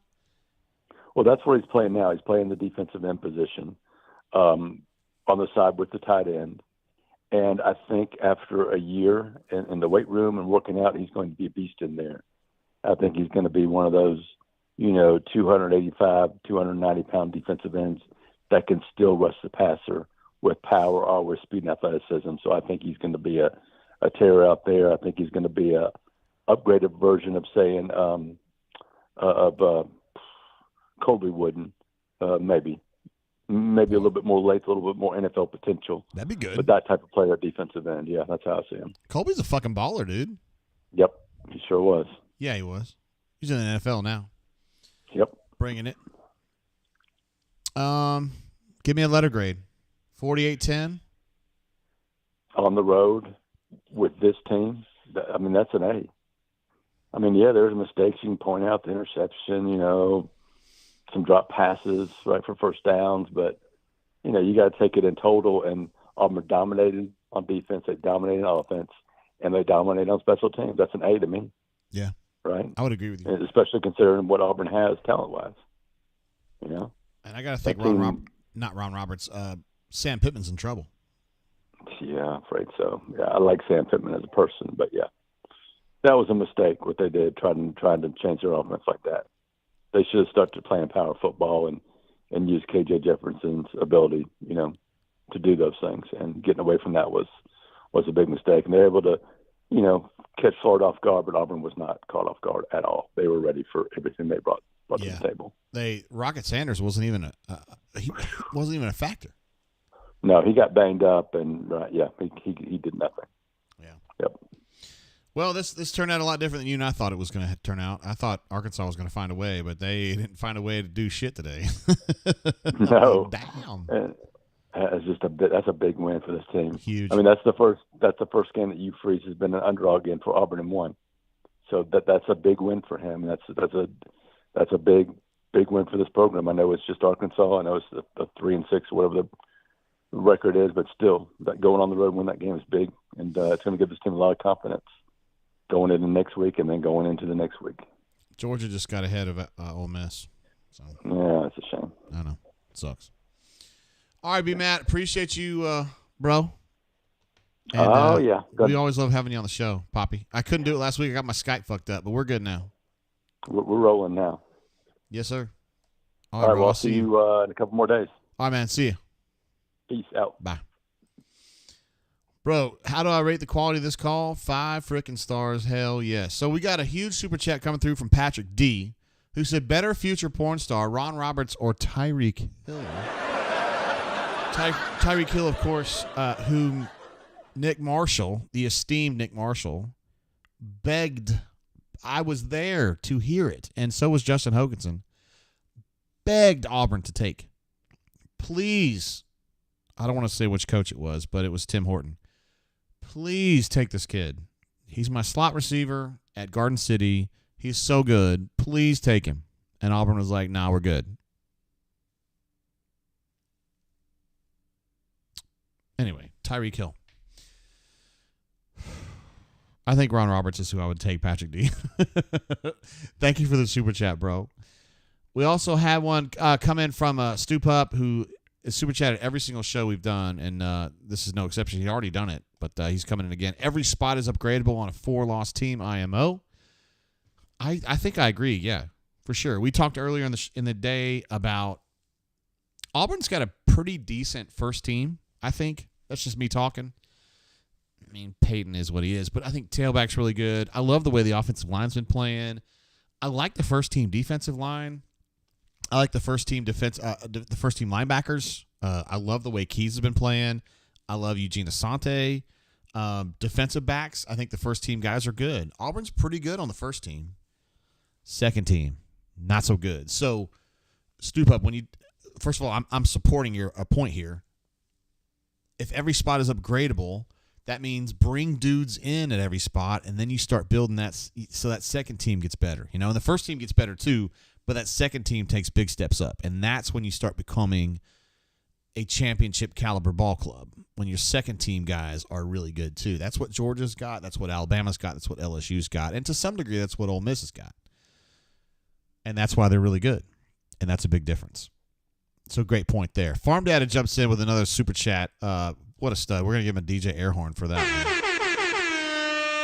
So sorry for the late chat. Just had an incredibly cooked, very rare dish of crow. Same. I've been eating this all day. Farm Data obviously was skeptical of Auburn's ability to win this game on the road against an Arkansas team that looked really good at Florida last week. Understandable, because I've had to do the same thing. As Green Day once sang, cold turkey's getting stale. Tonight I'm eating crow, from the song Hitchin' a Ride off the Nimrod album from 96 or 97.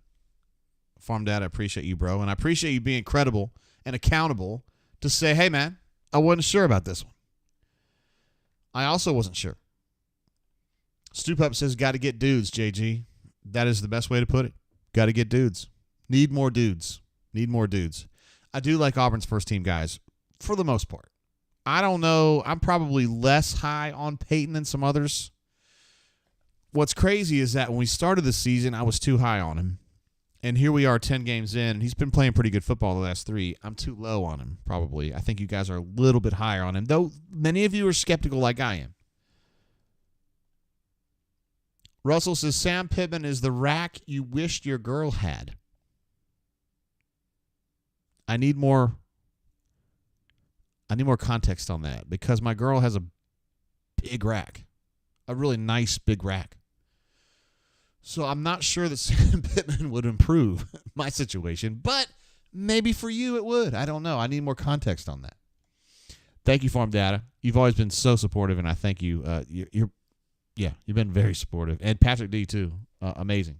And also Soup Up, who has super chatted every single show we've ever done, which is like literally 300 shows at this point. So thank you, sir. Goose Flat says, JGT, in your opinion, have we somewhat met expectations for the year? Getting there. Close. And what would 2 wins out of the next 3 games help the program going forward? Yeah, so we're going to go ahead and say that New Mexico State's a dub, right? So that gets you to 7-4. Now, I picked this team to win 9. For reasons that we just talked about. I thought Peyton was going to be a little bit better. He's getting there now, but he was not. We got some turbo lag on that one, right? Like, took a little while. So I thought this team was going to win 9 games.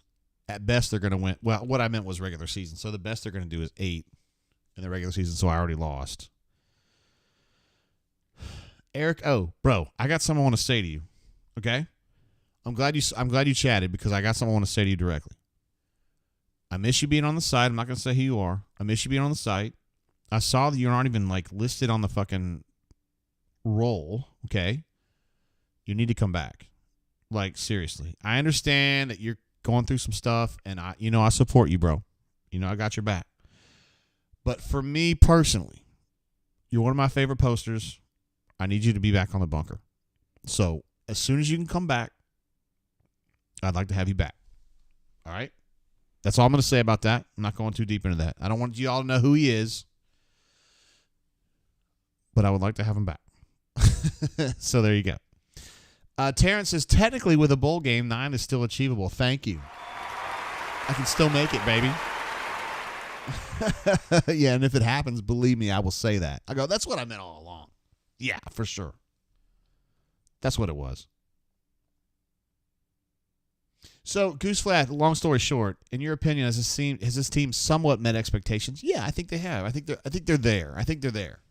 So you beat New Mexico State to go 7-4 going into the Iron Bowl, and I think for the largest chunk of Auburn fans, that's good. That's from the perspective of us talking in May or June, right? Maybe not this moment because of the lingering taste in our mouth from the 4-game losing streak. Because I thought some of those, the Ole Miss game, first of all, the Georgia game was winnable. I really think that. The Ole Miss game was winnable. I think that. LSU game, probably not as much, maybe, but, whatever. Eric says, Jay, sad face. Come on, bro. I'm not trying to make you sad. I'm just saying, like, when it's time for you to get back in the game, I hope that you come back home. That's all I'm going to say. And I miss you being around. So I'll leave it right there. I don't want to get too deep into it. Because it ain't the right thing for me as a site runner, and it ain't the right thing for you. Stu Pup says, Peyton's improvement lets you be picky about who you go get. Ole Miss got a first down on 2nd and 11. That's what I like to see. By the way, I was bumming earlier when BMAT's call was going on. I did some sad thing, and it wasn't because of BMAT. It's because Georgia scored. Fuckers. At least Ole Miss is inside the 5 now. Wait, that was a really weird run right there. Everybody stopped. I don't know what's going on. I don't watch Ole Miss a lot. Let's see. Stu Pups makes a good point. Says Peyton's improvement lets you be picky about who you get, but you still need to get a quarterback in the portal. I think that's kind of what we were all thinking. I needed you guys to kind of talk me through that, though, I guess. But the problem is that I have an irrational belief that Holden's going to be good. I have no reason to think that that's actually true, but I'm that guy, though. Let's see. Alan I says, my wife is still hot. This is in despite of what? I don't know. I need more context on that, bro. Let's see. Sam H said, I thought we would win either Ole Miss or A&M. I did too. I think that's probably the one that I missed, right? So this probably sounds bad, particularly if B. Haynes or C. Haynes is listening to the show, but I thought Auburn was going to win the Iron Bowl, which we don't necessarily know is true or false, so we still got a couple weeks until that happens, but I just had a feeling that Auburn was going to build into the Iron Bowl and win that game. And I still think that's possible based on what I've seen. Now then, I think for me, like you said, I think it's a Texas A&M or Ole Miss problem. Probably Texas A&M because Ole Miss is pretty fucking good. I mean, they did their work in that game. I never thought LSU was going to be happening.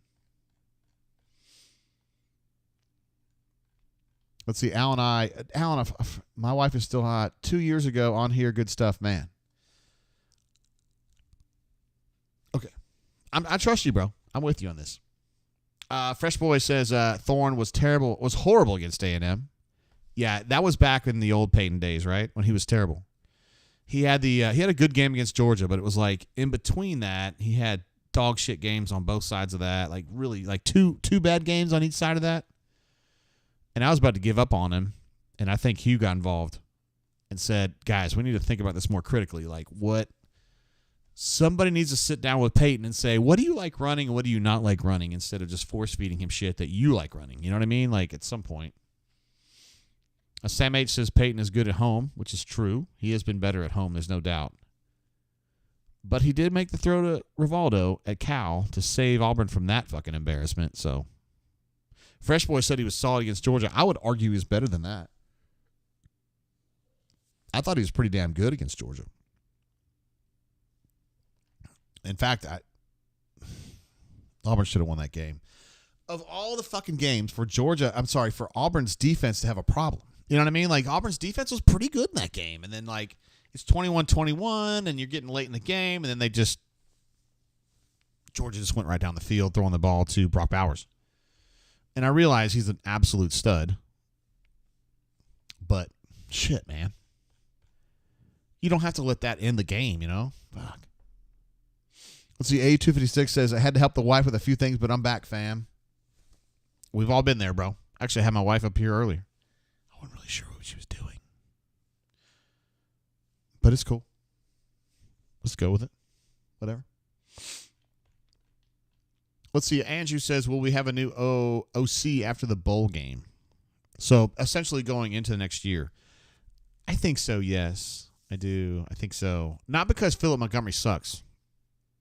It's kind of an odd situation. Usually when an offensive coordinator gets fired, you think it's because he sucks. It's probably because he sucks. But I don't think that Philip Montgomery stinks. I just think that, it's not working. I feel like Hugh has an idea for what needs to happen, and that isn't necessarily where money's at. And I feel like if you watch the press conferences on Mondays, you know what I'm talking about. It is uncomfortable for me to listen to the things that Hugh says about Monty, well, not necessarily Monty, that he says about the offense, it's weird to me. But it's kind of like I'm fine with it, like whatever, but it's not my problem. Second and goal, Ole Miss goes for like this half-hearted, like not handoff, but like it was really just going to be a quarterback draw. They got like a yard. I didn't really see what was going on with there. Brandon J says, I never know what she's doing. I never know what she's doing back there. Mom, the meatloaf. Actually, my dad's coming to visit this. Allegedly, my dad is coming to visit this next week. And Courtney goes, I don't know. What are we going to make him to eat? I go, I don't know. She goes, well, he likes meatloaf. I was like, Ma, meatloaf. We want it now. Ryan D says, we need 3 turnovers to beat Bama. Well, I can pretty much bank on 1 turnover at least. Quinshon Judkins is in for the touchdown, but there's a flag. Pike Road's own Quinshon Judkins, whom Auburn, I guess, could have had, but I don't question Carnell when he comes to illegal formation. Doesn't matter. Or illegal substitution. My bad. No, that's that, isn't it? I'm not going to sit here and rag on Carnell for tailback assessments. He's been really good. His insights on tailbacks is really good. And it's not that he didn't like Quinshon Judkins. It wasn't like he said, that kid can't play. It was just like, I've got a hierarchy, and you know what I mean? And he's got one right now, and I know what it is, and I agree with it. 100%. Uh-oh. Fresh boy. Fresh boy is breaking news to me, yo. Let me see what's going on here.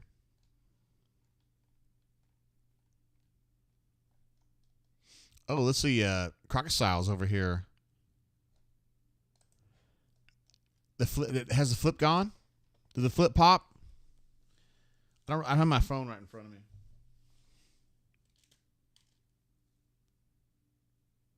Oh, it's flip time, baby. Bitch. Hold on, man. I get this flip graphic up for y'all. It is flip time, baby. Flip, flip, flip. We out here flipping, flip, flip, flip, flip, flip. There's your flip right there. Jamonte Waller has flipped from,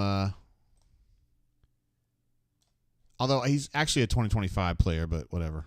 Yeah, it's just a minor thing. He has flipped from Florida to Auburn. This is a flip that I had alluded to earlier. Actually, this is 2 for the weekend. I thought it was going to be 3. And Jamonte Waller is like so. If you guys watched the press conference on Monday, Hugh talked about. No, I take it back. I keep saying it was Monday. It was on Tiger Talk, and he said, we got to improve our pass rush, and we're going to do that in recruiting. This is fucking where it's... Sorry. God dang it. This is where it starts right here. Jamonte Waller is the kind of dude that helps you. We got him listed as a linebacker here. He's actually 2025. We got him listed as a linebacker. He's a jack. So he'll be doing some pass rushing, and this is the kind of dude that you have to help spark that evolution in pass rush. So that's a big-time flip right there. That's a big-time player. He's a 4-star now, could be a 5-star. He's going to be right on that edge. And it doesn't matter. I mean, dude, Connor Lew was a 3-star. So, I mean, draw your own conclusions. That guy's an absolute stud. Let's see. Terrence says, I thought Waller is 2024. Maybe he is. Am I getting confused? Guys, you know I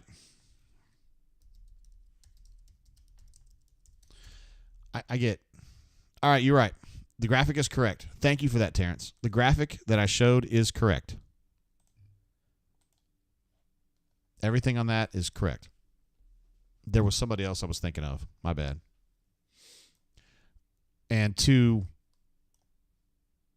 I'm not trying to break news on the brain drain because I don't like doing that, but I think Auburn's going to steal somebody else from Florida. So you just draw your own conclusions on that. That might be where I got screwed up on that one. There's somebody else from Florida that I've got on flip watch, and have for a while. Cleveland Brown says, hydrate, JG. By the way, I also got a warning from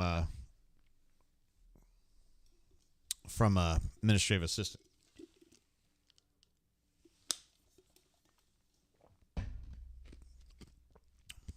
Sam H says, boom, take a shot, Jay. Fuck it. We just hydrated. Might as well.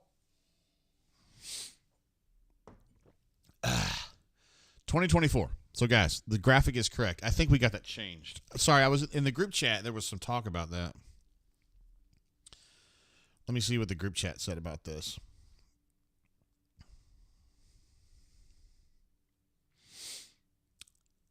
Oh, okay. Now I understand what the problem was. Okay. Yeah, my bad. That's just all on me. I don't know what else to say. The graphic was correct. Thank you, Terrence, for getting on me and straightening it out, bro. That's why I love you. Brad E. jumps in with a super chat, says, Weegs12 is naked in his hot tub. Do we have a sound effect for that? I think we do. I'm Chris Hansen with Dateline NBC. Oh, boy. Brad, one of our Madison legends.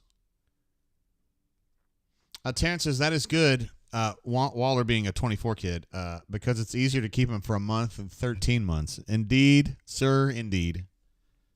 You're right about that. So that is kind of what they're talking about.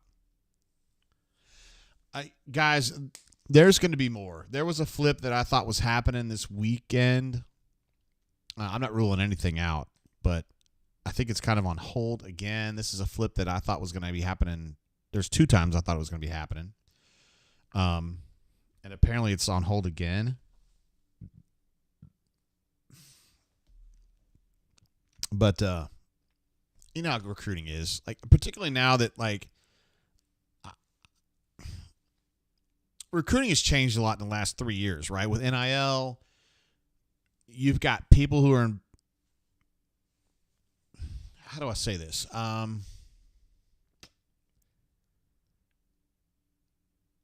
I'm still kind of learning how it works now, because there's some different people that call shots and know things, and you kind of have to, as a reporter, you have to kind of figure out who knows what they're talking about and who doesn't.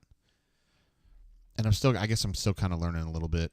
Sam H says, let's go. I effing love it. He's really happy about getting another pass rusher, which I completely understand.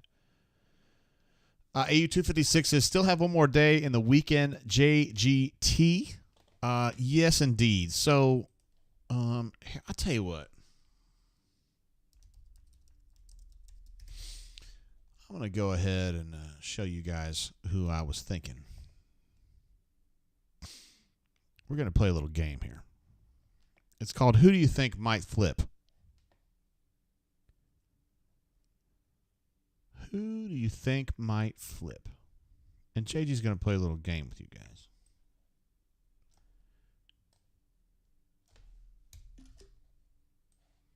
Now, I want you to understand something.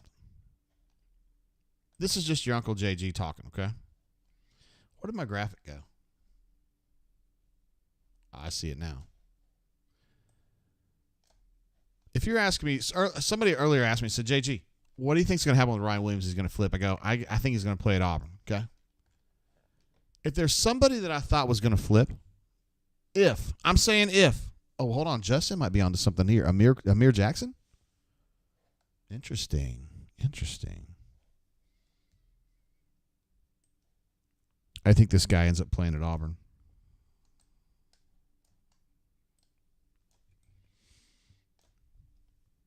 That's just my opinion. I think he ends up playing at Auburn. And I think he's a damn good player. And I made it a reference earlier in the show to Auburn needing to upgrade at linebacker. Lad McConkey just caught like a 50-yard pass. Let's just keep an eye on Jaden Perlott as we move forward. That's all I'm going to say on that.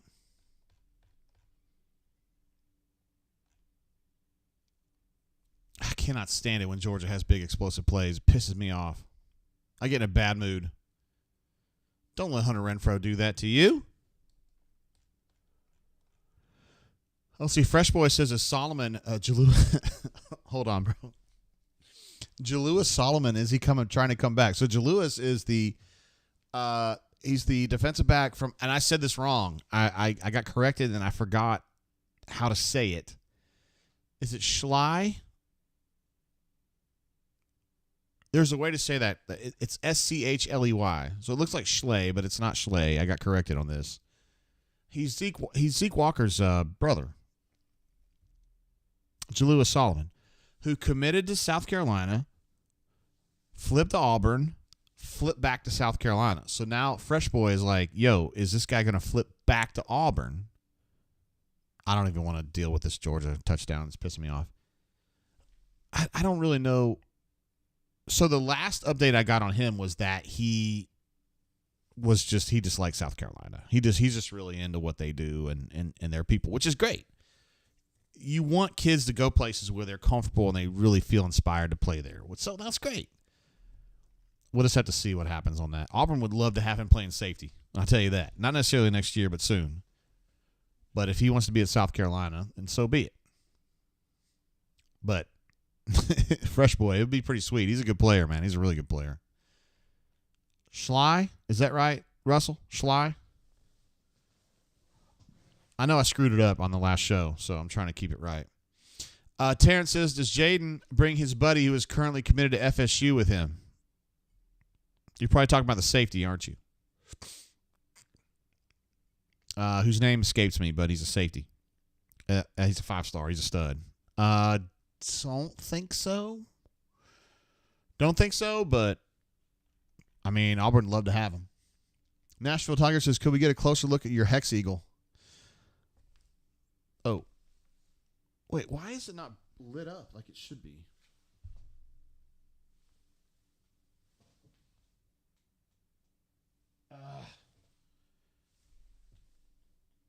There we go. At least it's lit up better now. Yeah, that's my Hex Head Eagle. You can check that out. They do not pay me. I bought this from them, but it's at Hex Head is what they call, and they have some really cool. They got an old school Obby. They got that old school A, and they have one that's like the baseball team has the cursive Auburn. Totally badass. Schley County. Thank you. Russell, I appreciate you, bro. Schley. I got it right. You can buy those at Hex Head, and that's where I bought it. I just bought it straight up. They are amazing. You do have to put the background lights on yourself, but they'll give you, first of all, they give you like a instruction sheet, and they also give you the lights. But whatever. I like it. Fresh Boy thinks he's solid. Jalua Solomon, yeah. And Nashville Tiger, by the way, your cat, assuming that's your cat, looks a lot like my cat, Sir Herschel. What a badass. All right, so Courtney gave me the warning earlier. What did she give me? Let's see how many minutes I've got left. 10-minute warning at 7:02. So, oh shit, means I got 2 minutes left. Justin C says, I bet Hexhead has a good Black Friday deal. Diego says, just got back. Did I miss J-Head? You did. J-Head was on the horn. He was the first call we made. I will definitely put up in the morning, bro. I will put up just a video on our channel of just J-Head. And I'll probably do one with BMAT too. So you can check that out in the morning, bro. He had some good stuff to say. Essentially, it was just like Diego Castro sucks. And we're all going to dunk on him when Auburn wins a bunch of games. Nashville says that's Moose. He's 25 pounds. Herschel, I think, was 15, and I thought he was big. But we just got him from the pound, so we're trying to put him on our diet and get him down a little bit. We want him down like 10. We're kind of working on it. He's cool, actually. He's really cool. Fresh Boy says we need all the recruits to come to Iron Bowl. I've seen this list. It's building, and it's big as hell. It is going to be pretty much everybody, bro. I'm going to leave Caleb and Henry to handle that shit. I'll see, like, hey, guys, do the best you can. Deuces. I'll be on the air if you need me. Justin C says, thanks, JG. Always love these. And also, Farm Data says, good drain. No, great drain. Thank you, Farm. I appreciate you, bro. Always jumping in. Feel like a stranger says, hoops. Yes, specifically what? So, the game against Baylor was a little bit of a disappointment, the way that he left those guys in there too long, probably in the last, whatever it is, 7 or 8 minutes. I think it was from the 4:48 mark to like the 1:25 mark. Auburn got outscored 11-0 or 13-2 or something like that. And I didn't understand exactly what he was doing with the lineup, but I respect it because Pitino used to do that. And also, basketball, you're building. It's a little different than football. I feel like football, every time you go out, you're like protecting your rep. And I mean, I guess you are too in basketball, but you're building more in basketball than you are in football. Football, I feel like every game is an exam, like a fucking midterm or a final. And in basketball, it's just tests, like you win some, you lose some. I mean, Villanova won a national title 3 or 4 years ago, and they lost like 11 or 12 games. Like, no big deal. And I think Auburn, when they win a national title, they're going to be the kind of team that loses 7, 8, 9 games. Raven says, great drain, JG. You continue to kill it every time. Thank you, sir. You're very, very generous for saying that. Slava Boyko, what's up, bro? I didn't know you're over here like this. JG, any chance you could get a late flip? Any chance could get a late flip from Cam Coleman? Yeah, fuck yeah, of course.